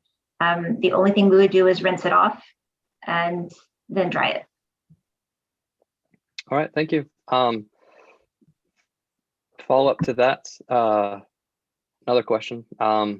There was mention of an existing tractor, not very large, same emissions of a typical one for a lawn. Can you speak to the age of it, and should it be replaced? Is it anticipated to be of a similar make and model? So the exact age I'm not certain of. It's a John Deere 2300. It is probably it has 350 hours on it, so I think it's early 2000s. So it's not an old tractor. Okay, so not foreseeing the replacement of something much larger No. anytime soon. Okay, No, not at all. Thank you. That's it for questions for A. Moving on to B. The proposed use will not create unsafe vehicular or pedestrian traffic conditions when added to existing and foreseeable traffic in its vicinity. Yes, sir. So the Springers anticipate minimal additional vehicle traffic. The area is already frequented by cars that utilize Honeywell Road to bypass Route 1, and the proposed use is not anticipated to increase traffic really in any way. Parking is going to be provided on site in the grass space, which is noted on the proposed lot plan, and it's a circular area on there. The parking area will be monitored, and no cars will be allowed or required to park along Honeywell Road under any circumstance, nor will any cars be allowed to back out onto Honeywell Road in any circumstance. This should help create any additional, this should help alleviate any concerns that overflow parking is going to back up on Honeywell Road. And as previously noted, there is more than one parking space for 250 feet of retail space being applied for as the farm stand. So they have far in excess of what is required in order to be able to have adequate parking for the space. Any employees of the farm also park on the existing grassy circle on the property. And that circle is going to be blocked from view by virtue of the fence that's been installed and the hedge that will grow there as well. So the visual impact to both the neighbors and the community at large is really going to be minimal, if any, whatsoever. Employees as well as visitors are no longer allowed to park on the road, not that they ever were to begin with, and they are also not allowed to back out onto the road. So in no circumstance will any employee nor guest be on Honeywell Road for any purpose related to the use of this farm. If the board would require signs be posted, as previously noted, that's something that the Springers would be willing to do, and they would do so on their property. The current revenue for the business is 95% from online sales. 90% of the orders are shipped out, and that means that traffic is really not created by virtue of the farming use. And that's because when you ship the product out, obviously no one's coming to that farm. So anticipated revenue for 2021 is $30,000 with an average order being $80. That's what's anticipated. With 375 orders anticipated this year, that would mean that they would expect less than 40 orders to be actually picked up at the farm over the course of an entire year. That's not a great extent of traffic. So that should be important for this board to consider.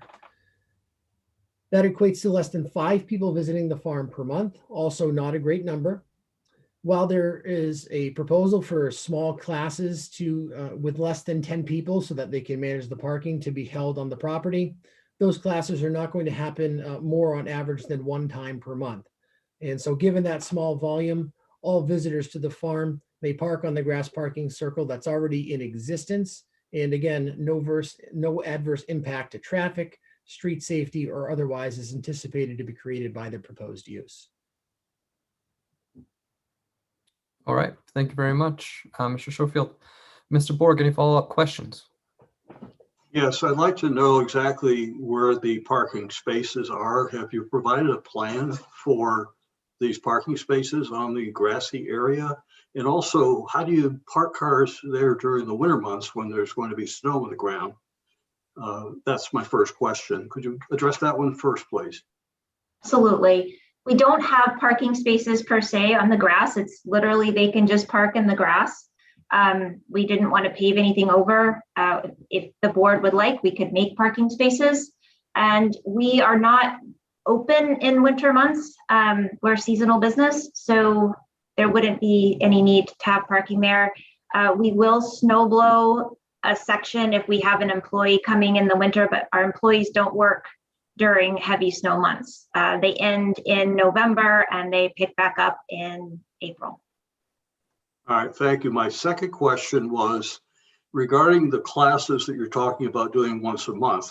So I take it from your first response, that's only seasonal. And if so, then you would have a combination of 10 people attending these classes at one time. And again, within this same area. And that seems like an awful lot of cars to be there at once. And considering the fact that Honeywell is a very narrow street and there's a bend in the road right there, I definitely perceive that as a traffic hazard. I'm concerned about that. I have to look at this in terms of you're applying for something that doesn't currently exist, even though we know now that you've been doing this for a while. So we have to, this is a de novo appeal. We're considering this as if it doesn't exist at all, and does it make sense or not? So I have a lot of concern about traffic, and I don't think you really addressed those. Do you have any comments to make on that? Well, I think that you can look to your own past usage, and I should say the Springers' past usage of the farm, and there really hasn't been traffic concerns that have been created by their use. So they're here today, obviously, because they're trying to correct the fact that they were operating without this permit. But the fact of the matter is, while they were doing so, the traffic that was created by this proposed use was no more than what is already existing on Honeywell Road now.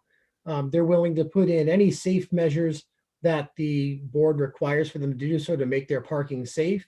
And with respect to their classes, they're limited in both time, scope, and duration.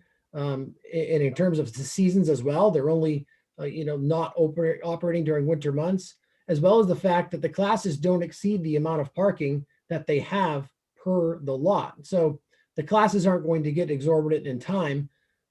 Frankly stated, with a property of their size, you could have a dinner party and have more cars that could lawfully park on Honeywell Road without a license than they'll ever have lawfully operating while having classes. Yes, just as a follow-up to your comment, Mr. Schofield, we're not considering residential use here. We're considering a business. And as such, we really have to look at the impact of business over and above the residential. I really have a concern about the parking situation. And in light of the fact that 95% of the business is currently online and 90% is shipped, I feel good about that. If this were 100% online, no problem at all. I like this, concept. I think having this kind of a farm makes sense, but I'm really concerned about having retail on site. And, so I'm just expressing that concern. And the parking is a big part of that, especially given the fact that Honeywell is a particularly dangerous road at that point. All right, thank you very much, Mr. Bork. Is there another direct question, specific question? Because concerns can be mentioned later. All right, not hearing any, we'll move on. Mr. Crockett, do you have any specific questions regarding this second part B? Yes, I have a few. One is, have you folks done any traffic study? And two, you mentioned you have employees. How many employees do you have now? How many employees are you anticipating having when you get this up and running? I know you've been operating it, so there's employees probably coming and going, like you've said. And as far as the comment about people bypassing Route 1 from Honeywell, the neighborhood actually put up stop signs every so many feet, probably about 10 to 15 years ago with the help of the town councilor, to basically stop traffic from bypassing and coming through Route 1, down Honeywell, down Maple Avenue, going over to Gorham Road. So I think this is going to create another issue involved with that. And I'd just like you to address the question on the traffic study. The other thing, I noticed a yard sale the other day, which I think people get permits for. Someone parked in someone's driveway to go into the yard sale. So you're not going to prevent people from doing stupid stuff, unfortunately. Please address those concerns. Yeah, so first and foremost, the one thing I will agree with you wholeheartedly is you'll never stop you from doing stupid things. So what the Springers are here telling this board is that they will do what they can do within the parameters of what the board asked them to do to prohibit those stupid things, so to speak. So if someone's there and they're parking on the road to visit their farm, they're more than willing and will address that such that no parking occurs on Honeywell Road so that nobody's backing out onto Honeywell Road.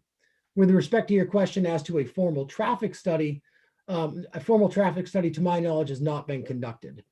We are talking about retail space of less than 400 feet on a very seasonal basis. So I don't anticipate that there's going to be a huge traffic situation, let alone one that would necessitate a formal traffic study, which could take right now, I'm guessing 1 to 2 months at minimum. But no, one has not been conducted. Scott, Emily, I'll let you address the other question. We have 4 employees. They're part-time. Do you anticipate any more, or are they all on premises, or are they remote? We have one who's completely remote. She comes occasionally to take pictures. Does social media and marketing. The other 3 are part-time on site. Okay, I can tell you I am with Mr. Bork having some concerns about the traffic because the neighborhood actually put all these stop signs up to prevent people from doing what people are going to be doing if they're coming to your farm. And that's going to be a major concern, I think, for all of us. All right, thank you very much, Mr. Crockett. Any further follow-up questions? Further questions? Excuse me, Mr. Crockett, respectfully, the Honeywell doesn't have any of the stop signs, only Maple Road does. All right, thank you, Ms. Springer. Not hearing any further follow-up questions from Mr. Crockett to Mr. Reiner. Any questions? Really, this is, and I appreciate Mr. Crockett for addressing most of my questions. The current revenue and the current order flow is what it is. You're going to be generating events and classes with participants, call it 10 per month. Do you have any growth projections? It's sort of surprising that you're using a spot in time measure for a business that's only really getting off the ground. What can the neighborhood expect for growth over the next 3, 5, 7 years, assuming that your business is successful, as I'm sure you wish it to be? I do wish that. Thank you. That 30,000 is actually a projection for this year. It's based on what our growth was last year. And we will not be growing beyond that significantly on this property. We would be looking for, in fact, we are already looking for additional property or additional farm land elsewhere as well.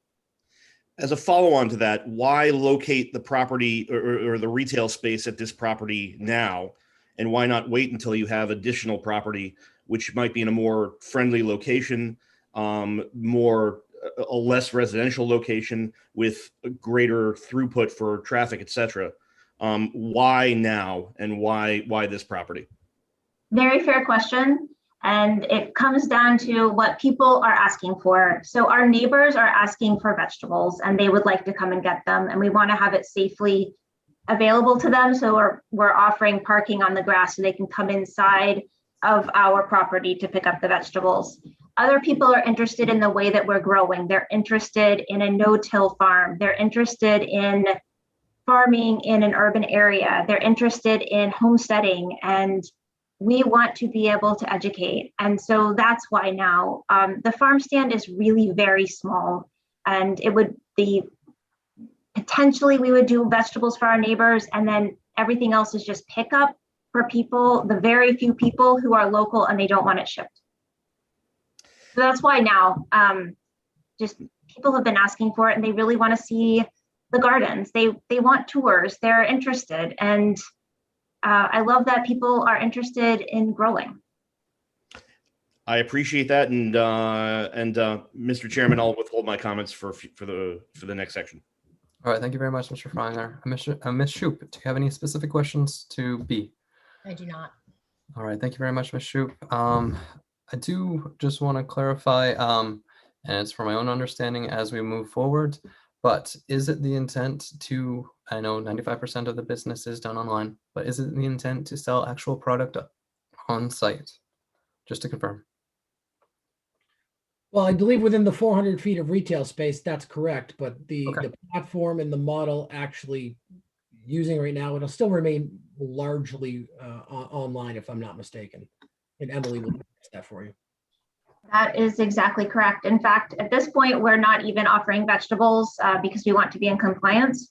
And so it would be very, very minimal. It's literally allowing people, we included the farm stand because we wanted to allow local people to be able to pick up the products that they order, not because we're planning on having any sort of massive retail space. We also, I do consults and I wanted to be able to have my consults and let people purchase the teas once they meet with me.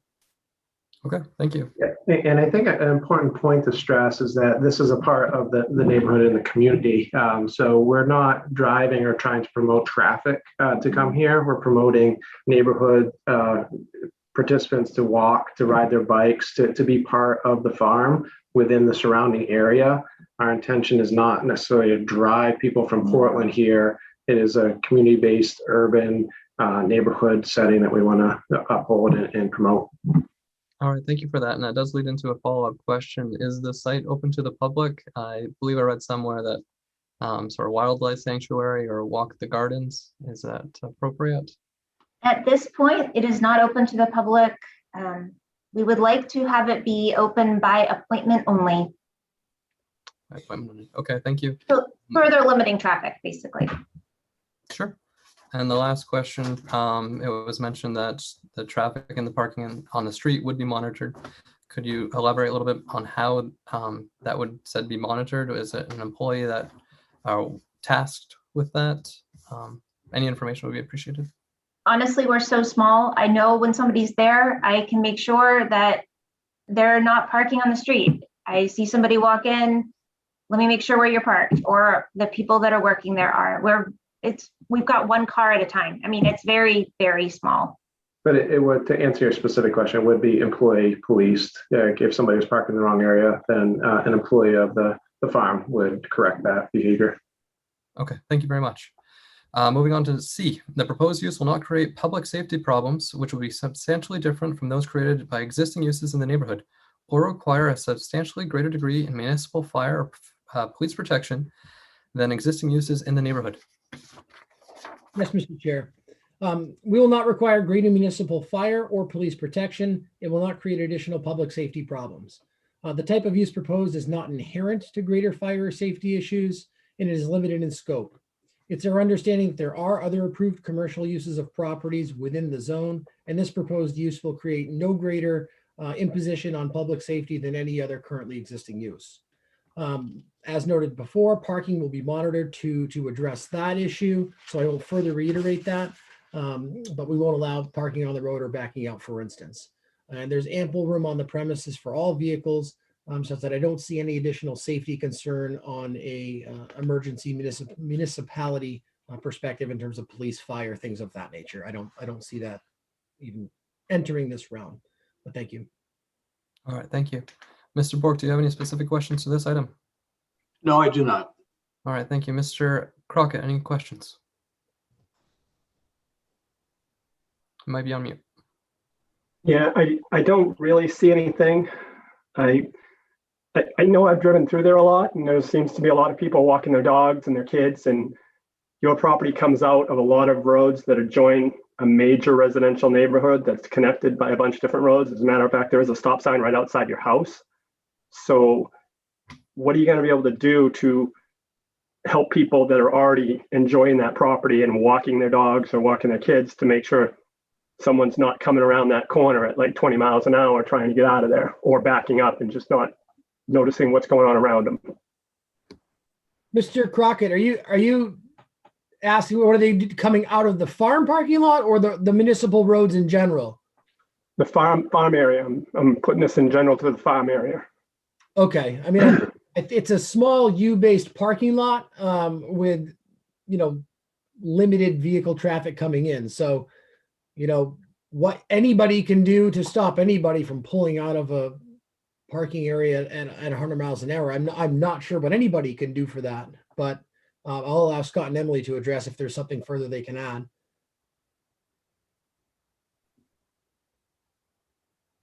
Yeah, I think at this time, so the street does have posted speed limit signs, so those need to be adhered to like anybody else would, right?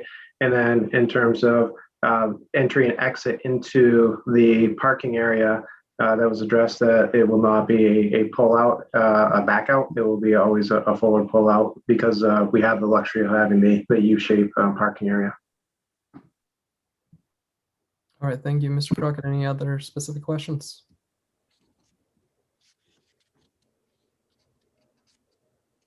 Not hearing any. I will move on. Mr. Feinger, any specific questions? And I apologize, Mr. Chairman. This is probably more for the prior question or response B than C, but they're probably related. Just in terms of the growth, do you think those 4 employees are stable for this property going forward, or do you anticipate more employees going forward? I do not anticipate any more employees going forward. Okay, that's fine. And I apologize. I should have brought that up prior, but I appreciate it. Thank you. Is that it for C as well? That is, yes. All right, thank you. Ms. Shoup, any specific questions? I do not. All right, thank you. I do have a question or two. First one, farming, I have to admit that I'm limited in knowledge, but is there any potential for hazardous materials such as fertilizer or items that are highly combustible to be placed on site as part of this business? Not really when you're a certified organic farm.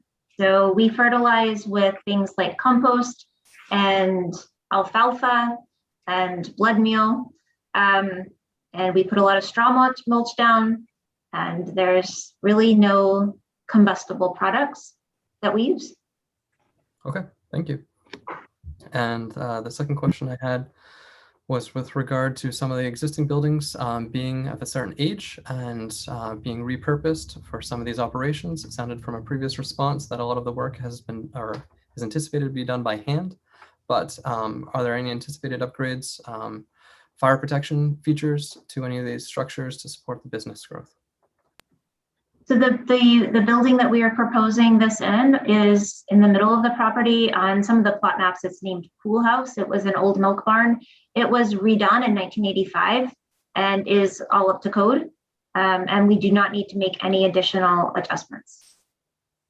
All right, thank you for that clarification. We'll move on to D. The proposed use will not result in sedimentation or erosion or have an adverse effect on water supplies. Yes, Mr. Chairman. There'll be no impact to sedimentation or erosion. The farm uses a no-till method in farming and doesn't have any adverse impact on water supplies, which I think we previously addressed earlier on when we discussed such usage.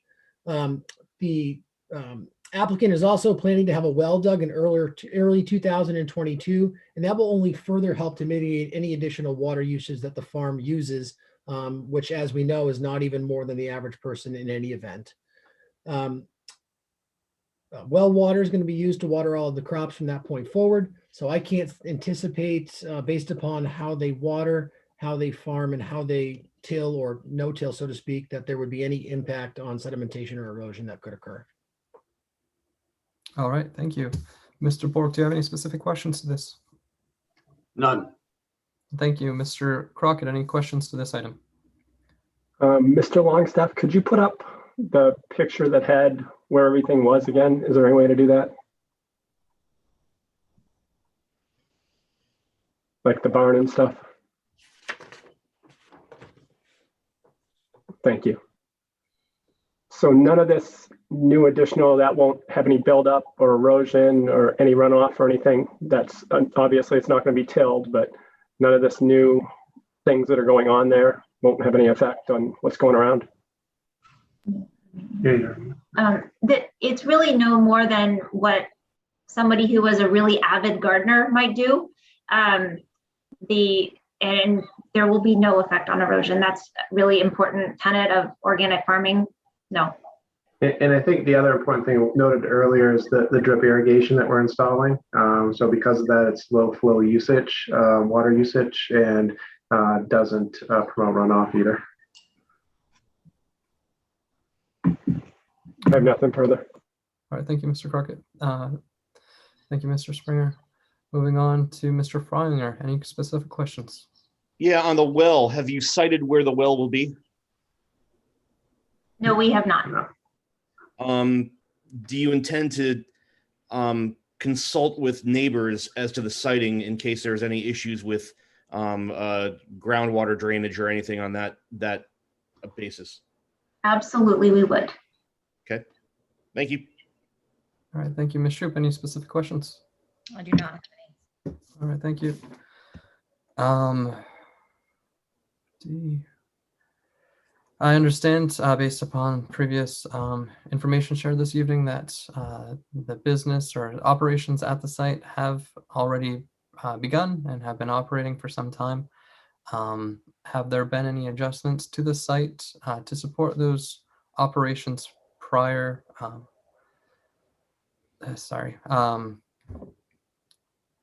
Prior to tonight's appeal, and this will lead into any concerns regarding rainwater runoff.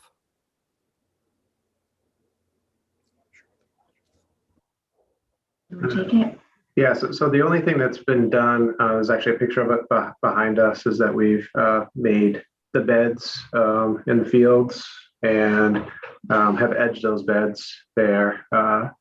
So that's pretty much it. Like the overall fields have been laid. So again, no till. It's a a organized, structured setup for the garden and where we grow both herbs and the vegetables. Okay, thank you. And just to follow up and clarify, any built structures, additions, renovations, any anything along those lines that would help support the business? So we, as part of the kitchen garden, we have made a small greenhouse that we use that's associated with the kitchen garden. Okay, thank you. And that's it for my questions. Moving on to E. The proposed use will be compatible with existing uses in the neighborhood with respect to physical size, visual impact, intensity of use, proximity to other structures, and density of development. Yes, Mr. Chairman. The farm will be utilizing the current pool house as indicated on the plot map for any farm stand that they're proposing to be used. There'll be no renovation required and thus no change to the visual size, impact, density, or aesthetic of the property as it currently exists. The building currently houses a tenant who will be leaving there in July. There's a full kitchen and bath in that building, and the small portion of the front of that farm, at the front of that building will be used as the farm stand for the community vegetables and dried herbs pickup. The current barn on the property is used to wash the plants and vegetables and dry them only, which such use as any other person could make of their own barn in the ordinary course. Once the pool house is fully transitioned into the farm stand, they'll seek the renewed certification from the state required. They'll place the sign on the white fence near the barn that will be in keeping with the historic nature of the farm and of the property. The farming operation won't be visible from Honeywell Road because the fields are in the back of the property and because the fence and the hedges in the front already block the existing view of any parking in other areas. The farm stand is only going to be selling and growing products that are grown and produced at the farm, which includes dried teas, lotions, and creams. They may also sell vegetables that are grown on the farm in season. All products sold are certified organic by MFOF-GA. They will not be increasing any structure so as to be any closer to any lot line that already exists on the property. And thus they will not be further encroaching upon any lot setback, nor create other adverse consequences or impact to any other property that either abuts the property or is in the neighborhood of the property. All right, thank you. Mr. Bork, do you have any questions to this item? Yes, in this section, it talks to intensity of use. Obviously, there is an increase in intensity. Could you please address that issue? Well, I think as the Springers have stated in their first response, based upon the nature and method of the farming operation that they're doing, in that it's a relatively small operation, there's not going to be a drastic number of people coming to the farm for that. But more importantly, the impact that their operation has on the actual physical environment is nullified by virtue of the fact that they are certified organic. They have to use very particular farming methods, and all of those methods are really by hand. You're not bringing in outside manufacturing and machines to do that. So you're really not changing the aesthetic and the culture of the property simply by virtue of having a garden in the back of the property. I hope that addresses your question, sir. In part, I was really concerned about intensity in terms of vehicular traffic coming into the farm stand. I am concerned about that. All right, thank you, Mr. Bork. Is there a specific follow-up question to that? Or are you okay to move on? No, I'm good. Thank you. Okay, thank you. Mr. Crockett, any questions? Yes. One thing I didn't mention in the last one, so I'll address it now. I'm sure this isn't an issue for you folks, but I know when people are putting in wells, have you had a soil test done to make sure there's no like arsenic or anything like that that could possibly be coming out of the well water? We've had a soil test done. We do it every year as a part of our MOFLA certification. We have not gone forward with the well. It's planned for next year, so we would need to have everything tested at that time. Okay. It's a proposal. It's not, we haven't done it. Okay. And what about the pool house? You said you're going to be keeping the pool there. This is, I've had years and years of insurance. So what are you going to be doing with the pool house? Is that going to be kind of off limits and no access to the public or anything like that in the pool area? The pool area will have no access to the public, and it is insured as a private pool as our family uses it. It's not part of this. It's not part of the farm, other than that it's used by the people that farm. So it has the required fencing and everything around it, right? Okay. And just one other question I had is how close, I can't really tell by the pictures Mr. Longstaff had put up, how close are you to your neighbors as far as like what's the actual closest neighbor upon you that would be infected the most? To the place where we would have any people coming, it's right in the middle of the property. Our barn is right next to Mark and Pam Bernstein, and that's very close. It's a really funky property line. Brian can probably show you. Yeah. It's old, right? It's an old property. So that's a funky, but we're really not doing anything to that other than washing and drying vegetables in there and herbs. Everything that will happen is in that middle area. Yeah, which is significant. We also have a 20-foot buffer requirement because we're certified organic and our neighbors can treat their lawns. So for us to be certified organic, we have to keep a 20-foot buffer. And that neighbor that's there, they're on board with this project going forward to the level it's going to? They certainly know, we've certainly been talking with them and taking their feedback and working with them. But are they on board or not on board? That's my question. What do you think? We may have written comment or additional information from Brian Longstaff during the public comment area. That's fine. Okay. So moving on to Mr. Frogner, any specific questions? Yeah, I guess I'm troubled by this response because the existing uses of the neighborhood really aren't addressed here. So how is this compatible with the existing uses of the neighborhood? But I think you have to look at it as that it's not, right? You know, there's no other farms in this area. So I think we are treading on new ground here, right? And that's what we're coming to this board to assess, right? And also look at the overall benefit to the community of the neighborhood. It actually could be a centerpiece to the neighborhood because this is an opportunity to bring farming into a more of an urban, suburban setting. And that's not done much, right? So from compatible being within a neighborhood, there's no precedence around this area. So we would be setting new precedents here. Again, I'll withhold In comment. addition to, I'm sorry, Mr. Pfallinger, I didn't mean to interrupt you. No, and that's fine. I'll let you speak. Certainly, you have an opportunity to respond. Yeah, so I think in addition to what Mr. Springer said, you have to look at it as that a lot of people who have 2+ acres areas of land do a lot of landscaping on their land. And while that might not be organic farming, people do a lot of things with their land that's a lot worse than organic farming. So people should feel pretty fortunate that the Springers aren't going out and simply trying to operate any ordinary farm. They're trying to operate a farm that is limited in scope, that is done the proper way, the most least harmful and in fact helpful way to the environment, and in a way that is hidden from all of their neighbors and from the community because it's tucked in the back. No one's even going to know it's there. And based upon how it's done, I actually do submit to the board that I do think it's in accordance with the visual aesthetic of the neighborhood. And I think it's in accordance with exactly how people should be using their properties as existing uses in the neighborhood. Well, again, I'll withhold comment for future sections, but I thank you for responding.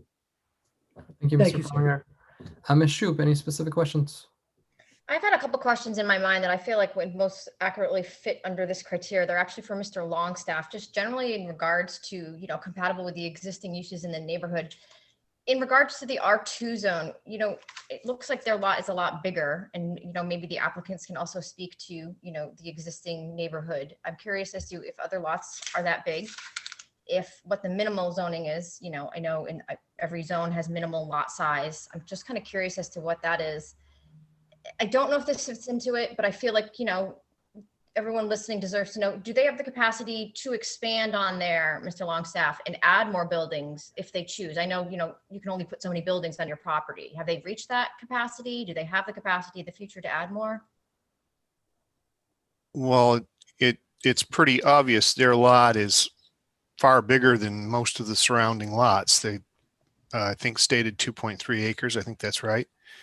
And in the R2 zone, you're only required to have 20,000 square feet. 2.3 acres is, you know, you got enough for 4 lots there. So they're limited to building coverage of 20%. 20% of 2.3 acres is a lot of buildings. And there's no limit to how much garden you can plant. They've already stated they have a 20-foot buffer as required by MOFGA. But you know, other than that, they could plant the whole lot into garden. You know, there's no limitation, there's no regulation locally or otherwise that I'm aware of on that. So yeah, they've got a big lot. It's not a standard lot in the R2. It's much bigger than that. And part of the reason for that is it is an old historic lot that was an out parcel out of the subdivision that was created around them. So yeah, I mean, if you were going to do I mean, it would be pretty hard for somebody on a 20,000 square foot lot to do commercial agriculture, but they could still do it. They just wouldn't have as much capacity for crop fields, but yeah. And then my follow-up was just, you know, is this use compatible with existing uses in the neighborhood? You didn't give any examples of any of the commercial business. Are there any other commercial businesses being operated? My understanding is that's kind of like a little secular area over there off of Maple. And I just didn't know if there are other businesses currently being operated and how those are. On Honeywell Road, there's the Gosnell Hospice House, which is a commercial building. And I know that there's several other people in the area that are growing and selling fruits and vegetables off of their land. I will not name them here for obvious reasons. I keep going in and out. I apologize for that. I'm still here. I'm not a ghost.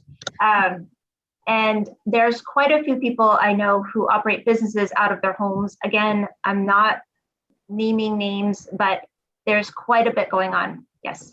Thank you. No other questions. All right, thank you. I don't have any follow-up questions either, so we'll move on to F. If located in a shoreline zone as depicted on the Town of Scarborough official shoreline zoning map, the proposed use will comply with all the requirements of the Town of Scarborough's shoreline zoning ordinance.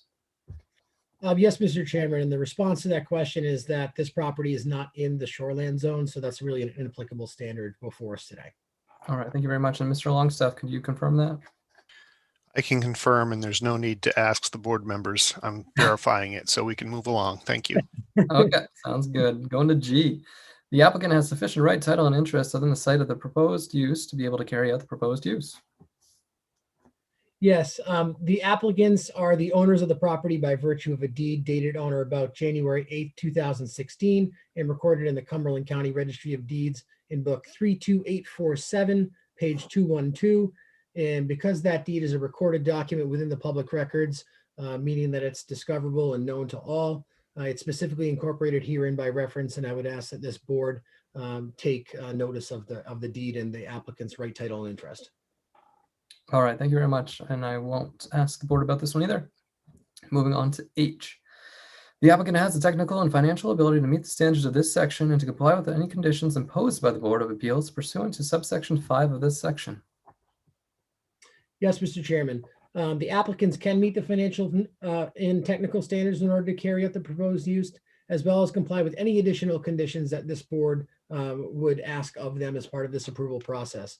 They've done so and have ceased doing so in order to come into compliance, but they will continue to do so. Whatever the board would ask with respect to what their financial capability is, they're happy to provide, but I don't think there's any issue before this board as to their financial capacity based on what they're doing and have done. All right, thank you. Mr. Bork, any specific questions? None. Mr. Crockett, any questions? I do not. Mr. Frolinger? No. Ms. Shoup? No. All right, I do have, I think, 2 questions. Sorry, one of those already been answered regarding there are 3 employees with 1 remote. Just to confirm that. That is correct. All right, and the second one is based upon the wording of this item. Are you willing to comply if the board does add any conditions to this appeal? I know it's open-ended and probably not relevant right now, but just checking. Assuming it's reasonable, yes. All right, sounds good. So we will move on. I think they would need to know what the condition is before they can answer that question. All right, understood. And so I can withdraw that question until we have more information. Going to I, the proposed use will be compatible with the existing uses in the neighborhood with respect to the generation of noise and hours of operation. Yes, Mr. Chairman. The farm hours of operation are only 9 to 4 p.m. So well after sunrise and well before sunset. And the farm is only open on 3 certain days, and that's Tuesday, Wednesdays, and Thursdays. I think that the board would agree those are normal business hours and days for any business operation, no matter what that might be. Any seasonal events such as classes, as noted above, would not cause undue noise and disturbance. These are not parties. These are not live bands. We're not asking to throw concerts here. These are farming classes and making teas and things of that nature. So I don't think a noise disturbance is going to be a concern. As noted, there are also, to our understanding, other commercial uses within the property, and the proposed use will not materially change the fundamental character or characteristics of the zone. Is certainly in line with the property's historical use, albeit that use was many years ago, but it's in keeping with the aesthetic nature of the neighborhood. The physical aesthetic, as noted above, will not be changed whatsoever. In fact, if anything, it will be improved. It's not visible from the road. And there is really not going to be other changes to the visual aesthetic of the property by passerbys in any way that wouldn't seem to be compatible with the existing existence of that building on its property as of today. So I don't see additional noise. I think that's all I had, Mr. Chairman. All right, thank you very much. Mr. Bork, any questions? No question or comment. Thank you. Mr. Crockett, any questions? Yeah, just a couple. How many months are you planning on being open throughout the year? We really May through November, early November.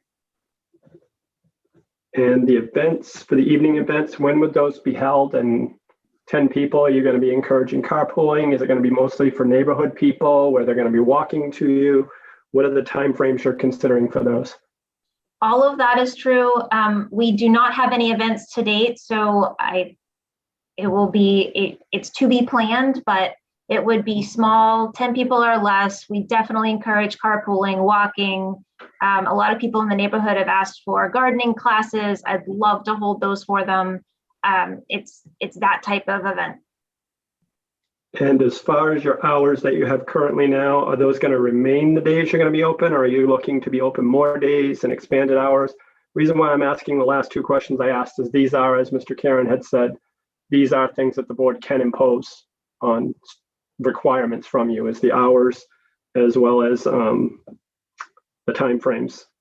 To be clear, those hours are the hours that we plan to keep, and we would like to hold events potentially in the evening. Not everyone is available during the day. And just I'd like to potentially hold a class, from 5 to 7.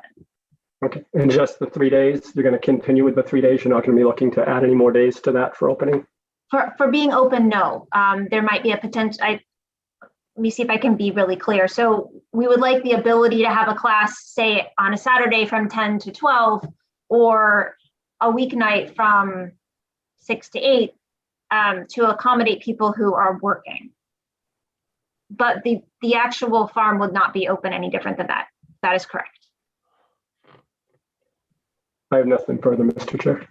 All right, thank you, Mr. Freilinger. I guess I'm slightly confused now. So the farm hours are 9 to 4, 3 days a week.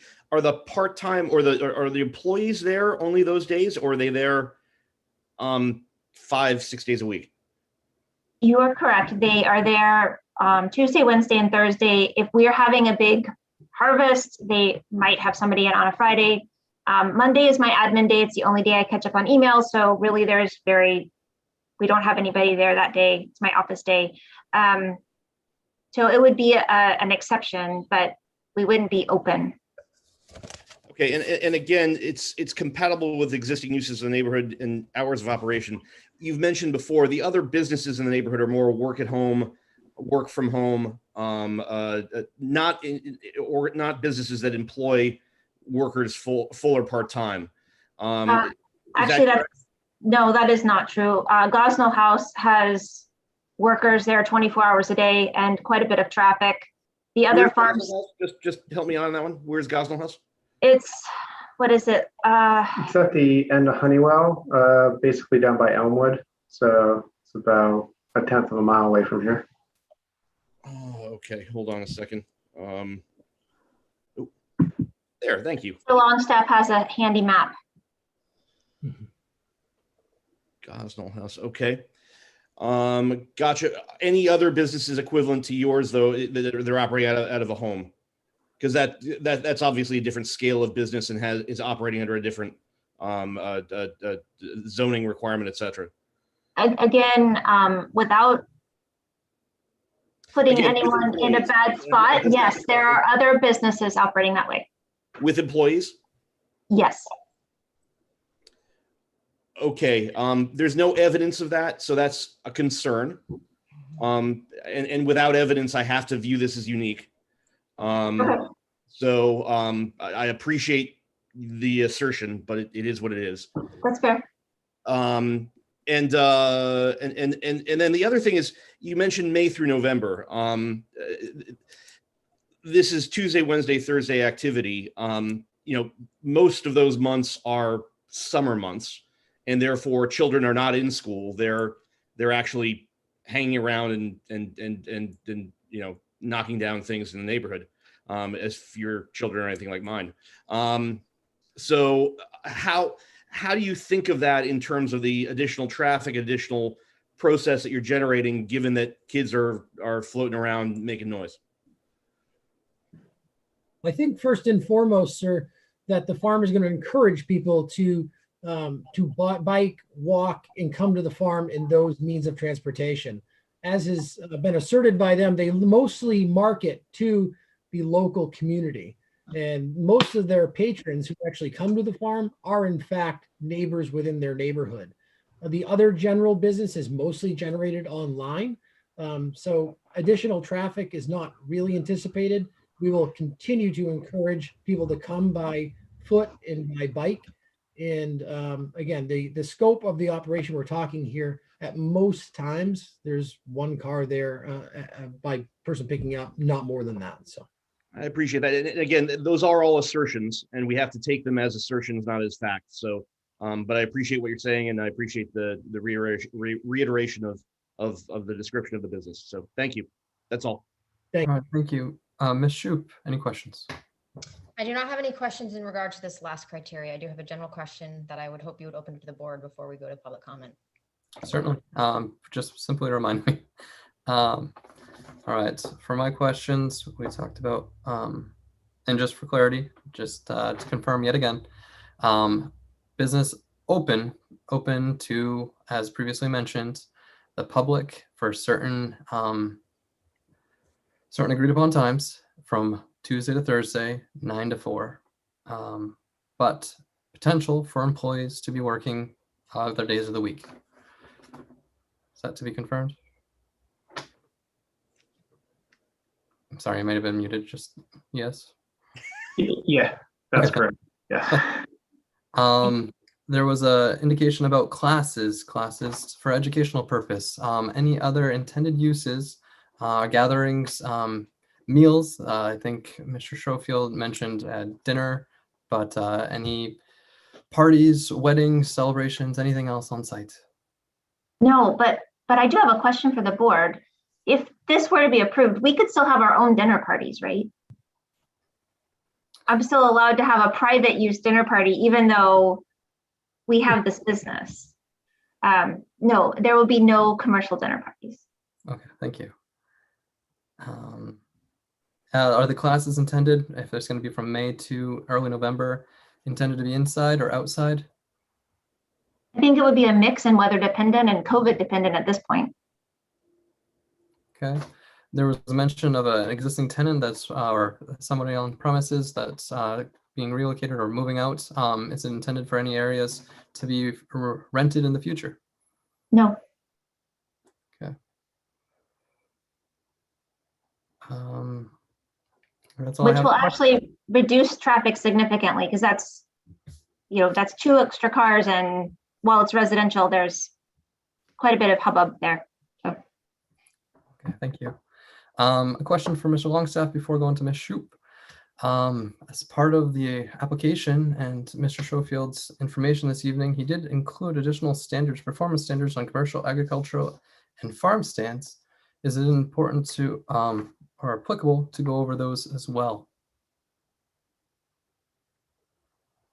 It's not really necessary, because as a performance standard they have to apply to the code enforcement officer for a permit to erect the farm stand.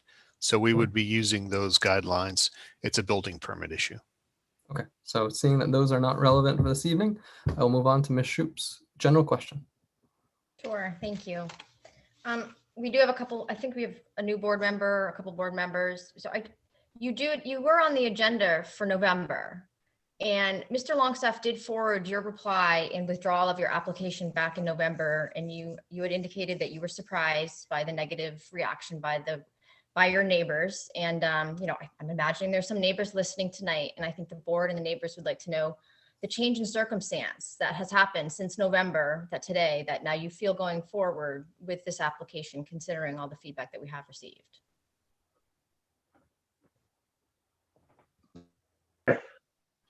So in November, when I put this forward, we really believed that everyone would love to have a vegetable stand. People have been asking us for it. They've been walking by, and I was feeling like, I'd talked to the town a couple of times, and as the business started growing, I thought, wow, we really need to get this done, because I like to have things in order.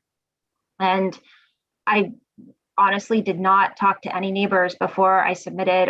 I thought that everyone would be on board. I really thought everyone would want to have a cute little organic farm in their neighborhood, especially given the historic nature of our property and that it was once a farm.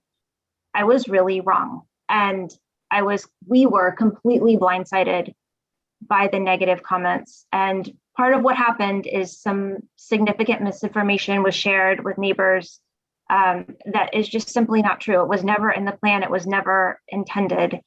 So this time, we withdrew, because we want to be part of the community. We want to be part of the neighborhood. We are not looking to be disruptive. And this time we created a flyer. We went door to door. We had an open house on Sunday, and lots of neighbors came and shared how excited they are that maybe we'd have a vegetable farm stand. And we showed them the gardens. We talked to them about what we're doing, showed them our product. And people were really excited and very positive. People had a lot of questions, and we answered them. So that's really the big difference in my mind. We were just naive in October. We were not intending to be disruptive in any way, shape, or form. Scott, do you have anything you want to add? I think it was a lesson learned that, in order to do something like this and to be embraced by the neighborhood, we needed to tell our story, and we didn't effectively do that to the broader community. And so we had to pull back, right? Because to Emily's point, we didn't want to be disruptive. We want to be part of this neighborhood. We want to be something that the community is proud of, and it becomes a focal point around the neighborhood. And with that type of commentary, hanging over our heads, we just knew that we hadn't done that. We hadn't told our story. So to Emily's point, we went out and we started to tell our story through our voice and have people come here and experience, what our vision is, right? And now we feel much more comfortable. There are dissenting opinions. There are people that do not want this. We know that, right? But through our public outreach and talking to our neighbors, we understand that there's actually a majority that do want this. So that's why we have the confidence to come back to the board and appeal for this special exception. I do have one follow-up, Mr. Chair, if that's okay. Certainly, go ahead. Typically, we don't see these type of special exception appeals.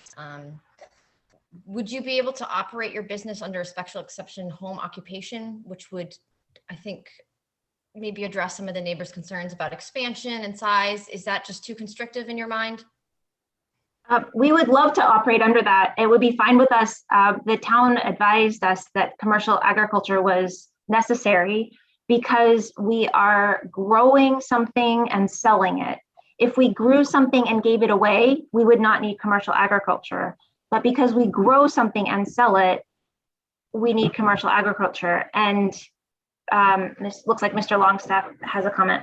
I don't mean to interrupt, but part of the reason you can't do it as a home occupation is the home occupation has to be carried on within the building, within the dwelling, or within a building accessory there too. So it just doesn't work as a home occupation. This is a commercial agriculture activity that takes place outside and all over the lot. So it's just not the right animal for that. Thank you. Brian, All as a point of clarification, sorry, Mr. Chairman. As a point, I think we had one of those several meetings ago where there was a bakery indoors, and that was all indoors, and that was a different type of special exception. Am I understanding that correctly? That's a home occupation. Got it. This is commercial agriculture. Appreciate that helps resolve that issue in my mind as well. Thank you. All right. At this point, having gone through each of these items, ask questions from the board. Unless there's anything more from the Springers, from Mr. Schofield, we will then open it up to the public. I would just ask the board and the public at large to consider the fact that this is the only way for them to do what they're doing on this property. And the Springers could do what many other people have done and do it and just keep doing it and not say anything. They're here in earnest to address and satisfy all of this board's and the community's concerns and to obtain proper and lawful licensure to do so. So I think they should be commended and applauded for going through this process, pulling back the first time, hearing the concerns and coming back and trying to demonstrate to the board that they can meet the criteria to do so. Thank you very much, everybody. All right, thank you for sharing that. Before we do open up to the public, I do just want to remind everyone listening that it would be restricted to 3 minutes each, that you're asked to state your name and your address where you live, and to focus your discussion towards tonight's appeal, trying to add new facts or information that haven't already been shared. But I would appreciate your time. And Mr. Longstaff, I'll let you start that process. Okay, Mr. Chair, I'm going to promote David to panelists so you can speak, or I'm going to allow him to talk. I'm sorry. There we go. Can you hear me? Yes, we can. Thank you, everyone. My name is David Cleary. I live at 33 Meeting House Road, Scarborough, Maine. I'm a direct abutter to the appellant, and I will refer to them as the appellant. So I want to first state that I'm opposed to Mr. Longstaff and his clear bias. So I'm going to start there. And I'm also going to oppose Mr. Schofield, the attorney, for his clear bias. And that will be that. I have 3 minutes. I have been in this situation before. Can you all hear me? Because the whole screen freezed. We can still hear you. See, the unfortunate thing about this is you all have the visual advantage. None of the people speaking to you, and this is by design, have any video. So I can see you all on your freeze screens, but I will say in my 3 minutes that there's a lot of words: anticipate, encourage, hope, and the appellants have not demonstrated. I will go to item B on the application.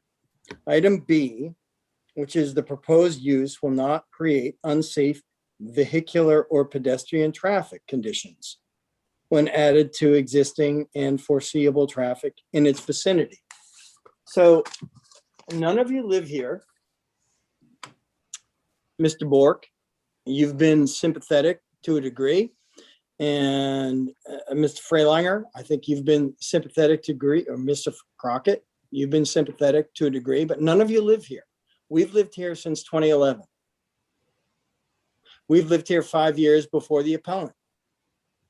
The appellant bought this property in a residential area with the hope of getting an exception to convert it to a commercial application. So I would ask each of you, and I have so many notes from the last 4 hours, because I've been on this call since 7 o'clock. And I've since 7 o'clock, not knowing when this this part of the agenda would occur, because we've been on many school board meetings. And Ms. Shoup, I appreciate the fact that you've got the blender ready. So I was on before the call even started. All right, just want to And I remind you know that that your this- time is running out. Yeah, thank you. So I would just say that Miss Heather Spalding, your comments are irrelevant. You don't live in the neighborhood. All right. We're not against farming. I think that's been Brian, 2 minutes, Mr. Long. Rudy, I got you. We're not against farming. We're not against organic. I got you, Rudy. I got you. But you know what? You're going to have multiple other people on this call. And the bottom line is the Springers have acted in bad faith. They've been acting in bad faith for 5 years. And I will conclude with that. All right, thank you very much, David. Mr. Longstaff, is there anybody else? Yes. Let's see. We have Shay Watson. Hi, how are you doing? Can you all hear me? Yes, we can. My name is Shay Watson. I'm an attorney and I represent the abutters, Mark and Pam Bernstein, who were actually asked about earlier. And before I begin, I just want to ask, earlier today, and I apologize for not getting it to you sooner, I forwarded to Mr. Longstaff a letter for all of you related to this issue and involving a lot of the concerns that my clients have. And I just wanted to confirm whether that was made available to you. And enclosed with that letter, great. So enclosed with that letter, we also included the flyer that the Springers had sent out. So I know that I believe it was Mr. Crockett who asked whether the Bernsteins are on board with this. And to clarify that answer, I would say they really want to be. They really like the Springers. They appreciate what the Springers are doing. They think the gardens are beautiful. And they appreciate the discussions that have been had among the neighbors with the Springers. However, there are a few specific concerns. And I think whether the criteria is able to be met in this case really comes down to clearing up some of those concerns. And following all the questions and stuff that I've heard, I think a few things still remain unclear that are really important to understand. So on that note, I want to start by talking about the structure that was constructed, a shed that was constructed off of the Springers barn, which, you know, I understand from the Springers application and the questions that have been answered here today, that there's an assertion that there hasn't been any changes or there won't be any changes to accommodate this farming operation.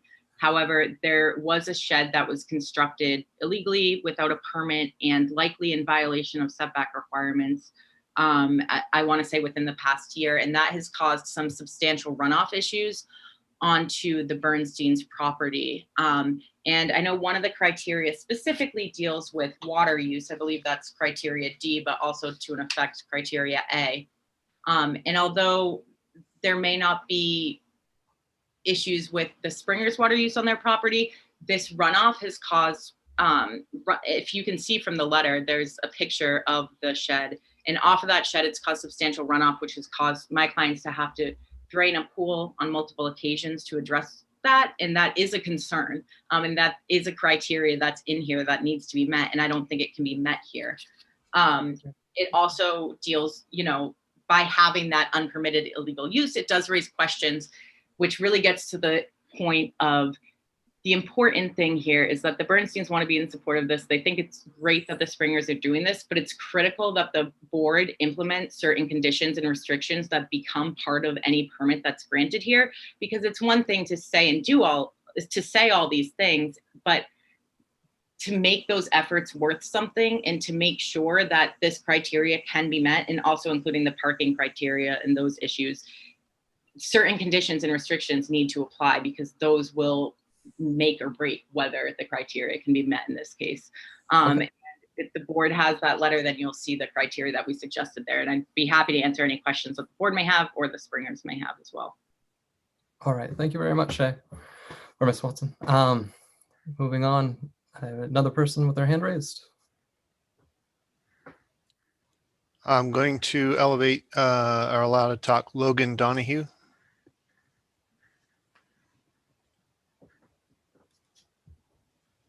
My name is Logan Donahue. Pardon me, there might be some echo. Don't know if you can shut off maybe speakers on your end. Yeah, is that better? Yes, it is. Thank you. Hi, everyone. My name is Logan Donahue. I am at 29 Meeting House Road. We are also direct abutters to the property. We want to start by stating that we are also opposed to the special exception. We've purchased a home in a residential neighborhood for a reason. We're not trying to have extra foot traffic. We have young children. There are other folks with young children. It's difficult, given the facts that were stated, to feel as though there won't be additional cars, additional traffic. In the November proposal, there was a statement that there was 10 employees. Now we're stating there's only 4 with no intent to have additional. The website has kind of contradictory things there, where there is a link to apply to be a part of their program, whether that's through learning or volunteering or kind of a work share program. I'm not totally sure, but just a few things that, clarification would be helpful. There's also concerns about the amount of cars that would be able to park in that grassy space. Are there going to be marked stalls?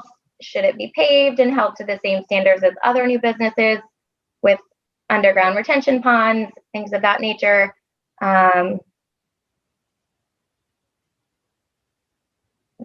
The applicants also purchased in a residential neighborhood when they purchased the home. It sounds like 95% of their business is online, making it feel as though it's not meeting the same intent as is being stated to kind of have that homegrown feel. So it makes it feel very much like if they're already looking for new land, that the farm could be relocated and remain as successful as it currently is. We're not opposed to farming. We're not opposed to people growing their own vegetation. It's, a commercial use of a residential property that is abutting ours. We have concerns about property values and things of that nature. Can you guys also confirm that you received the letter that we submitted this morning as well? I forwarded your letter. Perfect. So there are a lot of things in there where we kind of address each criteria. The biggest concern being traffic to the property and things of that nature for the safety of those that already live here. And then kind of making sure that, all of the business uses on the property are known, be that events, kind of the Herb Co. Infusion, Meeting House Farm. And then there's also a collaborative with some other farms, it looks like, where they might be helping to distribute other local farm products, which doesn't align with the intent of only selling in the retail store what they are growing. So that would be also something that we would like clarification on as well. All right. Thank you very much. Mr. Longstaff. Anybody else who's an attendee? Or perhaps Ms. Spalding, I believe, also intended to speak. Yeah, Mr. Cleary has his hand up again, but we've already heard from Mr. Cleary. Do you want to allow him to talk, or do you want to go to someone else? At this time, I'd like to go to somebody else who has not had the opportunity to speak yet. Ms. Spalding, do you wish to speak? I think I'll refrain, but Okay. I appreciate the process and I appreciate your careful consideration. All right, thank you. Is there another attendee with their hand raised? Just Mr. Cleary. Okay. At this point, if there's no new, Ms. Donahue has also raised her hand again. I don't know why, but okay. Do you wish to have me unmute either of those? Not at this time. I think the next part would be to ask the board if they have any follow-up questions for any of those public contributors this evening. Starting with Mr. Bork. None. All right, Mr. Crockett. I don't have any. My question about the immediate butter was already answered. All right, thank you. Mr. Frolinger. None for me. Ms. Shoup. I do not have any questions. All right, thank you. And I don't have any questions for those participants either. Do want to thank them all for attending and being patient and contributing to this evening's discussion dialogue. At this point, Mr. Longstaff, has there been any phone calls or written letters, emails? Yeah, we've received multiple letters and emails in addition to the Clearys and to Shay Watson, attorney for the Bernsteins, and Logan Donahue's letter. That's Cleary's letter. Then we received some 34 letters from and I forgot, we also received a letter from Arvind Dev and Seema Singh, who I believe are on the call on the meeting.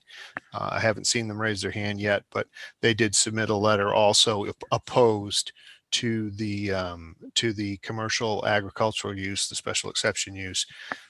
Those were the ones opposed or perhaps wanting more clarification. We received about 34 letters of support, various folks, most of them residents of Scarborough, a few of them neighbors of in the neighborhood, in the Honeywell Meeting House neighborhood. Some of them not sure where they're from. I think most of these were in response to the social media post. We did get some written comments earlier on that the board was forwarded in their packets. So those, I think most of those were in favor of. Generally, the comments were supportive of small farms, of organic farming in general, of the enhancements to the neighborhood in the way of natural enhancements, environmental enhancements, pollinators, supporting pollinators, and those kinds of things. So I'm just generalizing due to the late hour. I'm not going to go into any more detail on that. But so we received a lot of support letters. We received a good handful of people in opposition. About 3 of them you've heard from tonight. All right, thank you very much, Mr. Longstaff. And I just want to confirm that all of those will be entered into the written record. They will all be entered into the written record. More written comments than I can read tonight. All right, thank you. Ms. Shoup, question. Yeah, I do think this is the appropriate time to disclose to the board that I inadvertently did read the post that was on Facebook. A friend or someone that I know shared it on the Scarborough Moms page. Very lovely post about supporting local farms. And I honestly had no idea that it was any in reference to an application for a special exception until at the end. She made a reference to the meeting and it kind of clicked to me what I was actually reading. It was, again, I just feel like I should disclose it. It was a very general post about supporting local farms. I don't think it's influenced my decision-making at all. I just felt it should be disclosed though. All right, thank you, Ms. Shoup. Is there anything else from the board before we exit this public comment? Not, oh, sorry, Mr. Crockett. Yeah, I would just, with what Ms. Troop said, I would just encourage folks for future appeals not to really go out and request things from people that aren't in town, because it really inundates the staff when they get a lot of things that aren't even pertinent for people that don't live in town that can't be a part of it. So if you're going to post something online, it'd be nice to kind of eliminate people that are out of town. Mr. Longstaff's got a really busy job as it is with COVID, and his staff's busy and he's shorthanded right now. So if people are going to do posts for appeals, please try to keep it within the town. All right, thank you for that sentiment. Anything else, Mr. Bork? No, not at this time. All right, anything else, Mr. Crockett? Not at this time. Mr. Freininger? No, no. Ms. Shoup? No. No, and I have nothing else either. So at this point, seeing no new speakers, we will close the public comment. Before we move on to the findings of facts, I would just like to take a poll straw from our board to see whether or not we have enough information to move forward this evening at this late hour. So Mr. Bork, do you have enough information to make an informed decision tonight? Yes, I do. Mr. Crockett, do you? Yes, I do. Mr. Freininger, do you? Yes, I do. Ms. Shoup? Yes. All right, as do I. So we will move on to the board discussion, comments, and questions. And I'm going to try see if it's acceptable to roll that into the findings of fact unless objected upon. Yes, it can be all in one. Awesome. All right, so we're going to read through these and we'll be opening it up to each of our members for their comments and questions and discussion.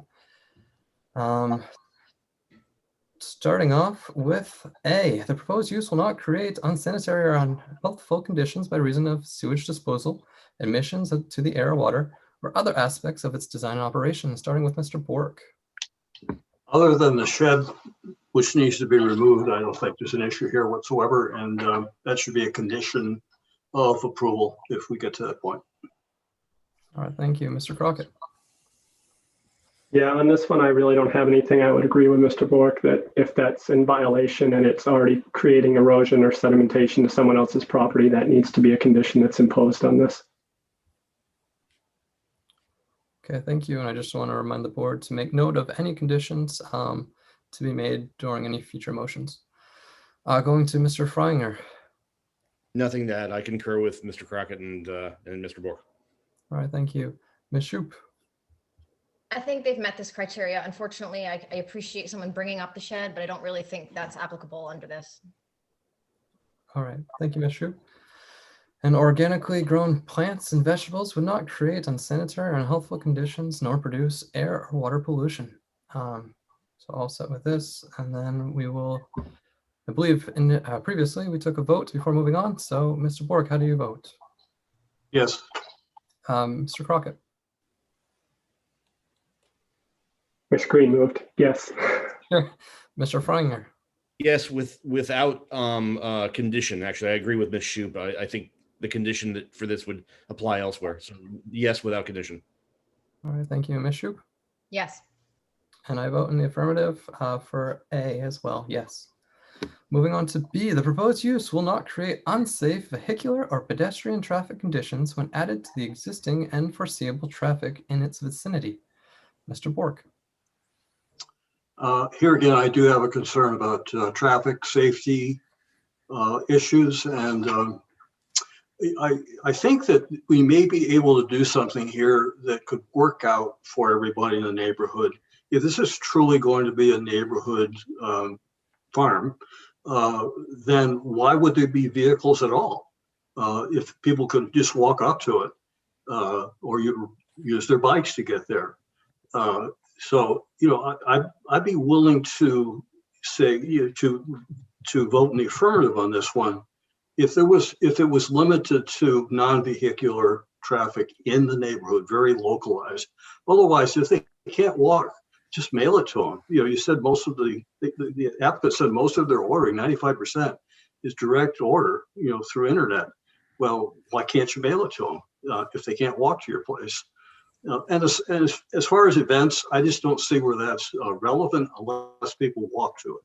Same thing, having vehicles, I think that poses a tremendous problem in this particular neighborhood. And and we've heard so much testimony from neighbors to the effect that there is a concern, and I think we need to address that as part of this. So I think we should try to work toward a compromise here. So with a reasonable qualification on this, then I would say that we could support. It would not have any negative effect on unsafe vehicle conditions if there are no vehicles allowed. That would be my recommendation here. All right, thank you, Mr. Crockett. Yeah, I don't know if we can do that broad of a recommendation on something to impose. I know we've in the past imposed people turning like one way coming out of a driveway and things for vehicles. I don't know if we could impose like no vehicles coming to the site. It'd be really hard for the town to monitor and for Brian to try to monitor the traffic patterns and see if it's actually happening that way or not. I've heard the neighbors, and a lot of neighbors have kids in that area. I've grown up in Scarborough my entire life. I've been here. I used to ride my bike over on Maple Ave. I went up on Honeywell. The town councilor, Judy Roy, went to great lengths to try to get traffic to stop coming from what used to be Kmart, which is now Main Med, into Maple Avenue and cut through and they would cut through Honeywell, they'd cut through Maple Avenue, they'd cut through there and it'd get to Gorham Road. That was the cutoff. When they put all those stop signs up, and yeah, the bulk of them are on Maple Avenue, but all the side streets have stop signs that they never used to have before. And they're all little side streets, and some of them are curved like the street that we're talking about here as well. And I was walking through the park today at Memorial Park, and kids were doing 50 miles an hour down through the park. It's just, I have strong concerns about a neighborhood with a lot of kids. Having 2 kids myself, I know people are walking. Your hours are going to be May through November. It's going to be summer season. Kids are going to be out of school. They're going to be riding their bikes. People are going to be playing. This is a really strong concern for me. I don't know if a traffic study is pertinent. I don't know if you could even do it. I don't know what type of signage we could put in place to alleviate people from doing things. It may create more police presence or something if it got out of hand and there were a lot of cars coming down the road. I'm sure the neighbors, if you've got 6 or 7 neighbors complaining right now who are opposed, the neighbors are going to be calling the police on cars coming down through there. And you're going to generate more public safety calls as well. So this one's a strong concern for me. All right, thank you, Mr. Fellinger. I share Mr. Crockett's concern. I've gotten lost in this neighborhood after taking my dog to the vet up on Route 1 and trying to get back on Gorham Road and failing. The roads are narrow. There are lots of kids. There are lots of pedestrians. And it's a neighborhood designed for people to be walking out and about and having kids play around.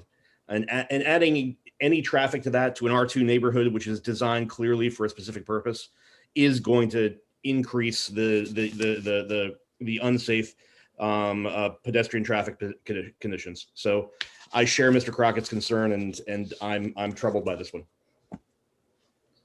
All right, thank you. Ms. Shoup?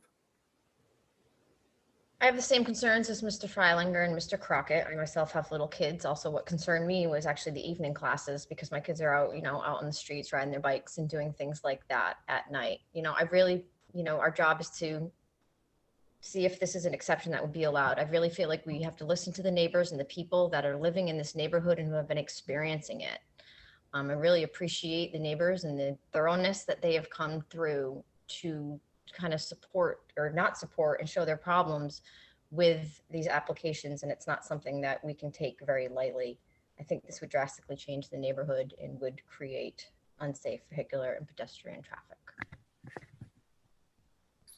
All right, thank you, Ms. Shoup. From my own perspective, I too share concerns. Unfortunately, I can't speak to experience of the area, but based upon the testimony of the abutters and the public, I do have to listen to them and their concerns. I do lean towards maybe some restrictions or requirements for potential passage, such as clearly demarcated parking spots. If it's intended that perhaps only 5 visitors a month are intended to come to the site based on 95% online sales, and those visitors have to come at clearly defined and agreed upon times, then I don't think blocking out area for them to clearly come, pick up, and leave should be a great ask of the property. But I do just want to ask Mr. Longstaff if now would be an appropriate time to ask the appellant if they have any interest in tabling this from their end. Is that appropriate for this time? I'm unclear on what you're asking me. What are you asking me? Just at what point, I know based on a previous appeal this evening, there was discussion of tabling, but also offering the appellant the option to do so as well in order to provide additional information. If now would be an appropriate time, just well, if you feel that you can't, I guess if the board feels that they have not met this criteria, then asking them to table it, I guess, would be an option. I would have to wonder what it is that you would need from them to be able to make a decision on this item. And I would also wonder, are there any other items that you have problems with? So it's a difficult question to ask me, I guess. I'm not sure. I mean, based on, I'll just give my 2 cents because I'm clearly biased. Mr. Cleary said I was clearly biased, so I guess that ship has sailed. So I'll just say, if I'm looking at the application materials, and they've done the math and they've come up to it equates to less than 5 people visiting the farm per month from May through November, and if they are 50% wrong, then 10 people visit the farm per month from May to November. And if I bought that property from them and I had a family of 6 and all my kids had driver's licenses and had cars, how many vehicle trips would come in and out of that property? So I guess I'm having trouble with that part. I get that there's pedestrians. I get that there's already traffic that's trying to cut through to the Gorham Road. I'm trying to get to where, I guess I'm having trouble getting to where the board feels there's something. I mean, I don't think you can tell them that no vehicles can come to the farm, because how would a handicapped person, somebody who has mobility issues, get to that farm to buy herbs and vegetables? That seems like it's discriminatory at the very least, one way or the other. I'm just having a real hard time. So I guess I'm not going to comment. If you folks want to ask the applicant if they'd like to table because you feel that they have not met that criteria, I would just suggest that you give them some guidance on what they would have to provide you to meet that criteria. Otherwise, it's a no, and the application fails. All right, understood. Thank you, Mr. Longstaff. Mr. Feinger. I hear Brian's concerns in that. I think what I've heard from the other board members, and I welcome to be corrected, is that the estimates that they've provided, that the appellant has provided, don't seem credible, both between the number of part-time and full-time employees, the number of evening classes, the number of potential people visiting the farm, and growth projections. Just in aggregate, seem like it's not going to be 5 people a month. It's not going to be 5 or 10 people a month. It's going to be more than that, and that will materially affect the number of people coming through Honeywell Road on a steep curve and with a lot of kids playing around in the street. So what I propose, Mr. Chairman, is maybe we vote on this based on the comments that we've had so far and see where that lies, and see where we go with that. Mr. Crockett. Thank you, Mr. Feinger. Mr. Crockett. I don't know how to take my hand down, so I don't know how I get rid of that thing. But anyways, I think we need to go through all the criteria, and then afterwards, we just vote. I don't think asking the appellant to come back with anything is going to do really any good. I don't think, like Mr. Longstaff said, I mean, we can't discriminate against handicapped people by saying they can't have cars. And we need to vote on this on the basis of what it is and whether or not the space is the true test. So I think we should just go through all the ones and then go down through. All right, thank you for your input, Mr. Crockett. Mr. Bork? In my opinion, the applicants and their attorney who's representing them do have the opportunity to table right now and then come back with a different consideration for us to look at. So I think they should be given that opportunity right now rather than us taking any further vote. You know, they can say stop right now. Okay, we want to come back later, or just withdraw it. You know, they should be given that option. We've done that in the past, and you know, I think it's their right. So I'd like to hear from them tonight.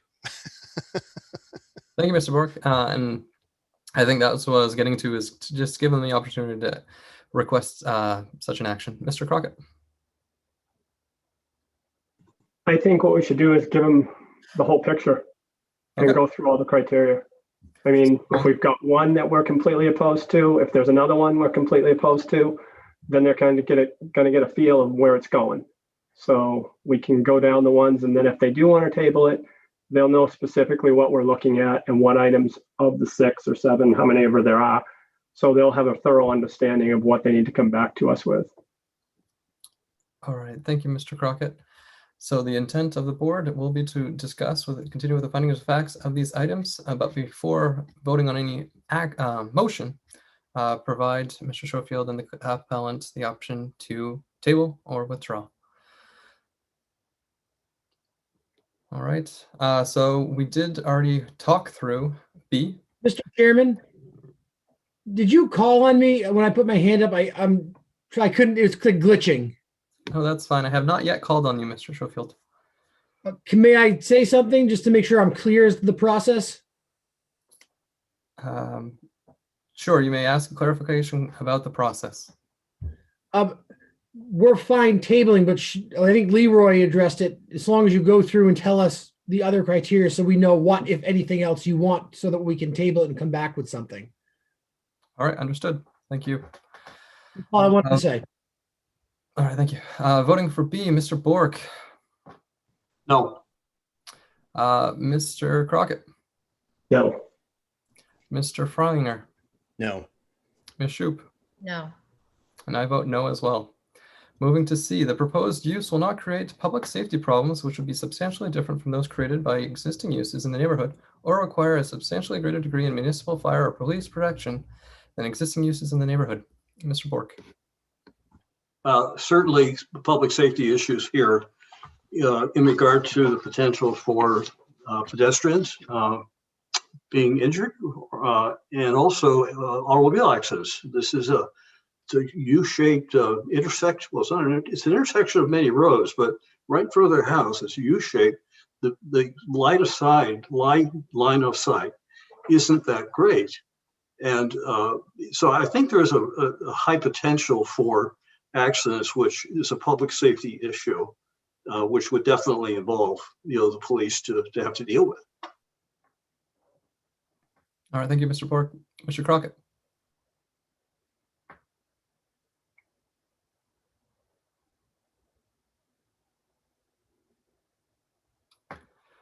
Maybe check your computer again for mute. My screen keeps on moving. Sorry. I think that corner has the potential for disaster, for traffic and accidents. You got 3 roads that come off from a major residential area that's behind them, and you got smaller neighborhoods that are in front of them coming in. I think just from the neighbors' expressions and concerns, I think there's going to be public safety calls to the police department as well for just some crazy stuff. I could be wrong, but I think that's going to be something we'd be looking at as well. This is not like anything else in the neighborhood. Even if you look at Gosnell, my grandfather passed away at Gosnell. Gosnell is a place for people that are dying and are basically at the end of life. You don't have a ton of people coming in there. At best, you got like maybe 5 to 6 staff members, and you've got whoever's visiting their relatives. And most of the time there was people in there. I was one person in the room. In a lot of places, unfortunately, the people didn't even have anybody in the rooms with them. So that is another commercial business that's over there, but I don't see it generating a ton of traffic. So, and I don't see any other residents doing this. Like Mr. Freilinger said, we don't have any proof that other residents are doing this and doing the businesses out of the home. I know the appellant has said that other folks are doing similar things, but we don't have any proof of that. So we have to judge this on the basis of what it is and what the other neighbors are, what we're seeing from the other neighbors. All right, thank you, Mr. Crockett. And just for future discussions, I do ask that the board, as they're voting, consider specific items requested of the town or of the appellant. So, Mr. Feinger.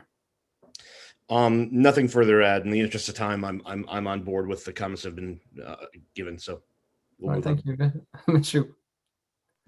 Yeah, I agree with the comments that Mr. Crockett made and Mr. Bork. I think this is only going to expand and get bigger, and we've already got negative feedback from the neighbors, and I just think that's going to continue to escalate and be a problem.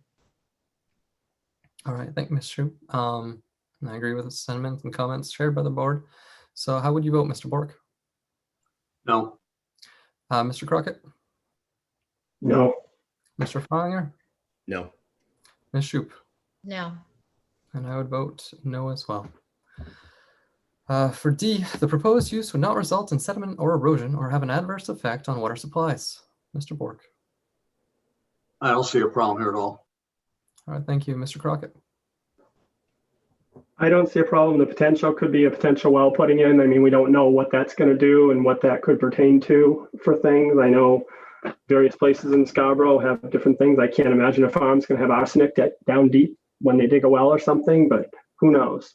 I basically think that one of the people that are neighbors, the abutters, was complaining about already some sedimentation or erosion from the shed. So the fact that that hasn't been corrected, I don't know if they've talked to the appellants about that or not, and it just hasn't been corrected, or it just has not been talked about. But that's one thing that we already know is a problem in one area. So. All right, thank you, Mr. Crockett. Mr. Feinger? Yeah, the proposed use doesn't have any issues, and their use of water right now is already known. So no, this is not an issue for me. All right, thank you, Ms. Shoup. Yeah, I feel they've met this criteria. All right, thank you. Personally, my only concern is water usage, but I am delighted to hear that they're anticipating a future well so that it won't have as large of an impact on the town water. To vote, Mr. Bork. Yes. Mr. Crockett. I can't vote on an unknown, so yes. Mr. Freinger. Yes. Ms. Shoup. Yes. And I vote yes in the affirmative as well. Moving on to E, the proposed use will be compatible with existing uses in the neighborhood with respect to physical size, visual impact, intensity of use, proximity to other structures, and density of development. Mr. Bork. I have no concern at all about the sales that they're doing through the internet and shipping to people. I have many concerns about the intensity of use due to vehicular traffic coming in to pick up things from a farm stand. So I'm just strongly opposed to that one. All right, thank you. Mr. Crockett. I think Ms. Shoup actually had mentioned this with, lost my train of thought there. Sorry, it's late. I can't even remember what I was going to say now. It's just so late. It's like bad. But basically, I think that, that's what I was going to say. Then my train of thought's finally back to me. She asked Mr. Longstaff what could be put on this property, and the degree to what they could actually put on this property if they wanted to without any town intervention or any town restrictions or the town being able to monitor it. I mean, they could develop this entire property. They could put multiple structures on there. They could farm the whole thing. And the fact that you think you're only going to get 5 or 10 people a month coming in, I can't believe it. It's, if you're doing a good business and you have a good business model, you aren't going to want to have 5 or 10 people coming in a month. I don't know what your online sales are, but a good business model is going to generate a ton of people coming over and doing stuff. Hopefully a lot of them would be walking or riding bikes and things like that. But I just think the numbers we're looking at are not accurate. So I think it's going to generate a lot more numbers, higher volume, and the fact that they can just do pretty much whatever they want without any town intervention and the neighbors having no recourse is a concern. All right, thank you. Mr. Frolinger. I'll look back and thank Ms. Shoup for helping me understand our role here. And the facts on the ground here just aren't supported. The appellant simply didn't answer the question that the proposed use will be compatible with existing uses in the neighborhood. The existing uses in the neighborhood are an intensely residential neighborhood, a classic R2 neighborhood. And what they're proposing is taking a wonderful garden, a wonderful set of gardens, and converting it into a very commercial operation, which is simply not compatible with a very classic R2 development. So I can't see a pathway forward to answer yes on this one. All right, thank you, Ms. Shoup. Yeah, I mean, obviously the use is not compatible. It's like, we love farms. We would love to make this work. I'm having a hard time trying to make the commercial use of a farm and not think of the neighbors and how, I mean, who doesn't want their business to expand? I think the intensity of use is going to be more than even everyone's thinking right now. I think everyone loves farm stands, and I think it's a double-edged sword. You got a lot of support of people supporting local farms. So then, you know, now we're thinking about all the local support that now want to come to you to support you further. And those are the concerns that I have. I think once, if they were given this, it would be very hard to regulate. And I think it would become, the intensity use would increase, the visual impact would change. And I think the business would continue to expand. We did have testimony this evening from, I believe, Logan Donahue, who was explaining her webpage about, or she had mentioned that the application she submitted in November, I do not remember, said 10 plus employees. You know, there's just a lot of discrepancies, I guess, is what I'm saying. And I think this is what's making the neighbors very nervous. I do not think the board has the capacity to try to license this and put restrictions on it. That is my opinion in regards to compatibility and things like that. All right, thank you, Ms. Shoup. Mr. Frolinger? One final comment too, and agreed with everything that Ms. Shoup said. The appellant themselves said that they are looking for another farm site. There are plenty of RF sites in the town that would be more than compatible with what they're looking for. The idea of putting this in an R2 site just strikes me as not the right thing, not the right time, not the right place, and in opposition to neighborhood desires. So there are plenty of abilities for us to create organic farm opportunities throughout the town of Scarborough, just not in an R2 site such as this. And I think it comes to the crux of this question. All right, thank you, Mr. Frolinger. From my end, just to note or reiterate that no new buildings are being proposed and most of the grow areas have already been cultivated. There is no regulatory limitation to the amounts of area of the lot that can be used to grow plants or crops. So that being said, let's take a vote. Mr. Bork. No. Mr. Crockett. No. Mr. Frolinger. I apologize. It's gonna. Okay. No. Ms. Shoup. No. All right. And I will vote no on this one as well. Moving on to F. If located in a shoreland zone as depicted on the Town of Scarborough official shoreland zoning map, the proposed use will comply with all the requirements of the Town of Scarborough's shoreland zoning ordinance. Mr. Longstaff has already confirmed this. So unless there's further comments, I will just take a quick vote. Mr. Bork.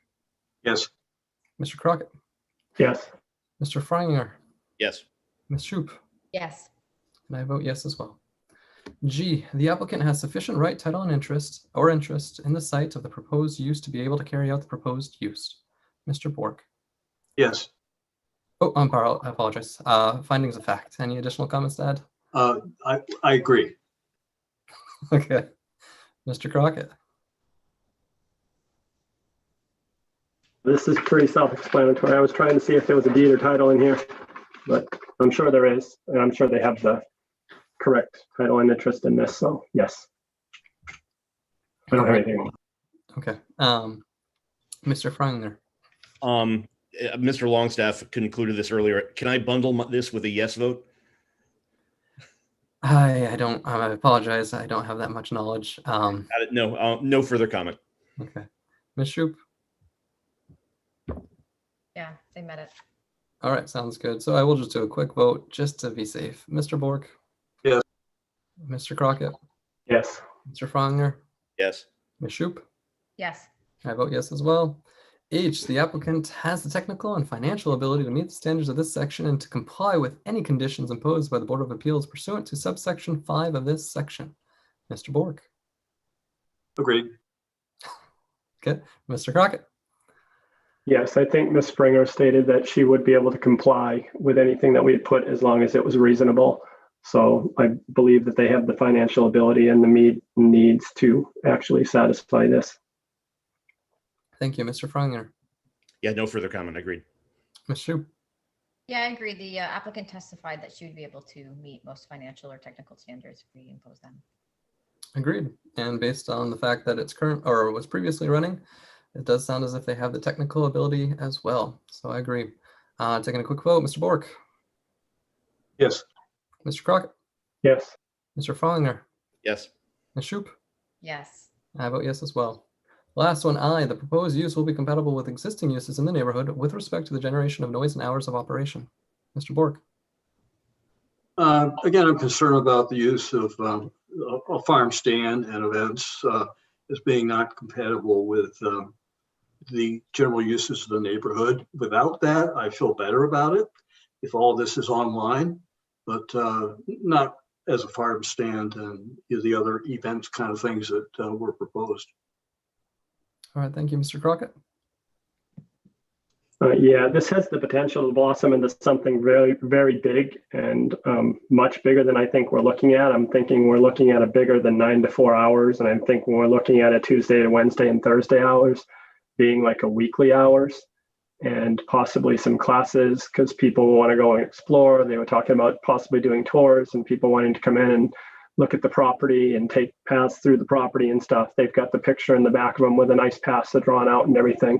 So I don't think this is compatible with the neighborhood to respective generation of noise and hours of operation. I mean, if they kept this, that probably would work. I can't see this being a sustainable business model to keep these hours and keep these days, but I mean, it's possible, I guess, if you're doing most of your sales online.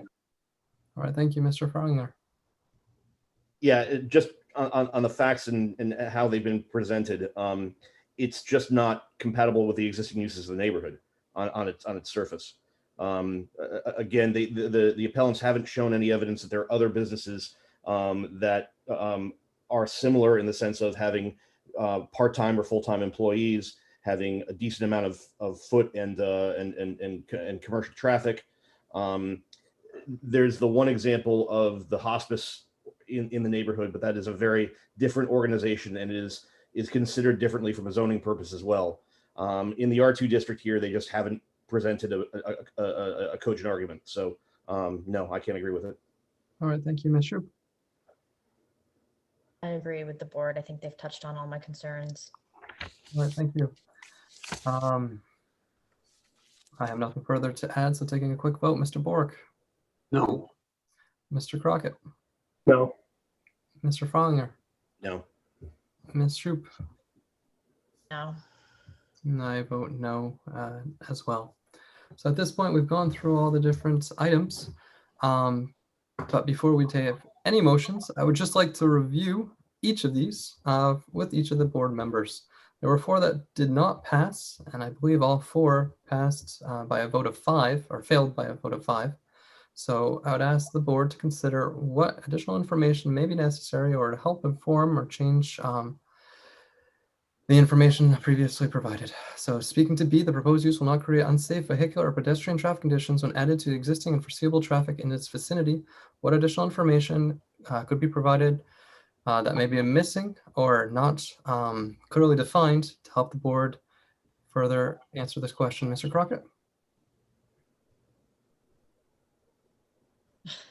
Oh, I think you may have switched. I think we've already gone through this, and Mr. Longstaff has been taking notes. So I think this might be a good point to turn to the appellant and ask them if they want to table it. They know what we've given Mr. Longstaff for findings of facts, or if they want us to just vote. I mean, I don't foresee it passing with this many things being denied, so I could be wrong. All right, thank you, Mr. Crockett. Ms. Shoup? Yeah, I mean, this sucks, but I haven't heard from the board any evidence that they've been asking for. I mean, a traffic study is unreasonable, you know. This is zoning board, not planning board. I just personally, tonight I did not hear the board give any sort of suggestion about further evidence that they felt that they would want to see to change their mind. Please correct me if I'm wrong. I just don't want to go down this road and try to make the applicants think that if they provide us this and that suddenly the neighbors' concerns aren't, you know, that this is going to be tabled and reconsidered completely. All right. Thanks, Ms. Shoup. Mr. Bork? Yeah, I'm just going to reiterate what I've been saying all night. If you keep this strictly online, no farm stand, no special events, you might have a fighting chance. Okay. Now, I think that makes sense from a business model. I can tell you, I'm a business consultant. I work with a lot of food related businesses. And I'm telling you, that's hot right now. Online is really hot. Amazon really set the stage for it. The pandemic certainly did it, accelerated exponentially. So if you stick to your online business model, at least at this location, it might be feasible because it eliminates the concerns that we have about vehicular traffic. And you're keeping people off your property, except for your own employees. And that's, I mean, they're just coming in the morning, the vehicle stays there, and they leave at the end of their shift. That's less of a concern. But to have the general public driving into your property, that's a big problem. You know, and that, you know, if you come back with a proposal that deals with that, then I think you might have a fighting chance here. All right. I appreciate every board member's inputs. I just want to try to streamline this, so I'm just going to go through this one person at a time and give everybody an additional opportunity to express that. So it sounds as if Mr. Bork would be looking for perhaps a different revised proposal with an intent to focus things primarily online. Mr. Bork, this is your opportunity to add anything or clarify that statement. Yeah, I'd like to just be very clear. Only online. Okay. No farm stand, no special events, just totally online. That's it. All right. Mr. Crockett, do you have anything else to add before we offer the opportunity to table it? Yeah, I mean, I don't think tabling it is really in their best interest. I don't think it's in our best interest. There's too many no's for too many questions. I don't think you can meet what we're going to have you meet in order to do it. I think there's still going to be concerns from the neighbors. So I think I would probably encourage them to just withdraw it if they wanted to. I mean, I don't think tabling it's going to do a whole heck of a lot of good. I just think we're too far apart on what needs to happen for us to be okay with this happening. All right. Thank you, Mr. Crockett. Mr. Freilinger, I know that you had your hand raised. No, I think we're just going around the horn now. So, and I'll use this as my final comment. I agree with Mr. Bork. I think if they were to withdraw any farm stand, any event planning, anything like that from the property, there would be a fighting chance. There are also some things that will still need to be addressed. The shed is a concern that's been raised by the butter, and I think it does. It warrants some consideration. You're still in an R2 zone. And an R2 zone allows for a lot of different things, but it doesn't allow for everything. And you have to consider the neighbors and how your neighborhood exists as a neighborhood. And I think where you've gone with this has exceeded what an R2 can support. So I just encourage you to think about that. I know you're thinking about expanding your business. Expanding into an RF zone and buying an RF property or another property that would be able to support it would be a great idea, and you'd have a lot more opportunities, and the town would be extraordinarily supportive of that. But in an R2 zone, we have to be very cognizant and very, very, we have to listen carefully to the needs of the neighbors. And so that's where I come in. All right, thank you, Mr. Fowler. Ms. Shoup. I think Mr. Bork gave a really good idea. I procedurally personally think that if that was the avenue they wanted to go, I think a withdrawal and a new application in my mind would seem more appropriate. That would be a whole new business plan that I feel, again, the neighbors who have expressed a lot of concerns deserve to have the full revamped of maybe the plan if that's what the Springers end up doing.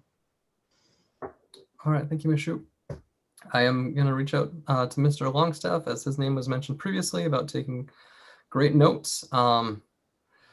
For procedure, opening it up back up to Mr. Schofield. Do you have anything else to add, Mr. Longstaff? I stopped taking notes 2 hours ago. Okay, that sounds good. All right, so I will ask to open this back up to Mr. Schofield for the opportunity and to either table or withdraw before we make any motions. Sure. Thank you, Mr. Chairman. I've heard the feedback of the board, and I take your comments very seriously. And my one question to you is, if we withdraw our application and reapply, is there a time limit on when we can reapply, or could you reapply tomorrow, for instance, versus tabling it and then coming back to you in the next meeting? I'll let Mr. Longstaff speak to that. Well, I think the question is, if there's no chance for approval, then withdrawal is appropriate. I'm hearing from at least 2, maybe 3 board members that a change in the business model to online only could actually, I think I'm fair in saying that really takes away the 3 or 4 items that you all had a problem with, because if you change the business model, in your minds anyway, and I don't agree, but in your minds, you feel that the traffic issues and the public safety issues and all that go away. So in that case, you would want a table if you think you can come back and revamp the business model within, I would say, 2 meetings time. The problem that I see is that there's an existing violation that they really would like to resolve. The neighbors would like to resolve. The Springers would like to resolve. And so, you know, they've got to do something about that. But if the resolution is to come back with a business model, if they feel that that's something they can give some thought to, they could table, and then they could always withdraw later, you know, if they're finding out they can't rework that business model to their satisfaction, I guess. Yeah, so then on behalf of the Springers, Mr. Chairman, I think we'll take the opportunity to table their application this evening. We will revamp their business plan in a way that satisfactorily addresses this board's concerns, and then we will come back to the board with that proposal for your consideration. All right, thank you very much, Mr. Schofield, and thank you for your patience and your time. Mr. Bork, question? Just as a reminder, we didn't address the separate criteria for businesses, commercial farms, and so I would also revise those too. You have to revise those questions in addition to the ones that we already covered. You're talking about the performance. Yes, performance standards. I'm sorry, I didn't say the right thing. All right, Ms. Shoup. When an application is tabled, do the neighbors and abutters get notice again or not? Mr. Longstaff. You might be muted. No, they wouldn't be noticed, because if they're interested, they're participating, and there's still some 5 participants here, neighbors that are still on board, so they know that it's been tabled, and they'll have to look for the agendas to see when it's back on the agenda again. Yeah, I mean, personally, I think if they're going to be changing their application to that extent, I think it should be a new one. That's just my personal opinion. So the neighbors get the proper notice, the time to process it and see all the changes. I mean, we just gave a suggestion, and if they end up going down this road, I do feel like the neighbors deserve to have the proper notice if it's going to be such a different application. All right, thanks, Mr. Bork. Yes, the Springers earlier mentioned that they found that by communicating directly to the neighbors, that educating the neighbors as to what they're doing, they were able to effectively help people understand their business model. And I think this could be a very easy change for them. Do another open house, just get people over, explain to them what changes you're making, get their support, get their buy-in. You could do that within the next week. Okay, and then you can resubmit a revised plan in time for the next meeting.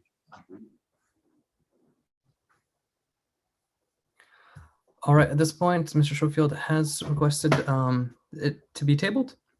So that does bring us to the end of our agenda. Does the board have any closing comments or statements? I know Mr. Longstaff had mentioned one in an email, but it can be discussed through email correspondence moving forward. Yeah, it's at this late hour. I have no comments. All right.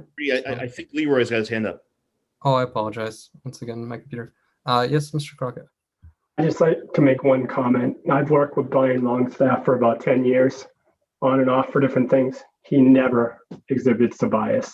He always tries to help all parties involved. So he's a really good asset for the town. We should be proud we have him. I appreciate that. I appreciate all the efforts from Mr. Longstaff. All right, at this point, are there any motions? Motion to adjourn. All right, a second? Seconded. I thought we had to vote on if our meeting next month was in person or not. Oh, that's a good question. We'll do it through the email. It's too late to do it tonight. Okay. See you all next month in person. All right. I will take those as yeses, affirmatives. Please take care and get a good rest. Yes. Thanks. Great job, Rudy. You did good. Good job, Rudy.